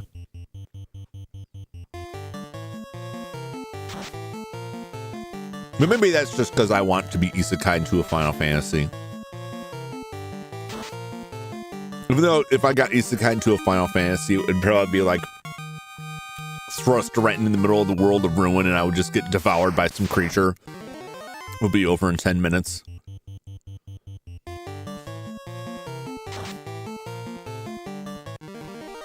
Power.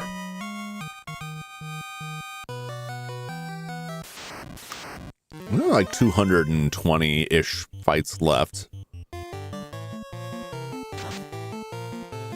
Theoretically. I could just look at Chuck's status and recalculate this.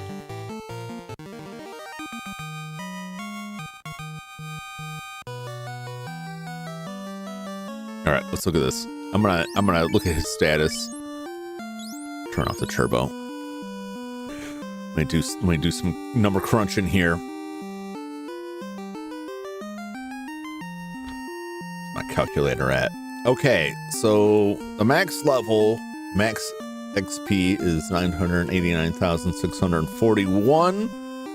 Chuck's current experience level is 28,239. Nope.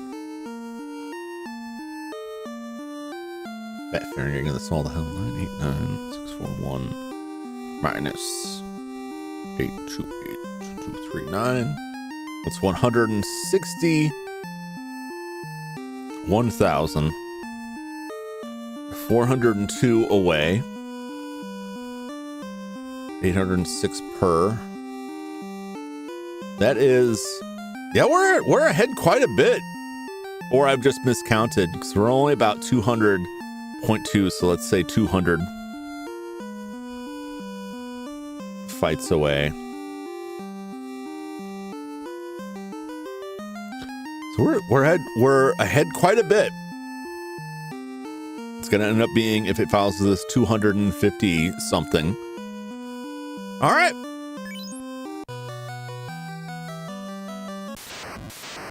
Back to the fights. Those little extra side fights really added up a little bit. Also, I forgot to hit the button several times.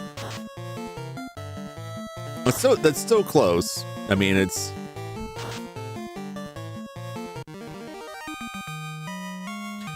It's 20 less fights than what was originally counted, but nothing to scoff at.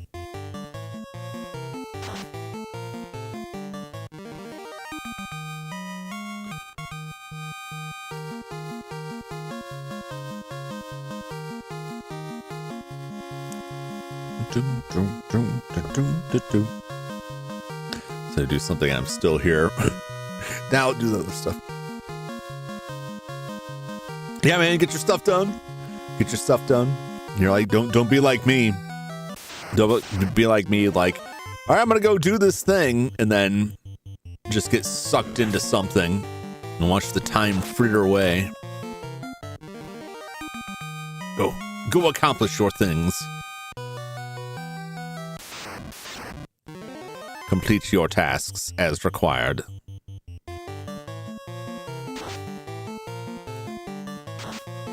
I don't think we'll ever reach a level where... Oh my gosh! I was just gonna say, I didn't think we'd ever reach a level where Orko or Zane can one-shot this guy, but like... Zane and Orko combined managed to kill it. I mean, it's HP low. Orko did 92 points of damage, which is not that high, but it's nothing to scoff at.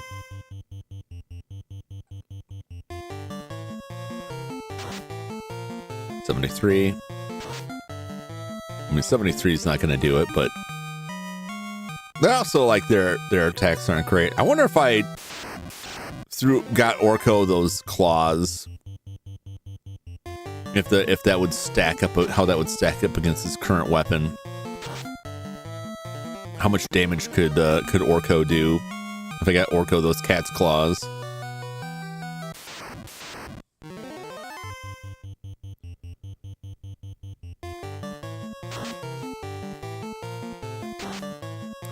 Hey, Nochi, how you doing, my man? Welcome in. We are... Oh, just beat this man.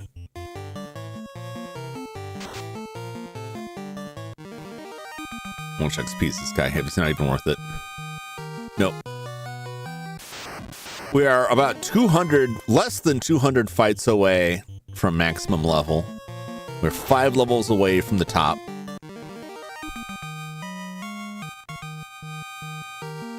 Coming in over time, but under fight budget.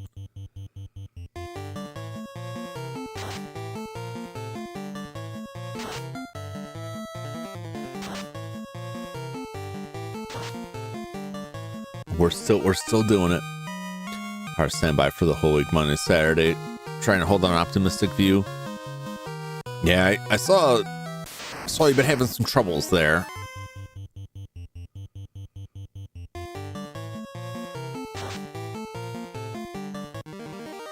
Am I anything all spells? Yeah. I got so much money in the game. It's one of those times where like I wish I had the ability to, like, the magic power to pull video game currency into the real world. But sadly, I do not. I think I have every spell that I really want. I really don't have anything to buy, but I didn't buy that cat claw. That would be curious. Yeah, I hope you're able to get some things resolved or moving in a positive direction there, Nochi. You know how rough those things can be.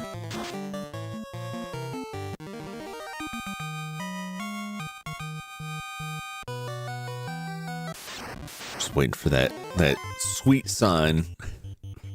It takes several fights, but just waiting for that first, you know, so-and-so has reached level 46.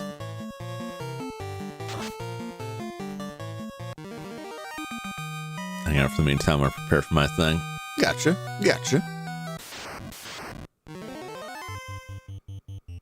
What you got going on this evening? You got a stream this evening, perchance? I don't have your schedule in front of me. At the move. Whoa. Sorry, I mean to bang on that. Am I solo leveling real or become a RPG monsters walking around? People are leveling up, learning skills. Yeah, I mean, that I don't want because I would just die. I don't really know how the mechanics of that work or what I could actually use for that, but I'm pretty sure I would just be one of the first to go. Some stupid ass goblin would show up and just like shoot me with a poison tipped spear into my ankle and I'd just be done with. Post Valentine's Day blues, talking about dating mistakes, rejection stories. Oh, spicy.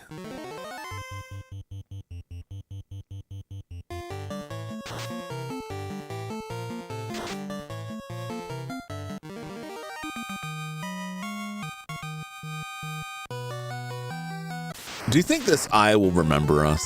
Do you think it will tell his descendants about us? Is this eye just covered in scars for all eternity? After we defeat chaos, will the eye still be here? Or will the eye have ceased to exist because we altered the course of history? Or there'll be some human that was reincarnated from the eye that just has horrible nightmares of being jumped over and over again.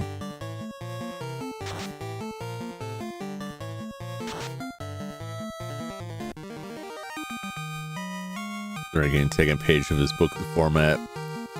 Talk to you middle-aged men out there kind of thing. Yeah. Nope.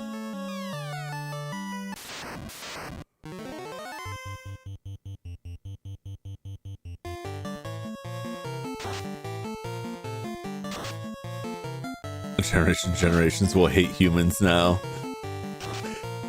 No, they won't understand why. They won't really know why, but they'll feel it deep in their soul. They'll feel the pain. Long experience saying that kind of thing. I gotcha. Let's see if I can drop by. It's taking me longer than anticipated, which is disappointing. We should have been further along by now, but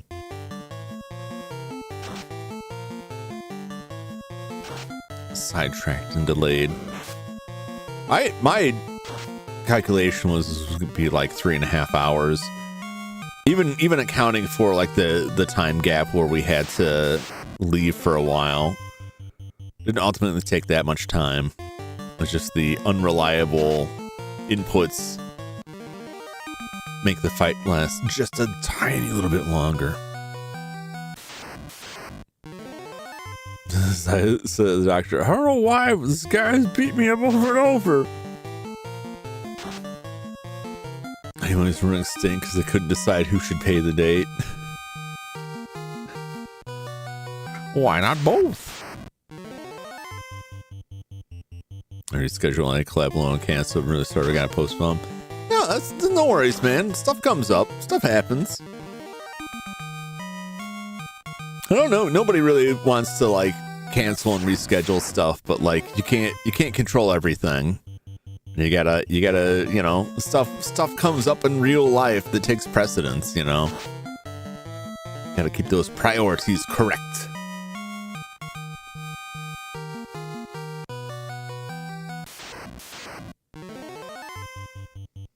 It's no worries. I will use that time to practice Battletoads. It'll be like a preview of the nightmare.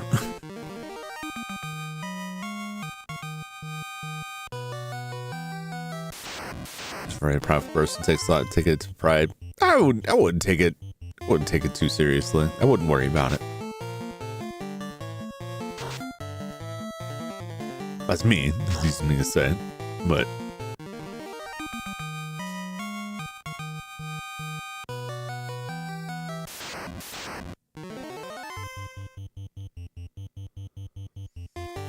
no practice. I gotta warm up my knuckles. I gotta get warmed up a little bit. I gotta get at least a little bit limber.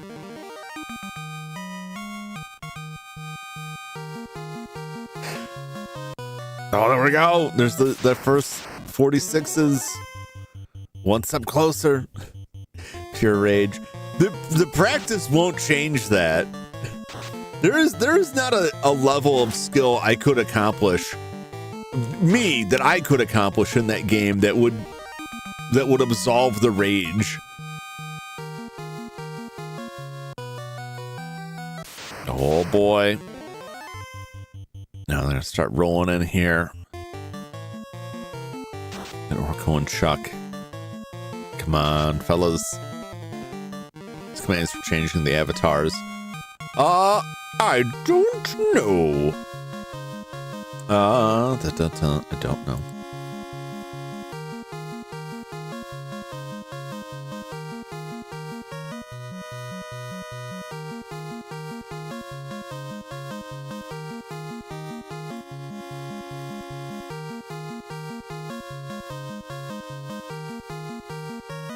There we go.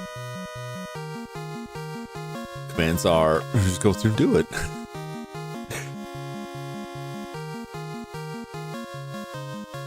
Could offer try and agree instead of doing Battletoads.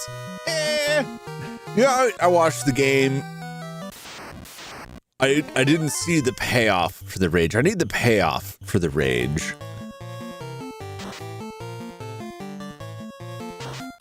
She'll put heat on my bottom, entertain me for the next 20 minutes. Entertain me! Can we Chowder dressed up as Sailor Moon? If you can provide me with artwork for that, then I could make it happen. I certainly don't have that ready to go. You have to go to a website and log in. No, there's commands you can put in to try to change the avatar, but some of them may be tied to admin. But if you would prefer to be a different Final Fantasy 1 base class, you can just let me know. I can make it happen. It's easier for me to do that now than it is to look at Joshua just blow everybody up there. I see how it is. That's what I tried yesterday on a stream. Sometimes they have it set so that everyone's 46 now. Oh, come on. Really? Just run away, Frost Giant.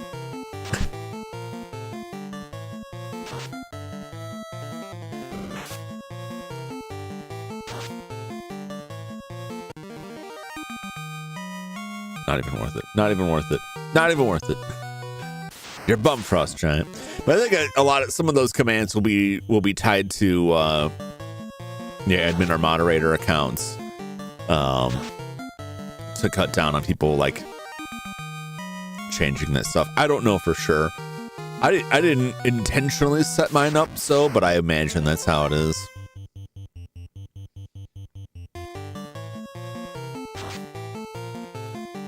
I'm in with a monk nuke. No nuking. Or there's a star float in there. Is that no? That's coming from Prehenmo.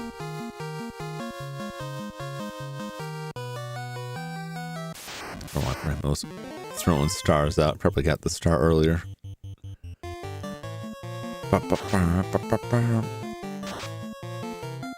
4 levels away, guys. We're 4 levels away from the top.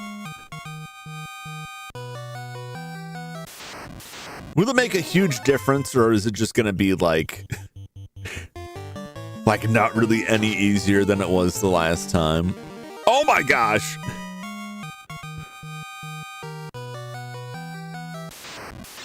Zane really buffed up there. I was wrong. Like, we just had one of the mages one hit kill this dude.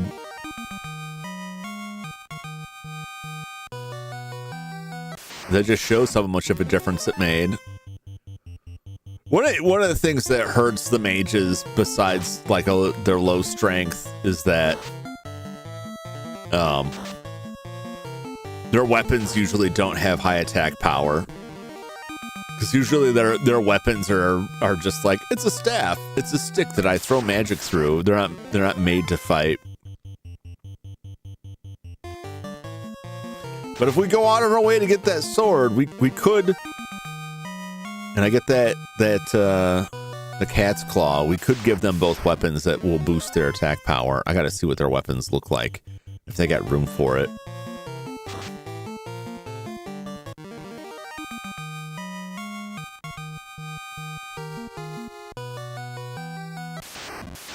Oh boy, we're about to hit 600. The end is in sight.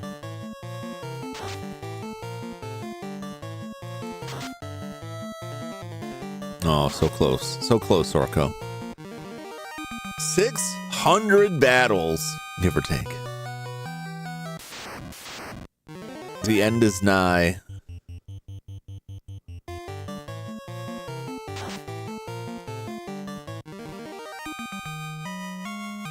Learn kanji. You're right. Something else.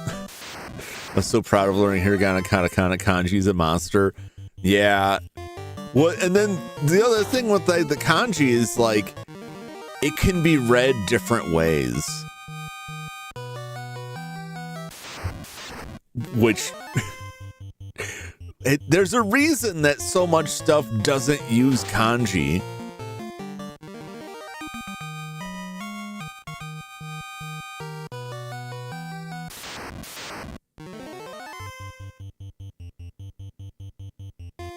Nomi and kunyomi interpretations, and then the in-sentence pronunciation. Yeah. Context is a lot. But that's like... There's kind of a weirdly common... I don't know if you call it a trope, but like a trait in a lot of Japanese media where people are explaining their name and then explaining like how it's spelled.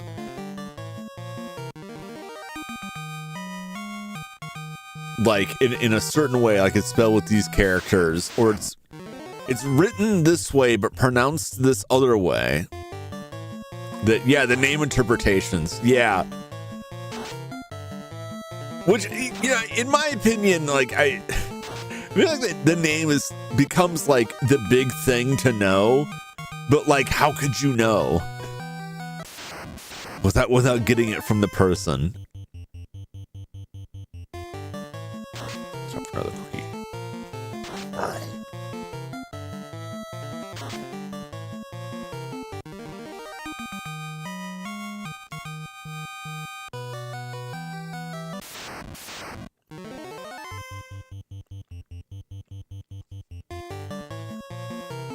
Some are cool, illogical. Key is tree, even 3 key total together it means forest. Yeah. There's stuff like that there's a lot of it that lines up visually. Some of it won't line up visually because those kind of images may not be culturally universal, but they can make sense if looked at through the right lens.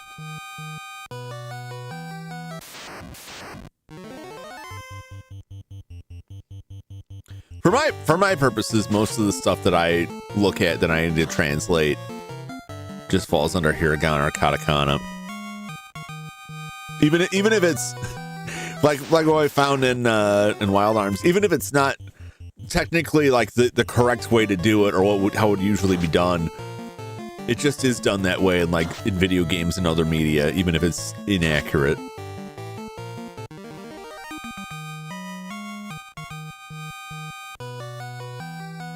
Person next to a tree means resting. This person under a tree. Or they're buried under a tree. The ultimate rest. That's probably not it, but it could be. Like that evil tree from Poltergeist that ate those kids. Well, I guess it tried to eat the kids, so I don't think it actually succeeded in eating the kids.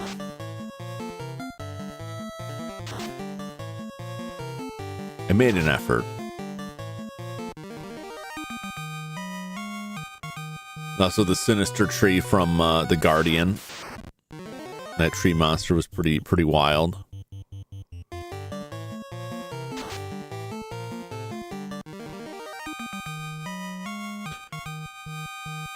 Kanji, I know, is women and noisy. Jeez.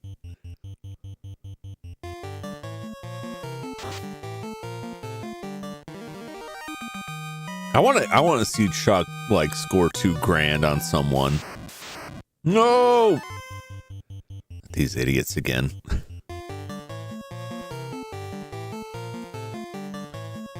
I guess we'll take this opportunity to heal if they live long enough. So almost 2,000 points there, Chuck. You're getting close.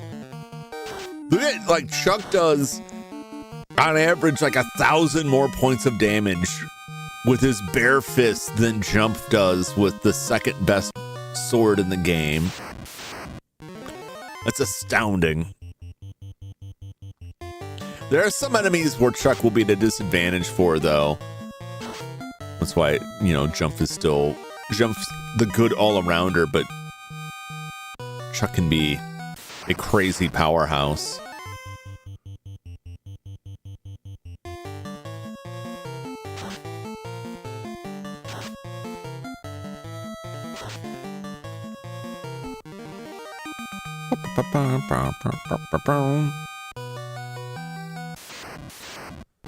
How's it going?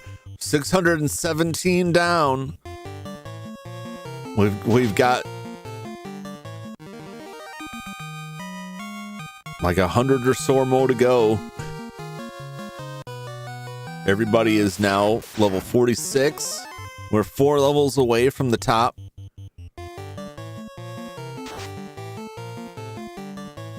My time calculation was terribly flawed. That's something I will have to study at a later date.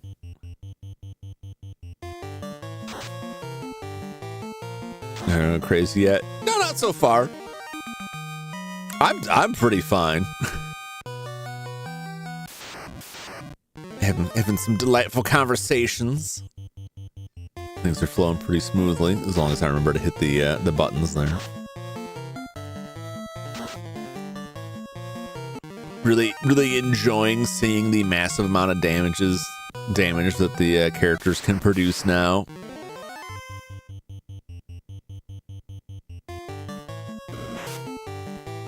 Yeah, that's one of the things. We lose time based on how quickly they can select the menu, and it's such a small amount, but it's added up a lot.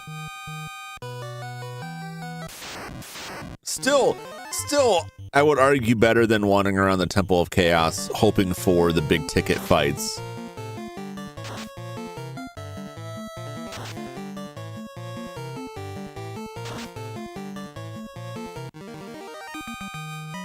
This is season 2 Melancholy of Haru Suzumiya. Well, much like the Endless 8, this will eventually end. I thought the Endless 8 was an interesting idea. I'm not going to tell anyone you have to like it. But I will say you could just watch 2 of them. Just watch the first one and watch the last one and skip the rest of them. I respect their commitment to the bit.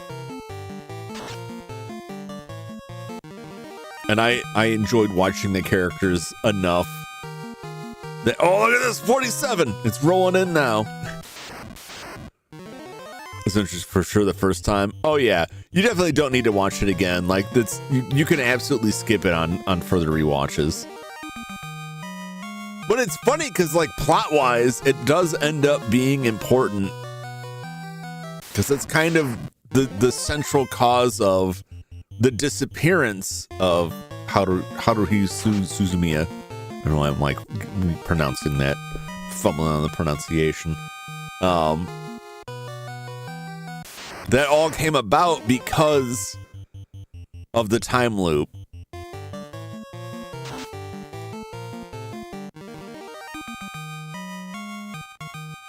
Because Nagato got stuck in the time loop and it warped her programming, so to speak. 2 more fights and Chuck will be up there. I don't think one will do it. I keep saying that. I'm just repeating myself, but more talking to myself than anything here.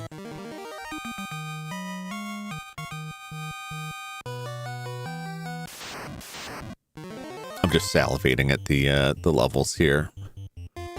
We're getting close. We're so close to the end that like every level we gain is like, oh, 1 step closer. 1 step closer to perfection. Oh, 3 more fights. Wow. How did Chuck fall behind so much?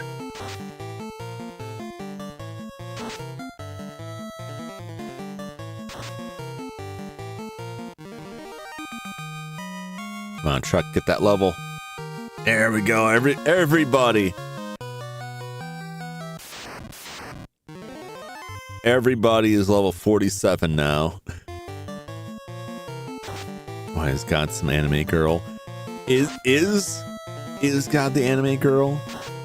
Or is it actually the dude, Joshua? Have you considered that maybe he's really the one in control?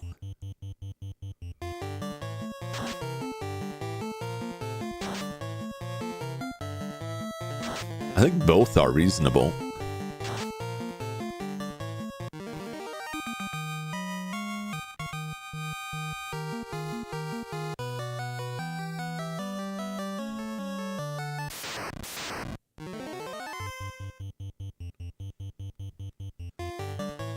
That would be hilarious. I don't know if that comes up at all in the novels or in the like the fandom at all, but I think there's, you know, an argument could be made.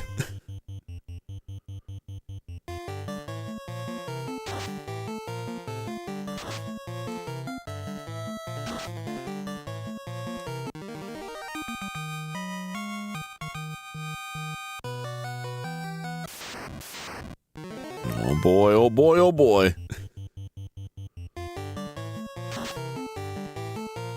Just 3 more levels. Just 3 more levels.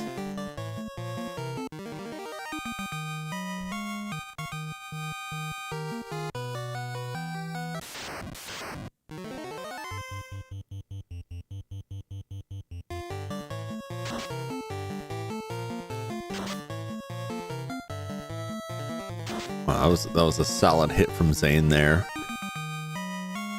As the gods yin to the yang. Could be.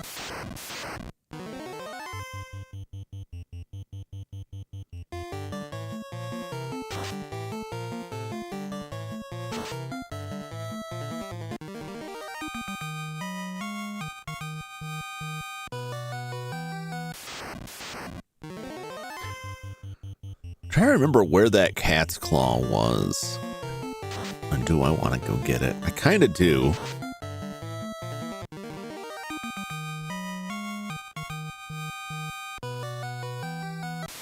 Just even though I know like it's not the most efficient use of the resources, it would be funny if we could just get through the rest of the game with just nobody does anything but attack the whole time.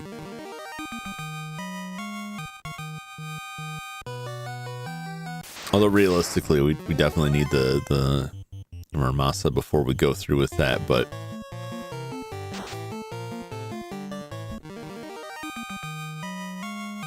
I'm going to throw like buff spells out during the final fight though, so I guess it's not that big of a thing.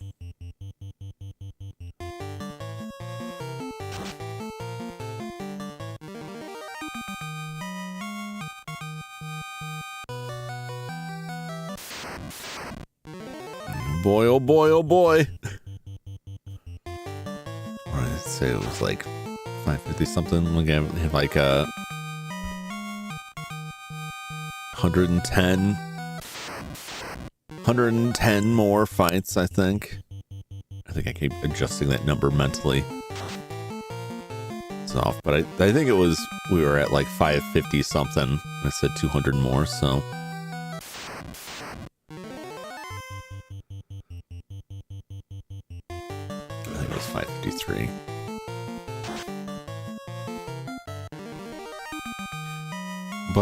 Dun.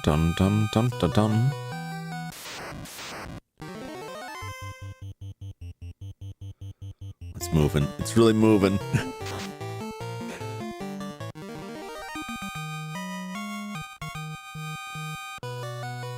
just staring it down, waiting for that jump. Has reached level 48. Once it starts coming in, then it'll be 49. It'll be the same thing. Oh, I'm just waiting on that 49.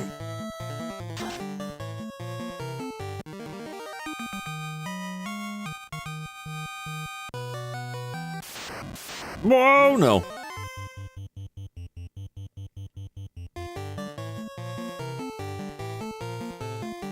So throw a heal out here.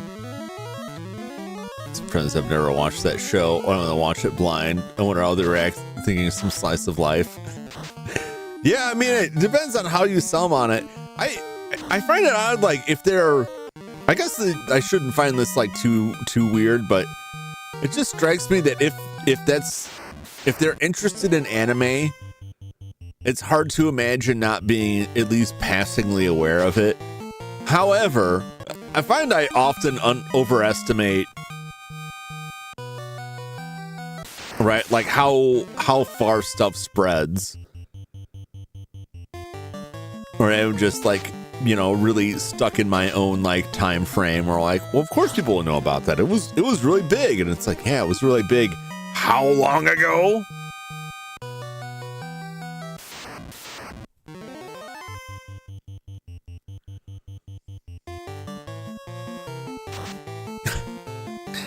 I can't unbunk that per hand mode. I don't know if there's anything accidental about that.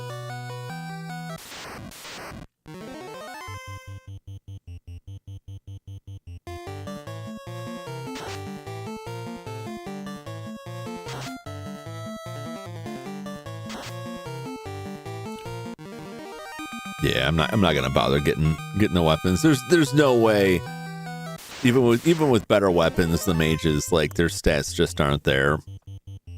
I don't think they're ever gonna be powerhouses enough to dish out real damage. That's fine. That's not their job.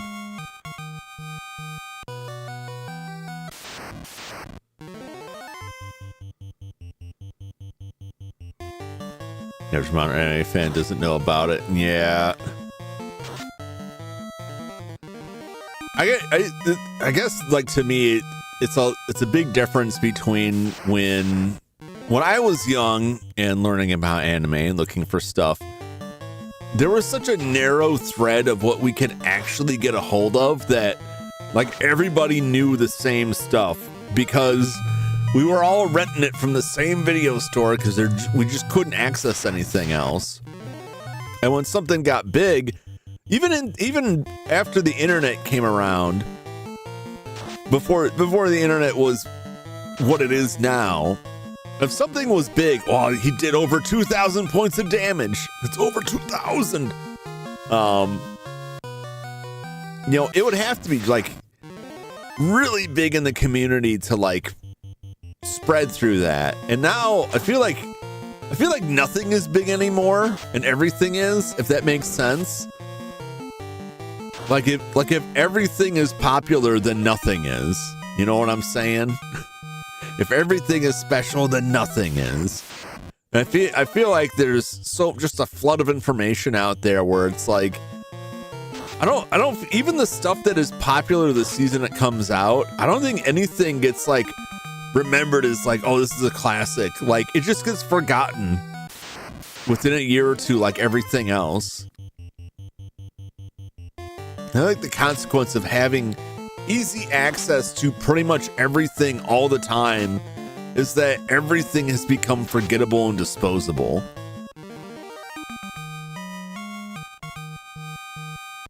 Oh yeah, it's just bitter old man me.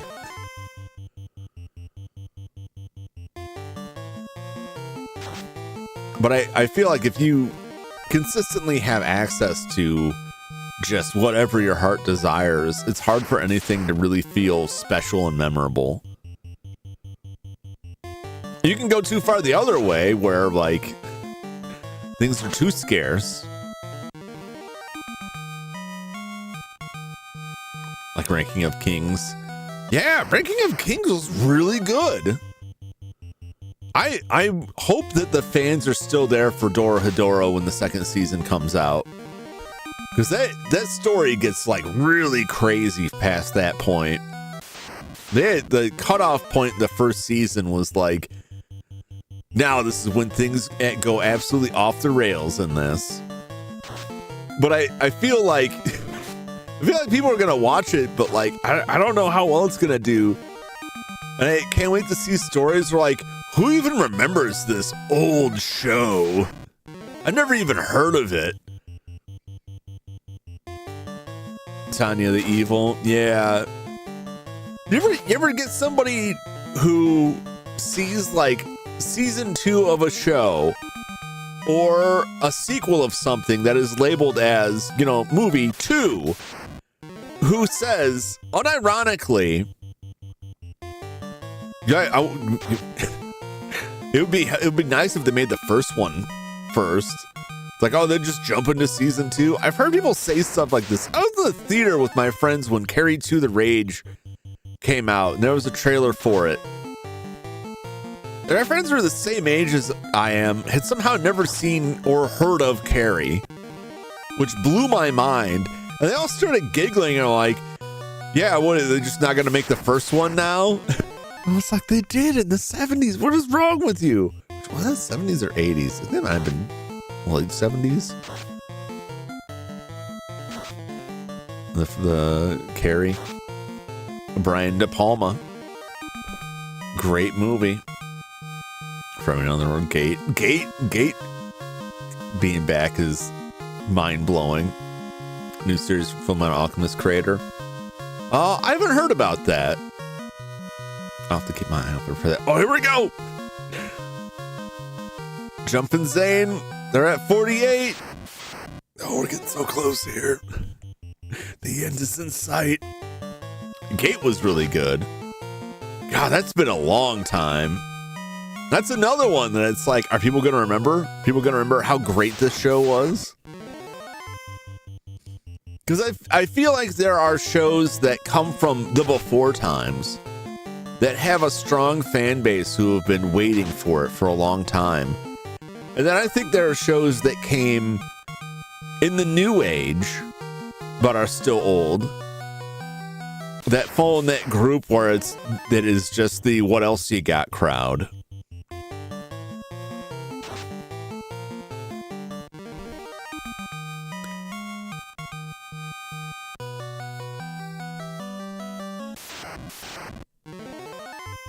Dora, yeah. Yeah, after I finished watching the first season of that, I went out and bought every volume of the manga and read through it.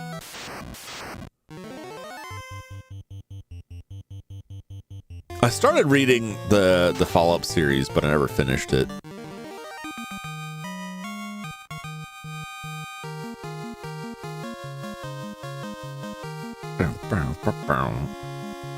There we are, everybody. It's level 48. We're 2 levels away.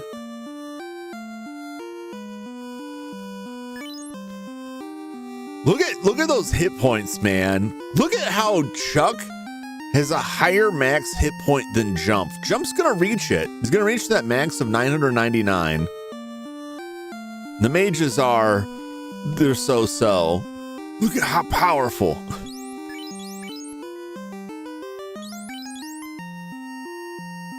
Look at it, 48 absorb. He's got all of the benefits of the ribbon. But because the bug is checking his weapons and not his armor, he also retains his unarmored armor bonus. It's great.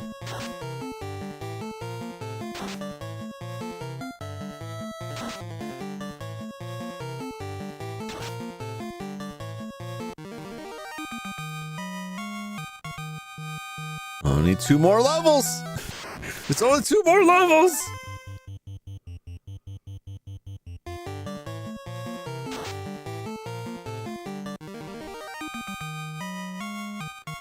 Dun, dun, dun, dun, dun, dun.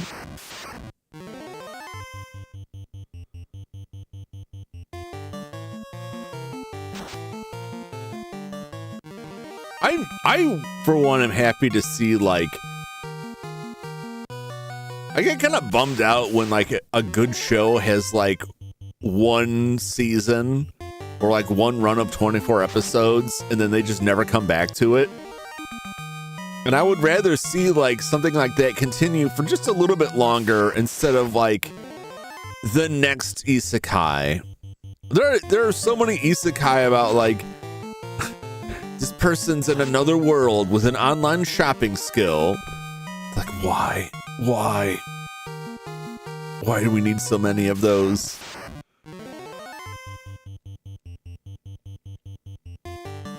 What are you guys joking? What are you kidding with me here? Oh no, Frost. Oh no. My white mage just punched your dog to death. What are you gonna do about it?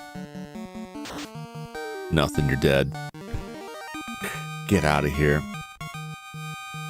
Tensei. Incarnate sword. Incarnate sword. World's finest assassin. I'll return this year.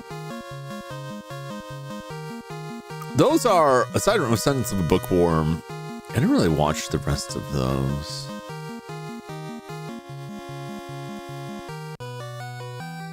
But I'm glad to see series coming back rather than like another single season show that looks just like everything else out there. I want to see more like the was it Hands Off Eizouken, like the Japanese high school students animators. I thought that was super cool. I really enjoyed that.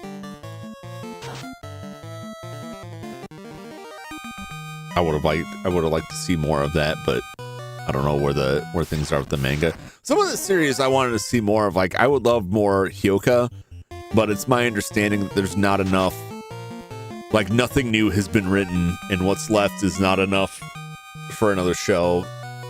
Maybe an OVA, but I don't think there was enough demand for it because they already had the one OVA.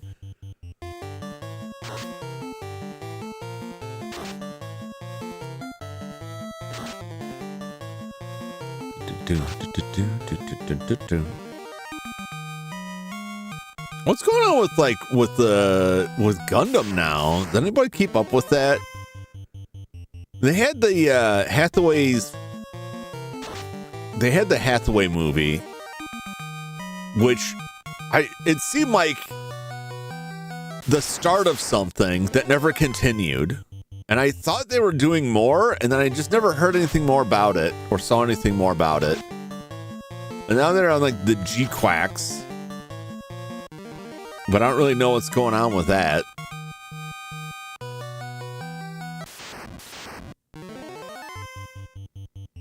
I know, like, I haven't seen any news on it lately, but like all of the Gundam Blu-rays disappeared from Crunchyroll following the Right Stuff buyout. And I still haven't heard any word on if that stuff's coming back. Or what's going on with Macross, since like supposedly Right Stuff signed a deal to start releasing that stuff before the Crunchyroll buyout. Now, I don't know, is that all just in the wind now?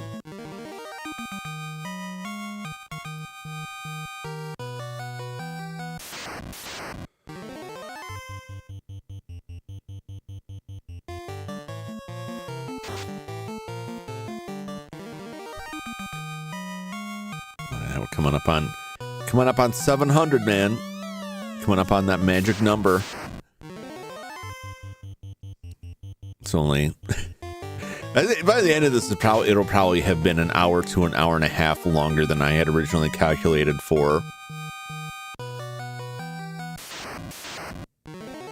I don't know. I don't know what I did wrong with the math, because I know when I was looking at it last week, when I was trying to sort out how long it would take, I came up with like about 4.5 hours. I think I should have estimated the time higher based on the timing instead of running off of like the idealized best time.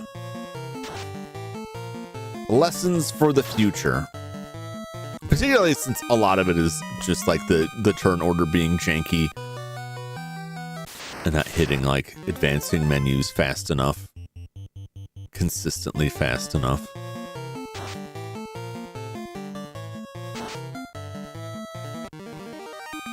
Mega Man X3 this week? Not this week. I haven't had a chance to go through it. I'm gonna go through it before I stream it, so I'm not, on a complete blind run of it.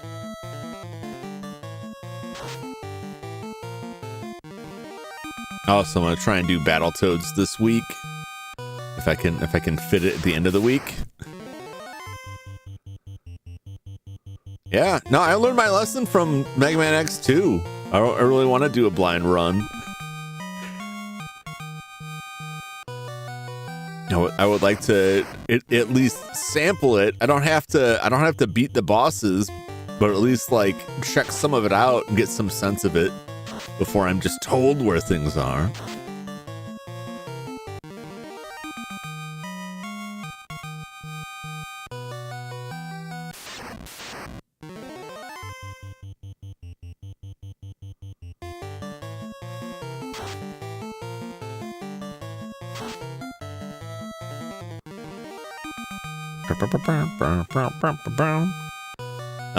But beyond that, like I'm trying to do Battletoads this week so that I don't have my saying I would play, my promise to play that hanging over my head, stressing me out. I want to get that out of the way.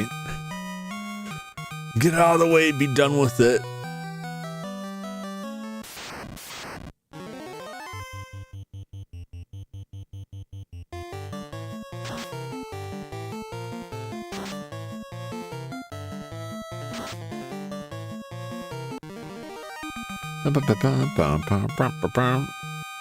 Don't need to say where things are in X3.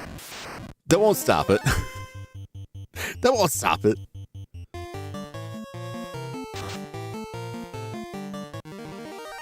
I want to see it from myself. I want to at least poke my head in there, rifle around a bit.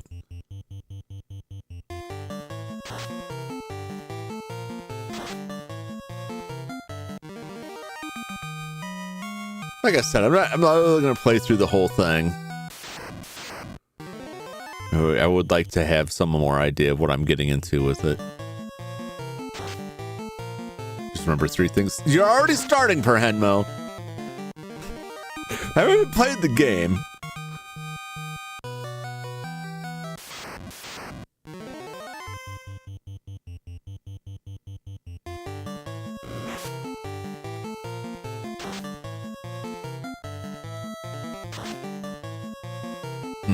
The one thing I know is Zero, like, don't let Zero die. Don't let Zero die. Because he won't come back.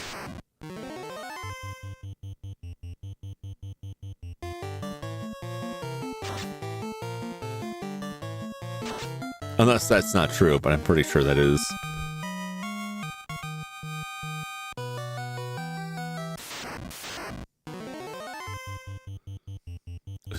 No saver. Honestly, like I'll see how the game is, but like I liked having the Hadoken in the first game. I think it's funny, and it was fun to get both the dog and first form Sigma with it rather than like actually engage them on a fight. Look, oh, crossover 700. But I didn't really have a great desire to use it against other bosses. Although some of them I wish that I had. I wish that I had been able to pull it off on like the spider.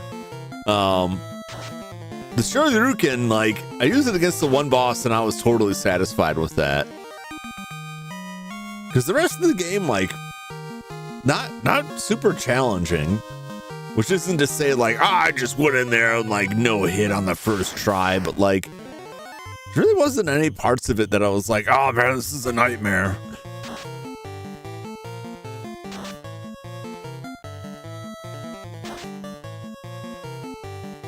I definitely had worse than the Mega Man days, the NES days.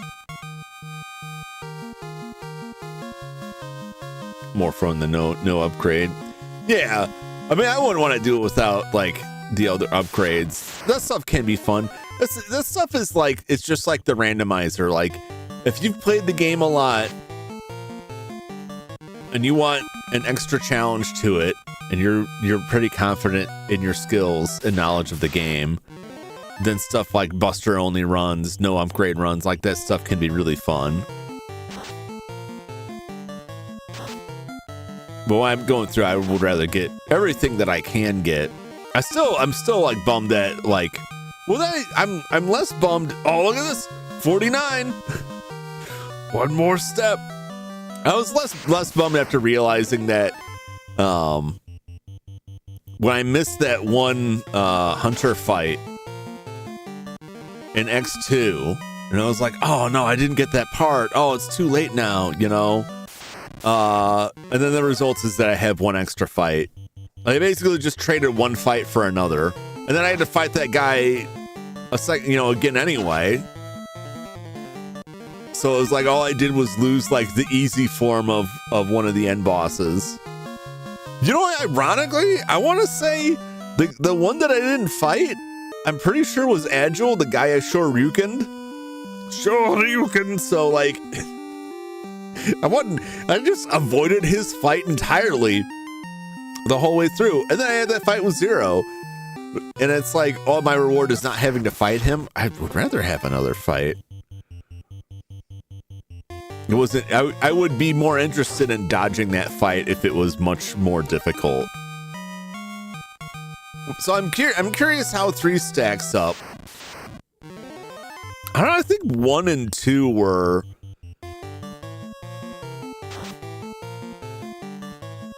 He's so much easier than 0. Is he?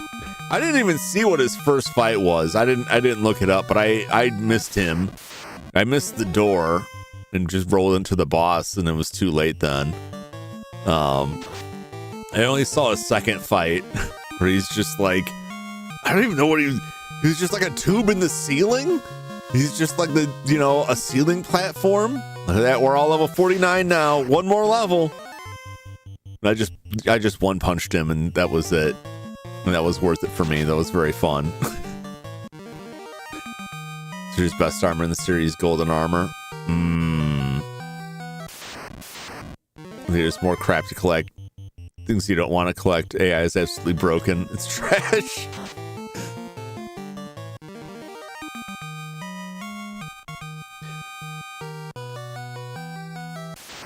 Yeah, that stuff I don't know. I'm looking forward to that.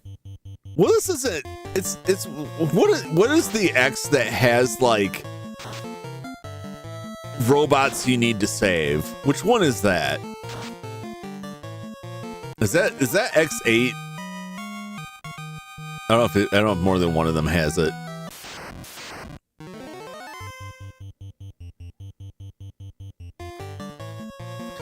If you collect one of those 4 things you don't want, no golden armor.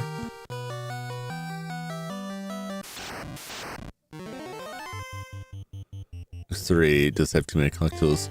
5, 6, 7, 8. Is it all of those? 5, 6, 7, and 8 all had like, or else how's Chuck doing? Pedals Chuck is an absolute madman powerhouse. He's dishing out on average 1,500 to 2,000 points of damage. His max hit points, last I checked, were higher than Jump. His max hit points maxed out 999. We're all level 49 now. We're just grinding up that single last level. Now, you may be thinking that Chuck, his current hit points are much lower. Because Chuck has been getting hit. And also, like, I haven't really healed anybody up or gone to sleep in an inn since we've gained these levels. We will, when I reach 50, we will have gone up 19 levels on this stream.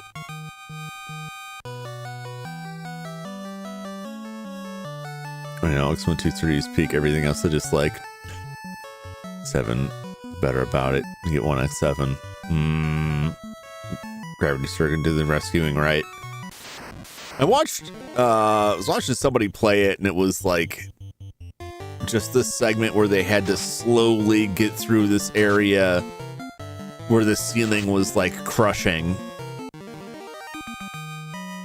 and they were stuck waiting for the crusher to go back up, looking at the guy they were wanting to save, and while they're sitting there, and enemies spawned in off screen and wandered over and killed the guy.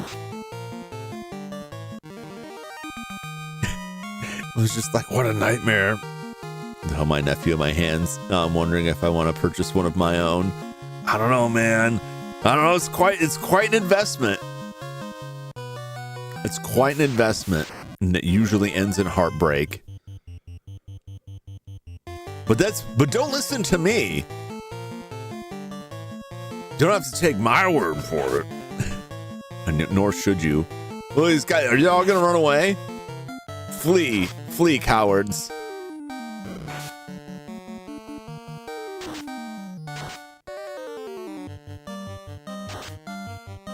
Oh man, that could not have worked out better.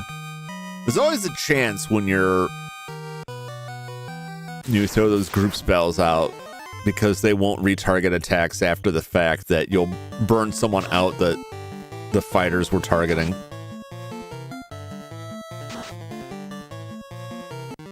No, not Gravity Circuit. It was one of the Mega Man X games. About 24 pack of baby formula, $85. Definitely won't think twice before making a decision. Yeah, getting everything up to that, everything up to and including the point where that child is in the world is expensive, and then everything after that point, for generally speaking a minimum of 18 years, is expensive. And in today's economy, you can't even bake on the 18 unless you want your kids to be homeless.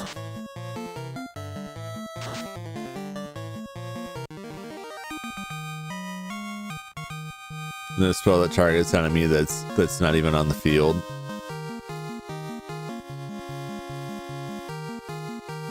Oh, what? I don't think so. I can drive so Jump, I can afford children. Not together. It's a bachelor's life for me. I had enough with very pleasant experiences with other people's children, with the most important part being that at any moment I could just get up and leave with no consequences. That's my preference.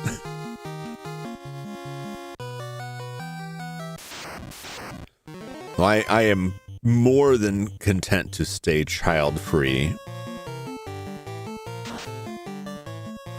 I hate the idea of being responsible for anybody. And I am responsible for some people. And I don't like it. And I would like to not be that. But it is what it is. But I definitely don't want more of that. I can say that much. We only got 2,300 points of damage. Uncle Jum. I'm fine just being the crazy uncle that hopefully someday has some sort of property. Won't be a mansion, that's for sure, but some sort of property that a distant relative can inherit, and then they can come and move in and I can haunt them. Just out of boredom. And then they'll find out I didn't actually die. I just faked my death and I've been hiding inside the walls.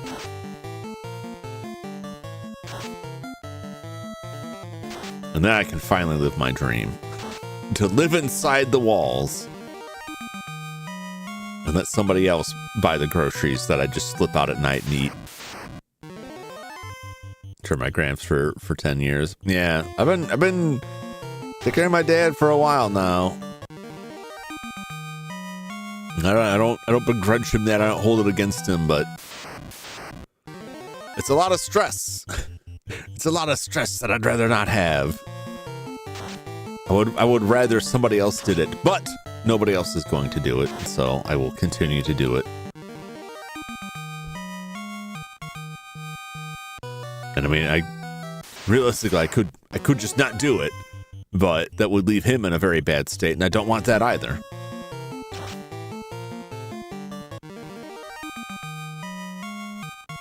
But sometimes in my life, I feel like, whether intentionally or not, I feel taken advantage of because, you know, I've got like a moral compass. It's like, oh, well, Jum won't let us starve. He'll feel bad. It's like, you're right, I won't. But I shouldn't have to do this. Kind of situation. I don't think my dad's definitely not taking advantage of that. He has no choice in the matter, but...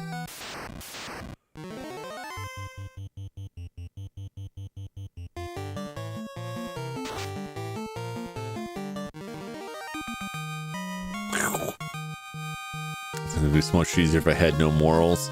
Yeah, I mean, I'm not advocating not having morals. Quite the opposite. Have a good, strong moral compass. Do right in this world as best you can.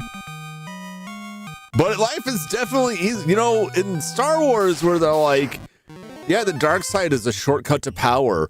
There's no downside. Except that you might feel bad about it. And that's it.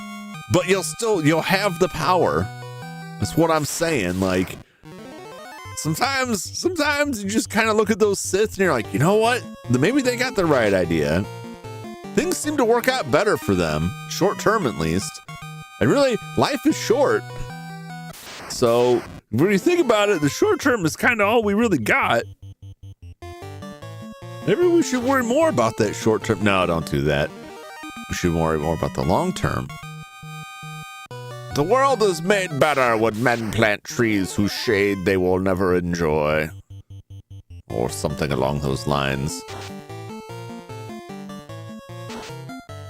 But sometimes it would be nice to just roll up and enjoy that shade and not worry about planting the tree. Just leave it to someone else's problem.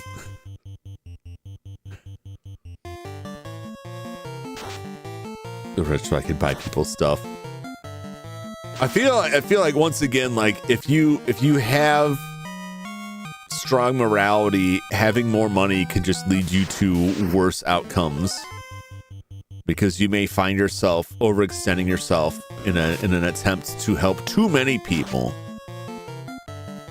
and then you could just get MC hammered, or at least that's how the stories went, that he helped all kinds of people out and they just kind of took advantage of him.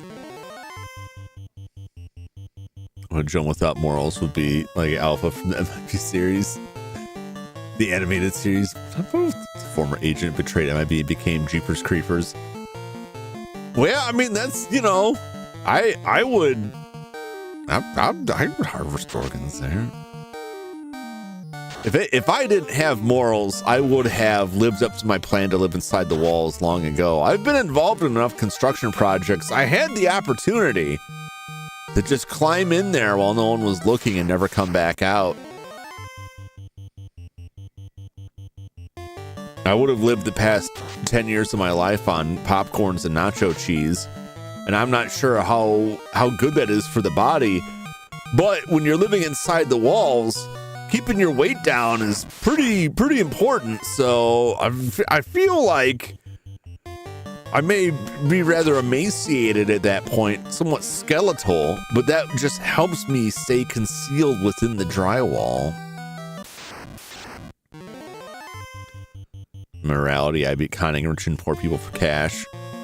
My cousin went to prison. Minus the person, yeah. You know, the worst thing you could do is take money from the rich, because that's when they really care. If you take money from the poor, I hate to say it, you'll be in good company with the rich. They only really care when it's their money on the line.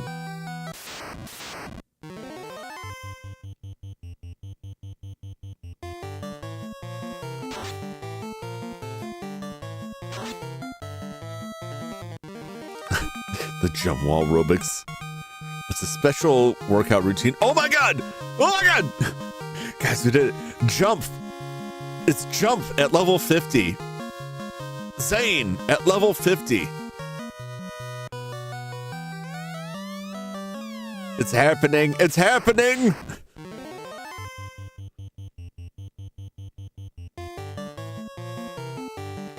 Two more. We got 3 or 4 more fights here.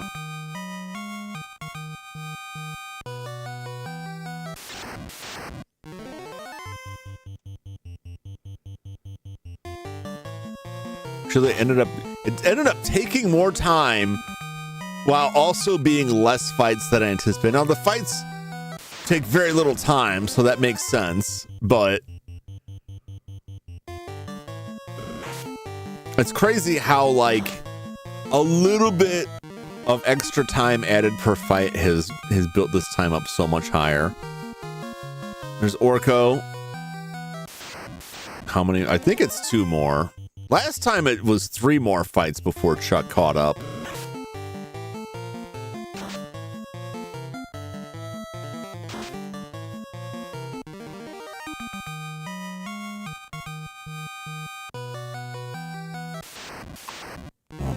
One more. We are so close.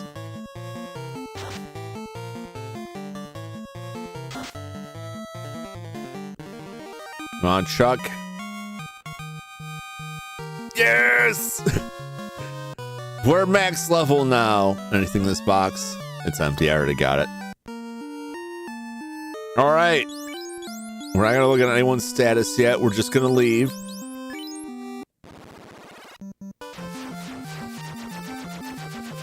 We're going to go to this inn.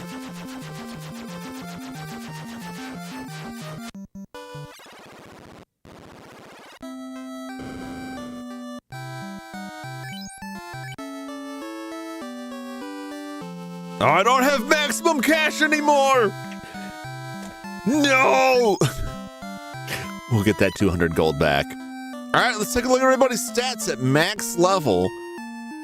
Both Jump and Chuck, 999 hit points. Interesting to me was that Chuck hit the max before Jump did. Orko looking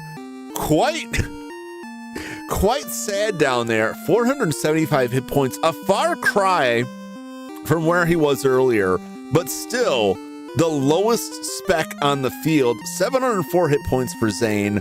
Not bad at all. Not bad at all. Let's take a look at the status here. 79 damage, 192 hit, 74 absorbed, 79 paid. Look at that strength, 69. Nice.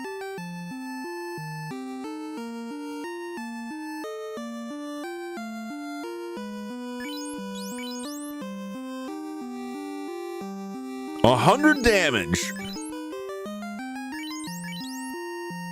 His damage exceeds Jump with the strongest sword in the game. Very sad damage there. 69 hit percent. Nice. Yeah, his intelligence is his best stat. Still doesn't really hold up. All right. What's with the bricks? Dark magic takes a lot out of you. Yeah, but that's the thing. You use that dark magic to naturally extend your lifespan.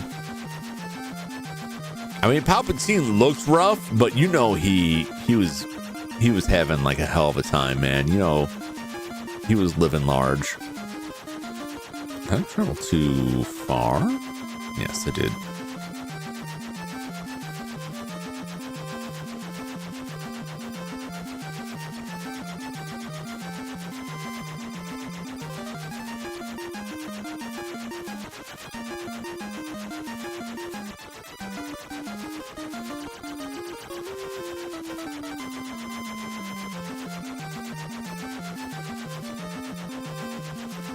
There we go.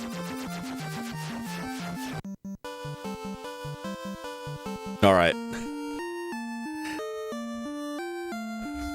Let me finish my cookie here.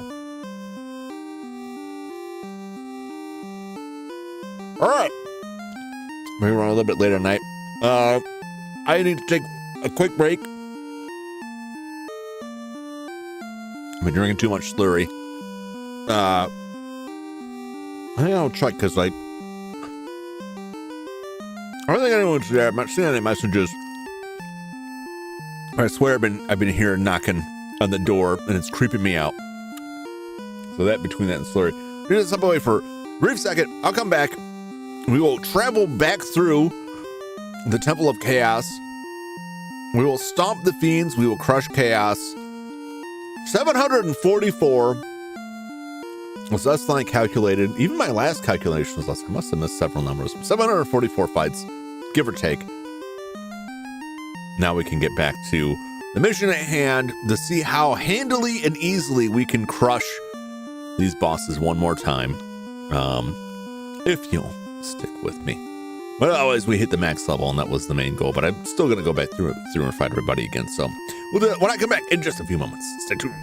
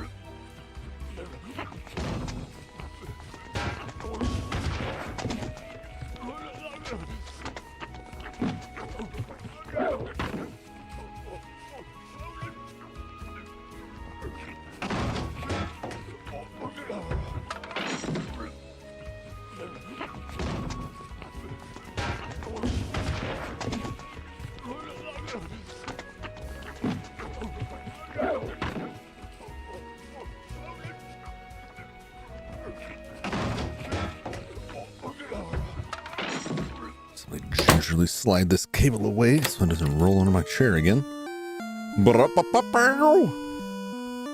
All right. The wait is finally over. Oh, it took a little bit longer than I anticipated. Where am I going? I'm jumping the gun here.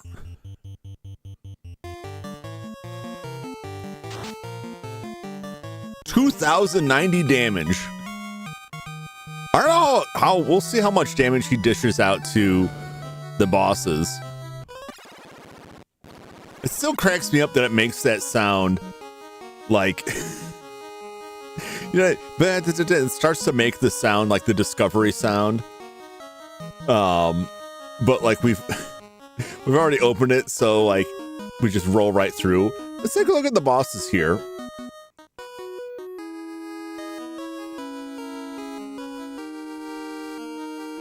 I don't know if their HP goes up. The final boss, Chaos, his HP is 2,000.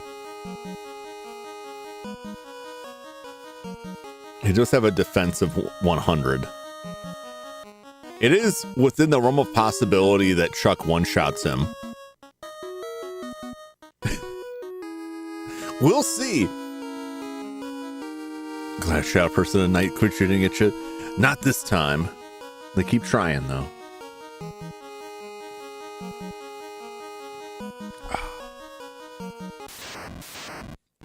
It begins. I want to throw some actual magic out. Now that we have nines across the board. I'll just throw a little gentle healing out here. Now we're back to like normal fights.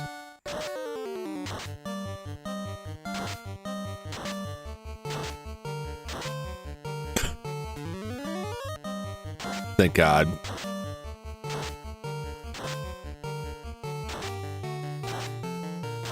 We gotta sit through.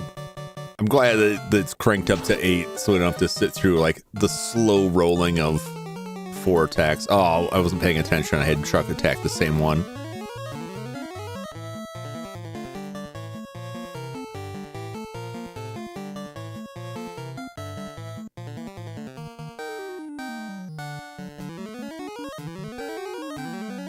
So when I hit points, it just doesn't matter.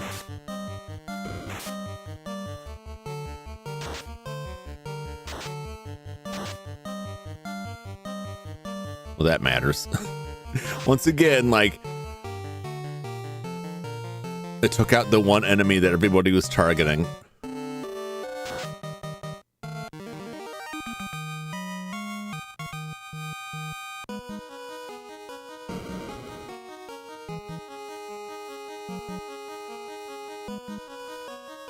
This is where I really wish there was run in this. I thought about trying to use warp to skip through some of this stuff, but warp doesn't actually go up a level, as the name would imply.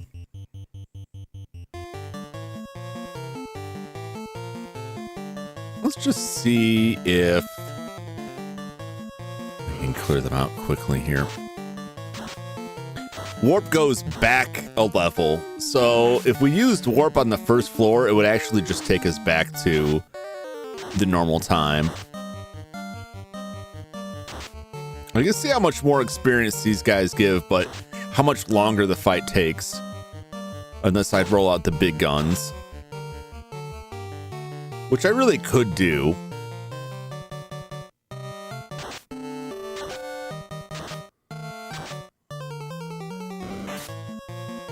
But also, like, you can see like the HP drain going on there is already like pretty obnoxious just from this fight. So definitely made the right choice. 4,000 experience points. That's a lot of experience points, but that we can't just keep doing that fight is the thing.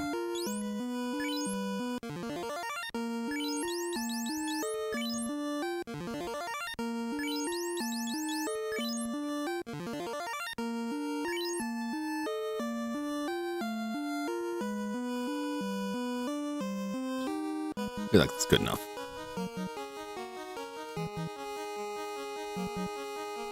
I feel like the one thing we didn't gain was like our resistance isn't much higher. We're still getting swamped.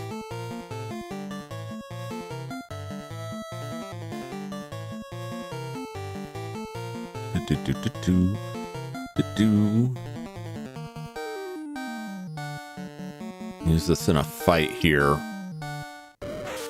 Somewhat wasteful, but we can afford it. Because in combat, the heal 2 spell heals as much as heal 3.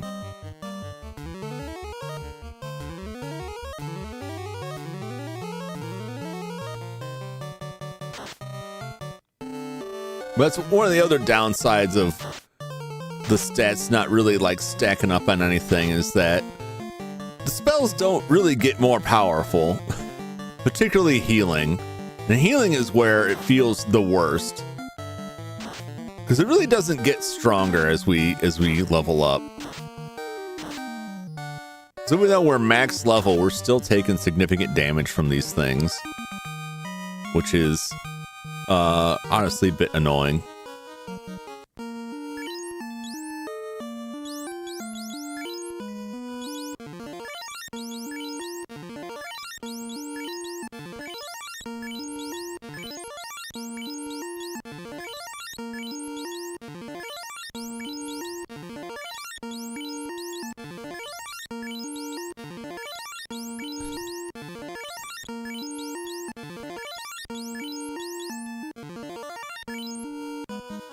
Poor Orko.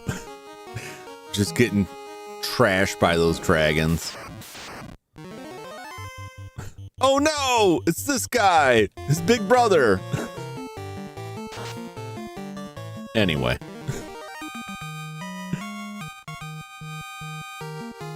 That changed much. Even on advanced, some bosses give you a hard time level 99. What the balancing on advance is weird. Right? So in the advanced version, max level is increased to 99, and the offset of that is enemies tend to get tougher. You don't need to be 99 in that either.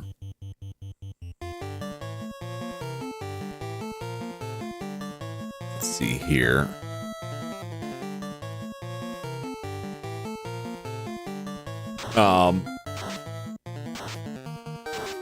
But they do tend to dish out more damage. However, it's offset by the fact that all the buff spells, protection, all that stuff actually works as intended.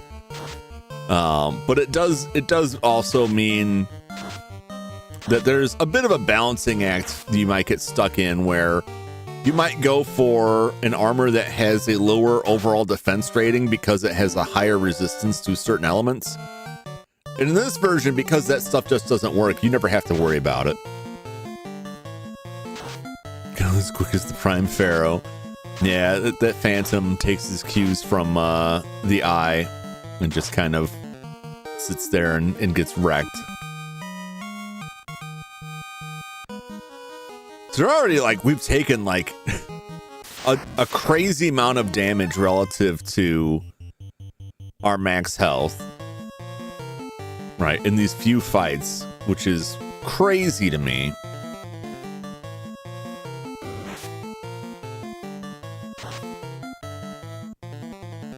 It's almost like leveling all that up didn't help with a lot of that stuff. Helps with the damage output, but like the defense numbers don't seem to improve a whole ton. But it just depends on the enemies.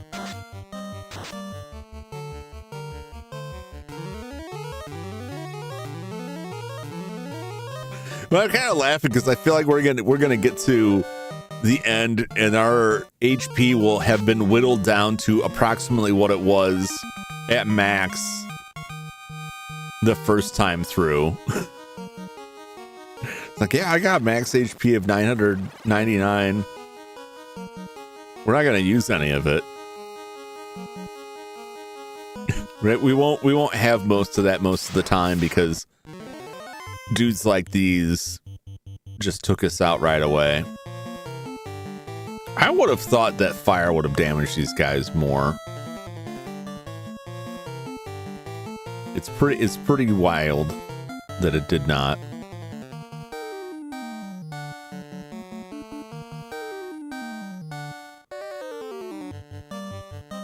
I mean, we just nuke them. We can afford it.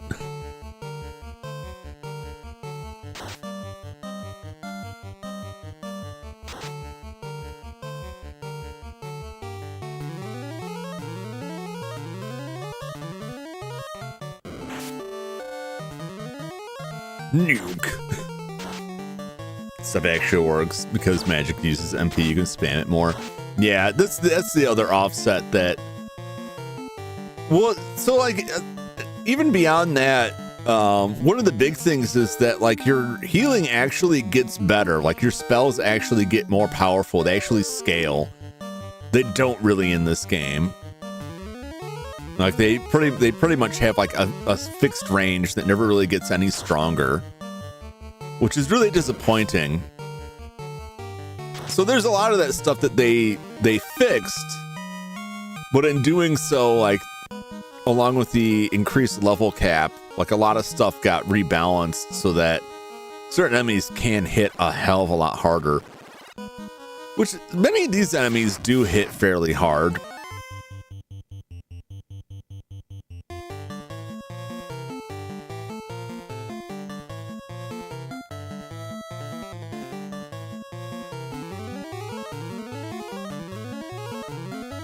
We took so much damage from those like 2 dragon fights that shaved off like hundreds of hit points.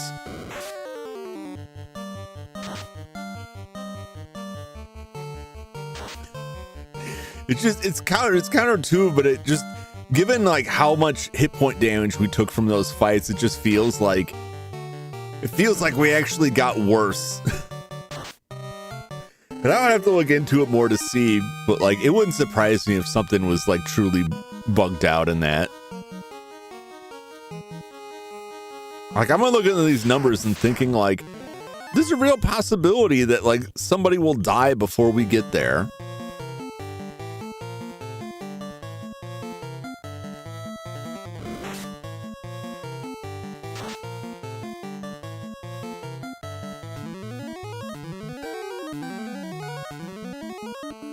It also means it takes a lot longer to heal up.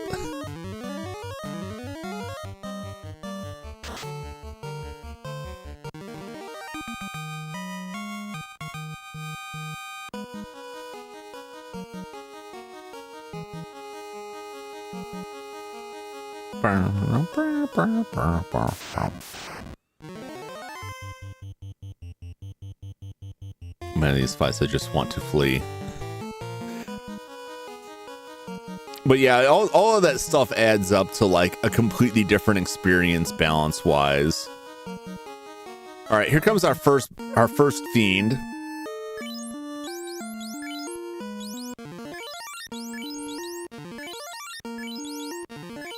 This guy has nuke. One of the times we fought him, he did use it.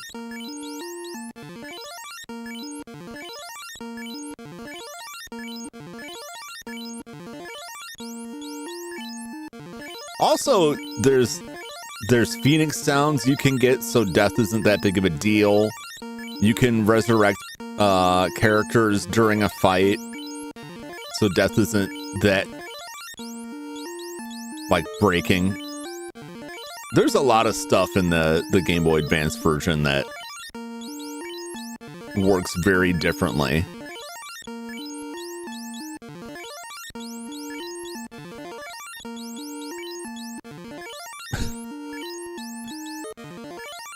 We're not even halfway there tomorrow. Like, let's just dig in. Let's dig into the heals here.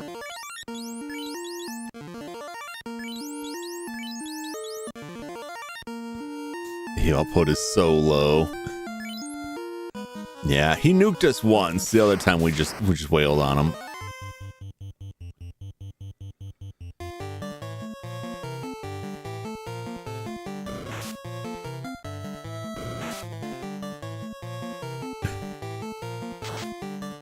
Still not that much resistance. Although Zane recovered from the stunning much faster.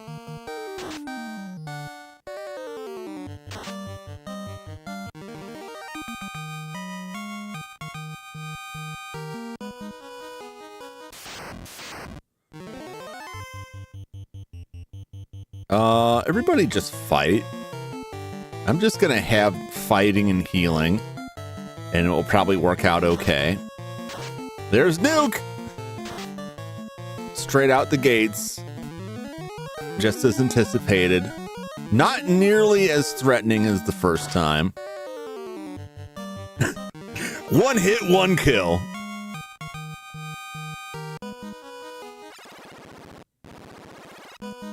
All right.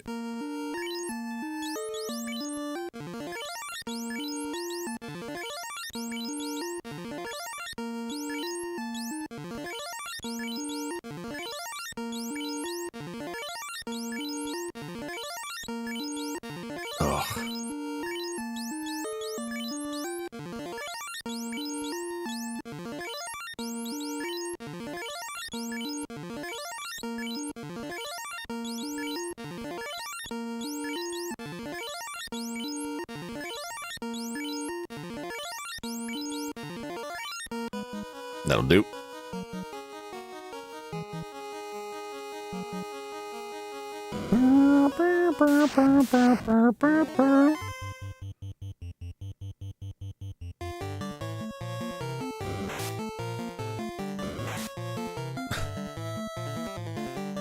There we go. There's not a ton of value in these fights. Some of the ones we selectively fight stuff just to give an opportunity to throw some free heals up there, but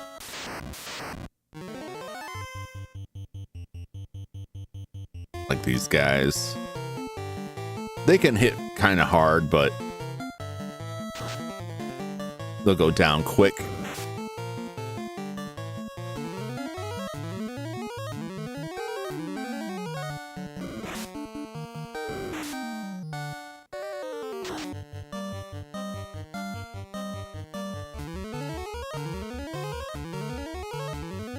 We'll still come out of this slightly ahead, depending on. I'll just drag this out one more turn. Because it's free heals. So he's gonna get more than those 8 points back there.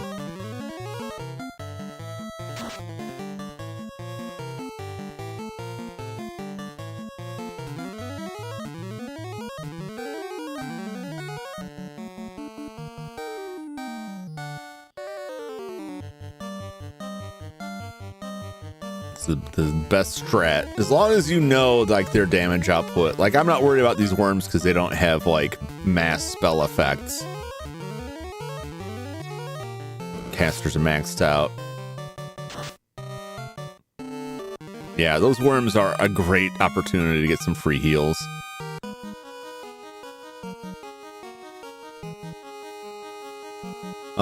There's nothing down there but armor we don't need. I'm not even gonna worry about it. On to the next fiend. Cody! Cody Ma. Shakti Day.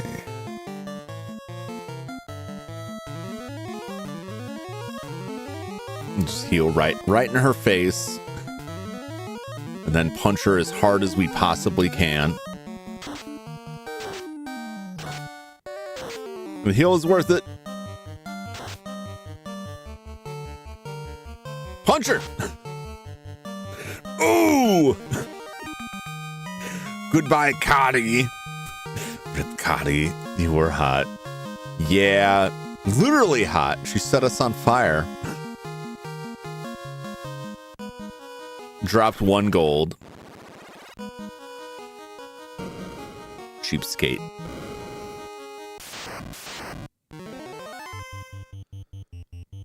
Wind, water, earth, fire, heart.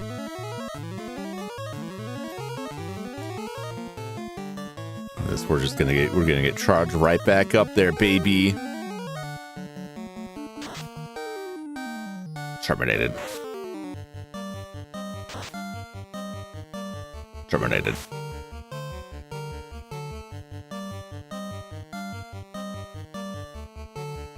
It's working out just fine. Well, okay. Captain Pollution for sure. I absolutely would.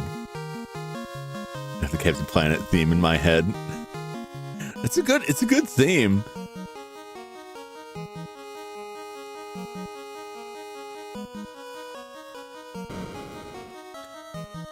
remember where I'm going for a second. Well, these guys are wizards. They are great sharks.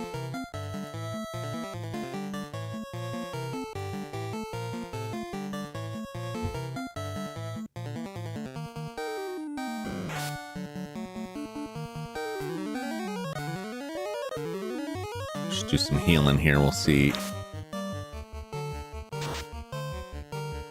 how bad these wizards are. 1 damage. You'll have to do more than that. Can we get them all the way back up? That would be fun. We'll just leave one guy standing there. We're gonna let you live so we can cast heal spells. It's the Sahagin. Just your standard fishmen. Deep ones, if you will.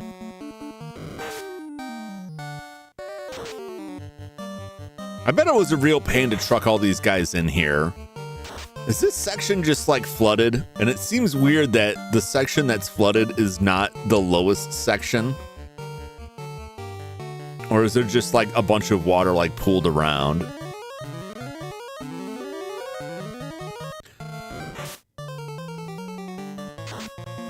Oh, come on. We almost got Jump and Chuck all the way back up to full. It's so funny to me.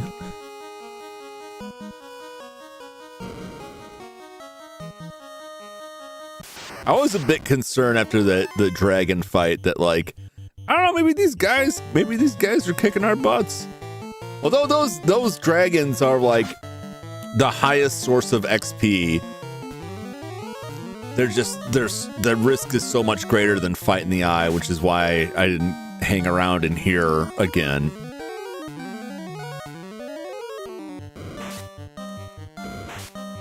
Like, these guys can actually hurt us.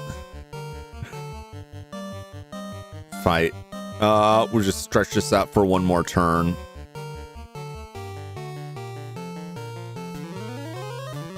See how high we can get everybody here.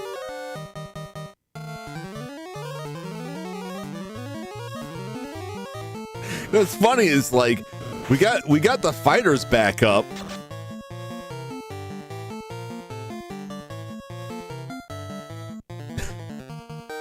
This one, the water elementals, not great. I think we may leave this one slightly behind.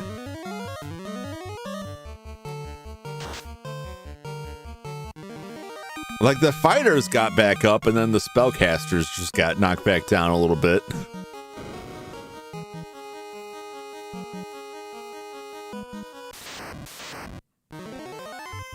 Oh, I thought it was already him. Because Kraken, like, doesn't hang out by the stairs. He hangs out a little bit further in, which is very funny. All right, you take care of that guy. You take care of that guy. Let's see how we can make out of the healing here. We're going to take several hits.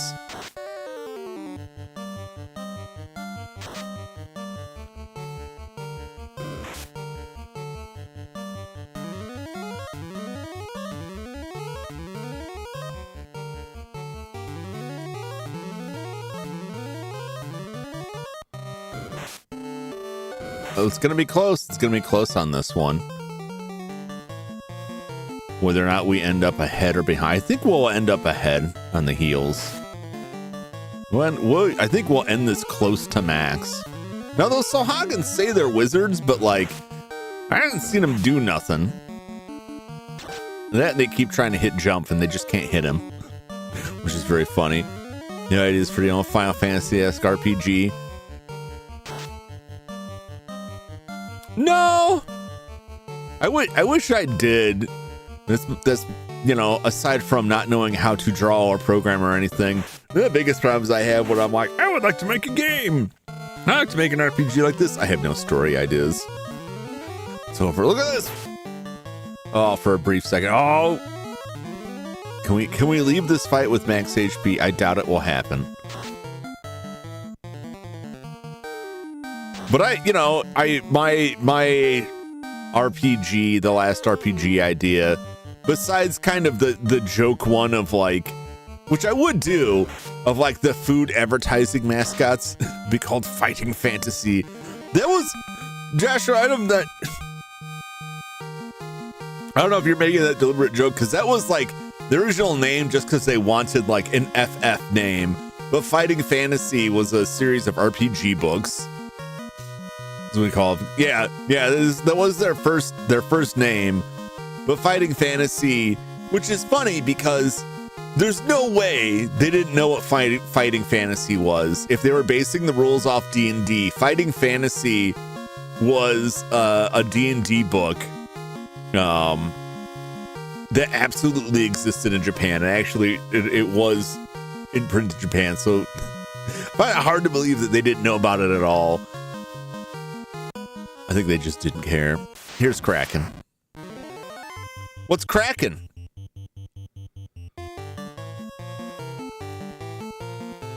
It's Kraken.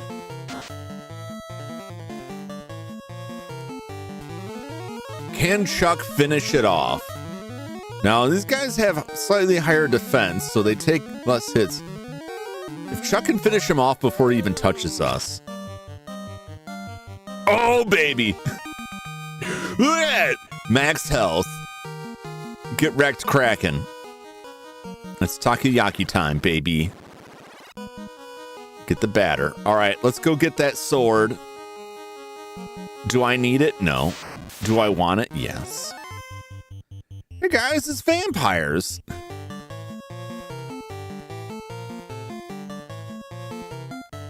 I'm gonna set these vampires on fire instead of healing this round. They gotta try and get us with their razzle dazzle and they can't. You just can't do it.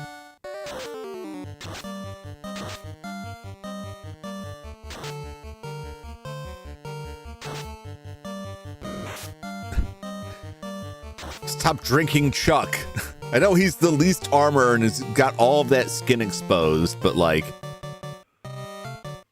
you definitely don't want to drink what he's got. It's like that commercial where the guy's eating a bunch of hot sauce in order to burn mosquitoes. The mosquito drinks his blood and flies away and explodes in a fireball. It's like that. That's what drinking Chuck's blood is like. It's like when Dracula tried to drink Superman's blood, and Superman is powered by the sun, right? And so he just exploded because it's like drinking the sun. That's basically what happens when vampires try to drink Chuck's blood. The problem for Chuck is that they do drink the blood, and he really doesn't have a lot of it. Not as much as you might think. Chuck's weight loss goals leave him running a few pints light.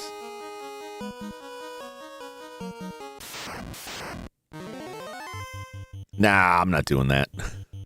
Nah, I'm not doing that. I don't want, if you guys want to fight me, you gotta like stand up. Quit kneeling like that. It creeps me out. Hey, gang. Hey.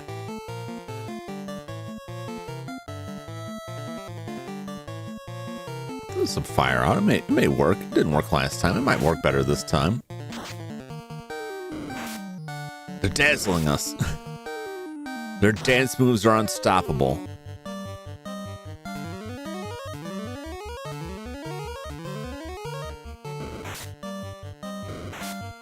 Poor Chuck.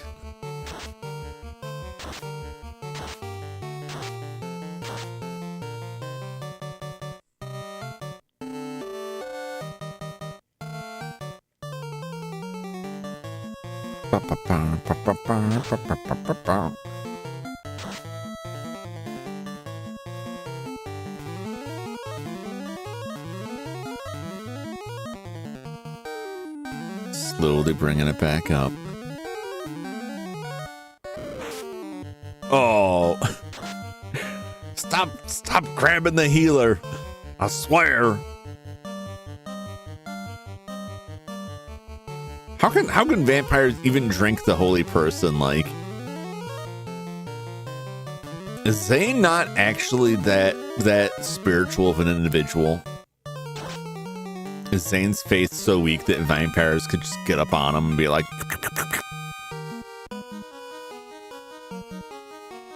You think, again, the vampire would just explode? Sorcerers! Oh boy.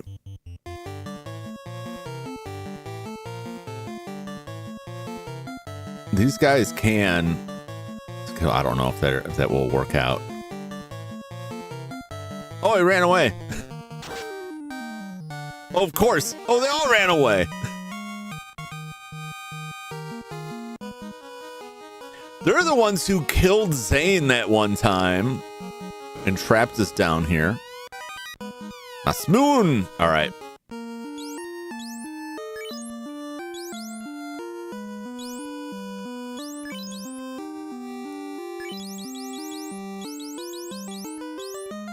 You know what? Let's see here. Jump has 79 damage. Let's equip it. Let's just equip it to Jump. 90. We're just gonna give it to Jump. It was fun giving it to the wizards.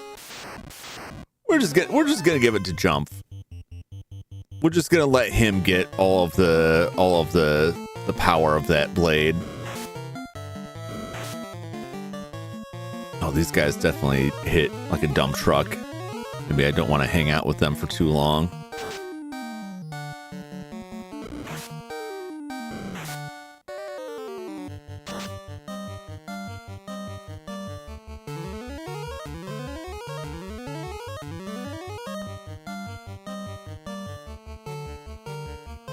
Oh, one or two more turns wouldn't hurt, right?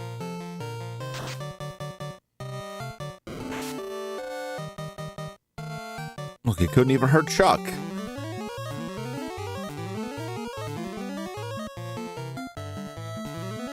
Keep this going as long as possible, which won't be much longer. Just try and get a little taste of that heal. Just a little bit more of the free heals in there, and it's over already. It's fine. We're fine.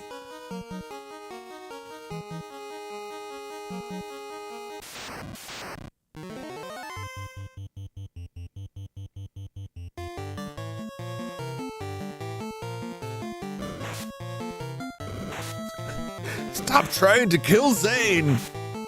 Oh my gosh. I'm losing all my advantage here, you filthy worms.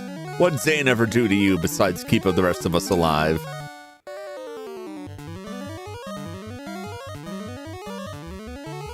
They're all after me, Lucky Charms, now.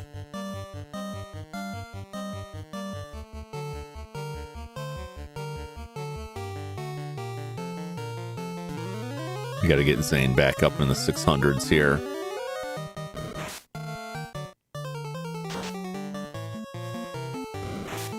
Oh my god, never mind that.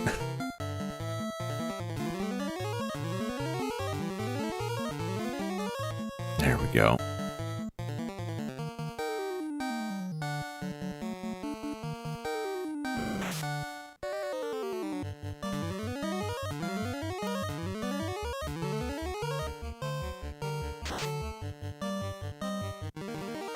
Get wrecked!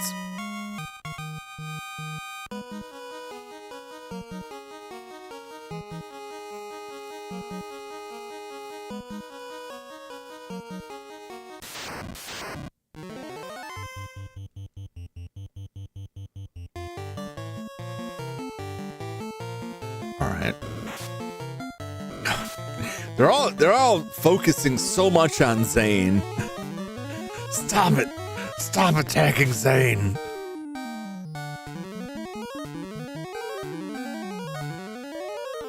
You leave Zane alone. Really, just leave everybody alone would be ideal, but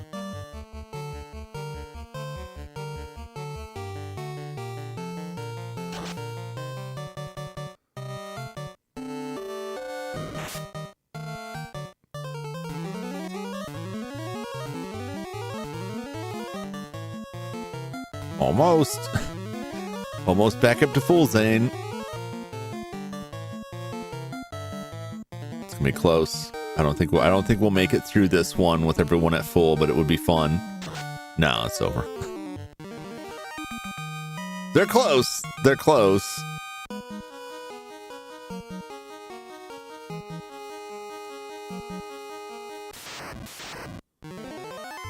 No, I'm not doing that.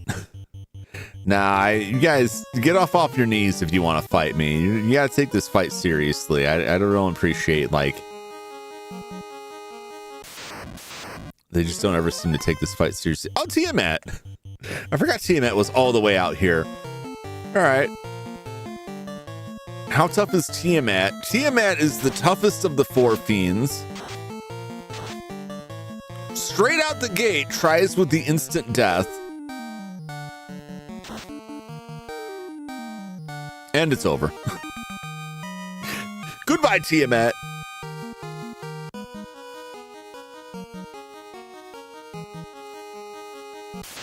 Too bad, so sad.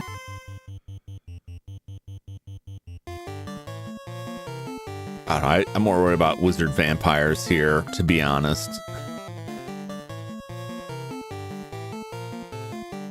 I mean, a vampire is bad. A wizard's bad. A wizard that's a vampire, particularly bad.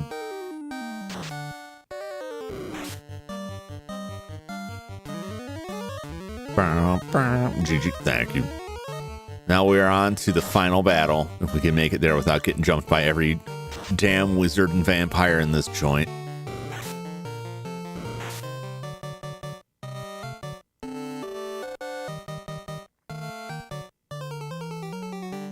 Hail! Get out of here. Get out of here, Count Chocula. Your cereal sucks. I don't mean that like a cool vampire pun way. Like it's just bad. Should have chose my words carefully. Damn it!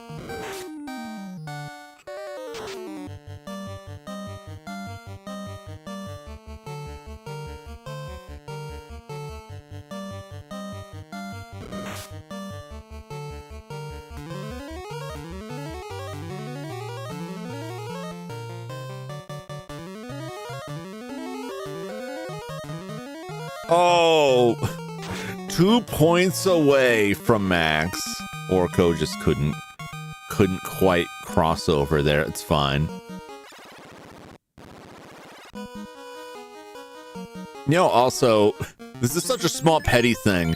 I need you to be in the order that I've played this entire game with you in. I let this go on for long enough. Here we are, the end. Just because I am extraordinarily petty here, let's max level everybody out. All right, you guys ready? Let's see. Even Fruity Pebbles is better. I would murder a box of Fruity Pebbles. I'd rarely eat cereal. I like Fruity Pebbles. I like Fruity Pebbles. You can get like a lot of Fruity Pebbles in the bowl. Every bite is like just a thick bite of cereal. Bought some cinnamon ones, not bad for the original. Yeah, I like Fruity Pebbles. Cocoa Pebbles were okay, but I definitely prefer Fruity Pebbles. Some frosted mini wheats, cinnamon toast crunch. I'm kind of partial to Raisin Bran because I can fool myself into thinking it's healthy. I'm not sure if it is. The end. Remember me, Garland? Your puny lot thought it had defeated me. I love this whole bit where he just keeps backing up, like, and you have to actively follow him. Here we go, Snake Dick. He's up again. All right, we're gonna do the same thing I did last time. Actually, I think I'm just gonna throw spells. We're just gonna throw spells out here like crazy. Oh, that's right. It's called Fade. Throw a nuke out. Just punch, fight, nuke. I will put fast on Chuck. We'll see who goes first, just to see just how much damage he can output. In fact, No, I will do that. I will leave that fade in there.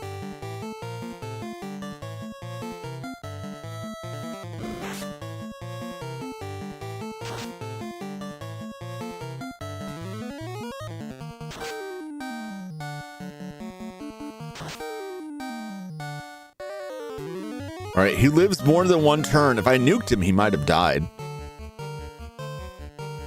Everybody just fight because his hit points are so low right now. Oh, there we go. If that fast had gone off first, Chuck would have one-shot him first turn.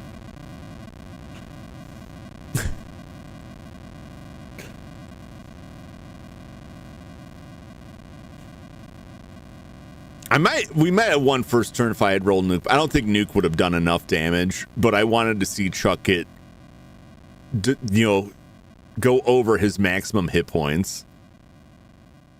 Man, he didn't get to do nothing. He like punched Jump and just died. He broke his fist on Jump, and then Chuck finished the job. The time loop is now broken. Except for this eye that keeps showing up. He's very angry.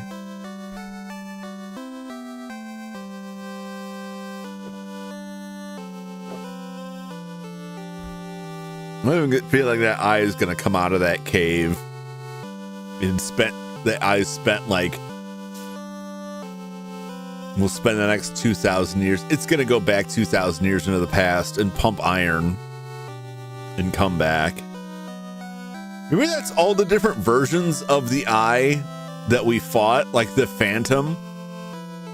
It's just like the eye that traveled back 2,000 years to get more powerful, and we beat it then.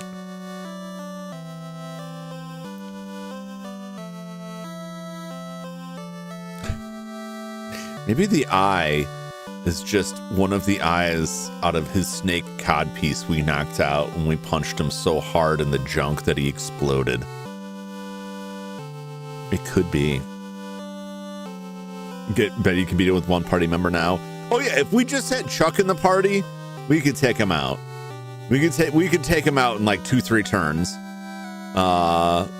Jump could do it. It would probably take 5 or 6. In fact, any one of them could. Orko would be the hardest pressed because his hit points are so low that he could get out damaged. The Final Fantasy VIII version of the eye monster, it looks part bat. Yeah, I like the original. I understand why they didn't go with it, and it's better for them to not have. But the original sprite,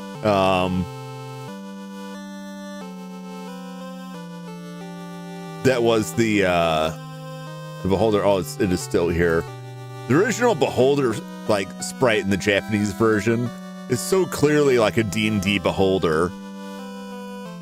It looks really good. Like it's a really well done Beholder. He's got multiple eye stalks and everything. But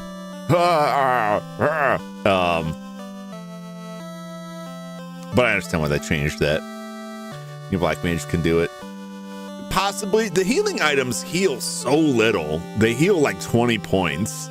So if I need to come back from like 100 points of damage, like the healing items just aren't fast enough to do it. I think he could though. If we got down there with all 9 sets of nuke. Oh, there's other spells we could throw in there too. He could do it at level 50. It would be close. It would be the closest one. OVA Bastard is a monster in the show. It's a very popular design. And it comes up a lot.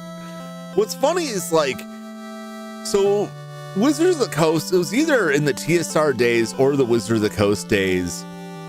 They technically lost the copyright for a lot of D&D monsters.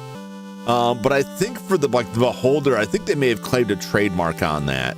It was one of a handful of creatures that they did not put into the system reference document, which is basically like the open source, I guess you could call it, version of the Dungeons and Dragons rules. Because they claimed a brand identity. But I'm willing to bet that, like, if challenged, if someone actually went toe to toe with them in court today, they wouldn't have much of a case for that because of the way, like, the copyright worked for the rest of it. This was so weird how they drew this in.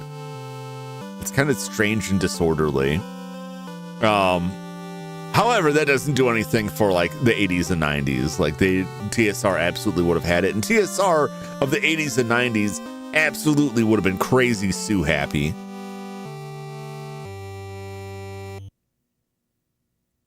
He did a lot for fantasy roots for everywhere in the genre.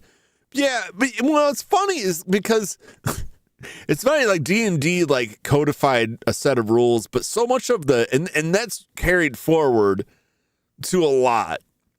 But the actual, like, the subject matter, like the fantasy races and classes, like all of that stuff was lifted. Like the cleric, which is basically the white mage. The reason that it has a lot of stuff focused against the undead is that the original cleric character upon which the class is based was created as a foil to another player's character who was a vampire. And it was made based off of Van Helsing from Hammer Horror Dracula movies. So much of the stuff from that was pulled from other existing material, including like the magic system was what's known as Vancian magic from the writings of Jack Vance, the sort of fire and forget spells. The barbarian thief, a lot of it comes from Lankmar. There's a lot of it comes from pulp novels, sci-fi novels. In the older versions, they had what was called the Appendix N, which was suggested reading material. And you can go through that and see like, oh yeah, this book here is where they took the magic system from. This book here is where this creature comes from. This is where this kind of class is based off of.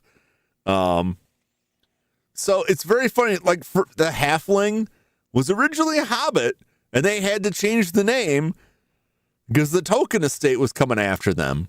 But halflings are they're hobbits. Like, all of that stuff just gets pulled from Tolkien and other fantasy sources. So it's just very funny to me when anyone behind Dungeons and Dragons is like, you can't use our wholly original creatures. And it's like, man. It's the same as like Japanese companies like, no, you can't do that. It violates our copyright. And you look back in their games like, didn't this game just steal a picture of Mel Gibson for the artwork? I'm pretty sure you didn't pay for that. Didn't the music in this game just steal this song? It's like, no, but it was fine then.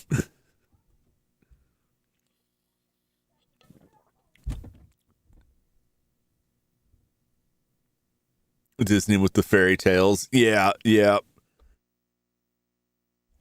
Or Disney with the anime that they stole. Like The Lion King is just a ripoff of Kimba, the white lion. Even the name's right there. Simba, Kimba. Go look up Kimba the White Lion. They totally ripped it off for The Lion King. I remember the Atlantis movie. It's a ripoff of Nadia, Secret Blue Water. And this was while they were like trying to get Studio Ghibli to like, hey, let us distribute your stuff in the US. Also, we're just gonna steal it. Simba is also Hamlet. Yeah, and that goes both ways. So Akira Kurosawa famously sued and won the production company backing Sergio Leone's Fistful of Dollars. Because Fistful of Dollars is a complete ripoff of Akira Kurosawa movies Yojimbo. All right, and also they further like reused that plot for the Bruce Willis movie Last Man Standing, and Kurosawa won that case. Right. Also, The Seven Samurai became The Magnificent Seven, a Western in the U.S. Kurosawa himself borrowed heavily from American movies for that. There are key sequences in Yojimbo that are pulled directly from The Glass Key, a film based off of a Dashiell Hammett novel. Kurosawa later went on to make Ran, which is a samurai period, like historical drama based on King Lear, only set in feudal Japan. And it's actually a really great movie, but like it's totally King Lear. So the stuff goes back and forth like that. There's ways to do it that are like respectful and as a tribute to something. And there's other ways where you're just like, you made this, I made this kind of situation. I just noticed like how well like that lines up at the bottom of the screen. Or if it was like the image from the background. Yeah, that looks interesting. Anyway, this was Final Fantasy, the final fantasy. What would your D&D original monster be like? I don't know. I mean, my meat golem monster, my meat parasite, my limb stealing parasite. That's how you play too. Well, it's the Final Fantasy one. It's not the Final Fantasy. There's many more Final Fantasies. They were just joking when they said this one was it. It's like Friday the 13th, the final chapter. They made several more after that. Something final about it. Phantasy Star, the next Sunday grind or something else. I'm going to hold off on Phantasy Star for a while. We're going to play Wizardry for a little bit. I wanted to roll backwards because this game had me thinking about Wizardry a lot for a lot of the systems that it built and the way it did stuff. A lot of it had its basis in Wizardry.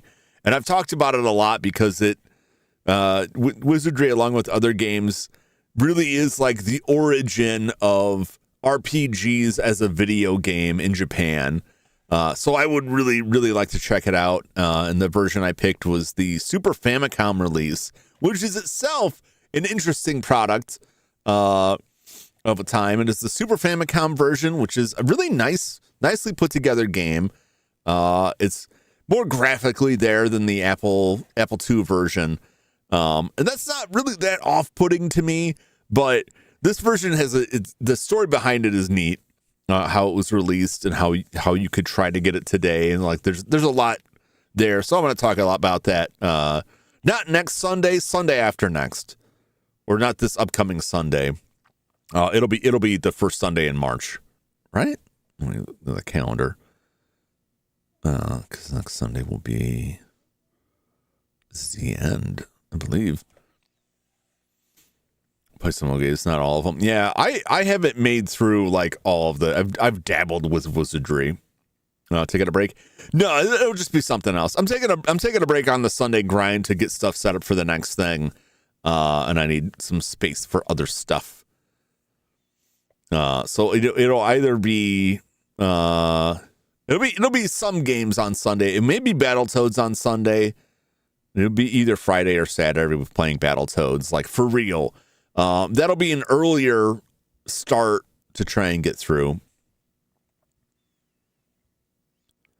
It just kind of worked out that way. Like now that we're finished with this, it was like, before we jump into the next one, let's just let this breathe for a little bit.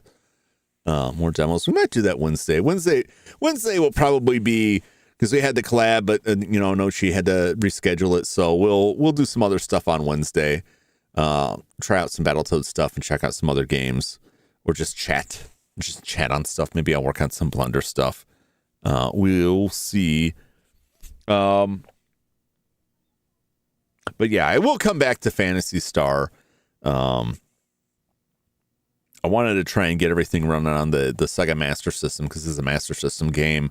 But I'm just going to play it on the Switch because the Sega Ages release of Phantasy Star was really well done, and it lets us play with the original Japanese FM audio, which the American version lacked because the American Master System did not have the FM audio add-in. So, yeah, Fun Zone Omega's demo is out now. Yeah, I gotta check that out. I'm behind on Rex for stuff. I have my GameCube model I've been working on for a while, but it's it kind of spiraled out of control, and I kind of like got stuck a little bit, and I just need to go in and finish it but also like there's a bunch of little things with it that are going to be very tedious and time consuming to try to clean up that don't necessarily need to be that way because you'll never see it, but I'll know. So there is that. Let me look at the subscriptions for today.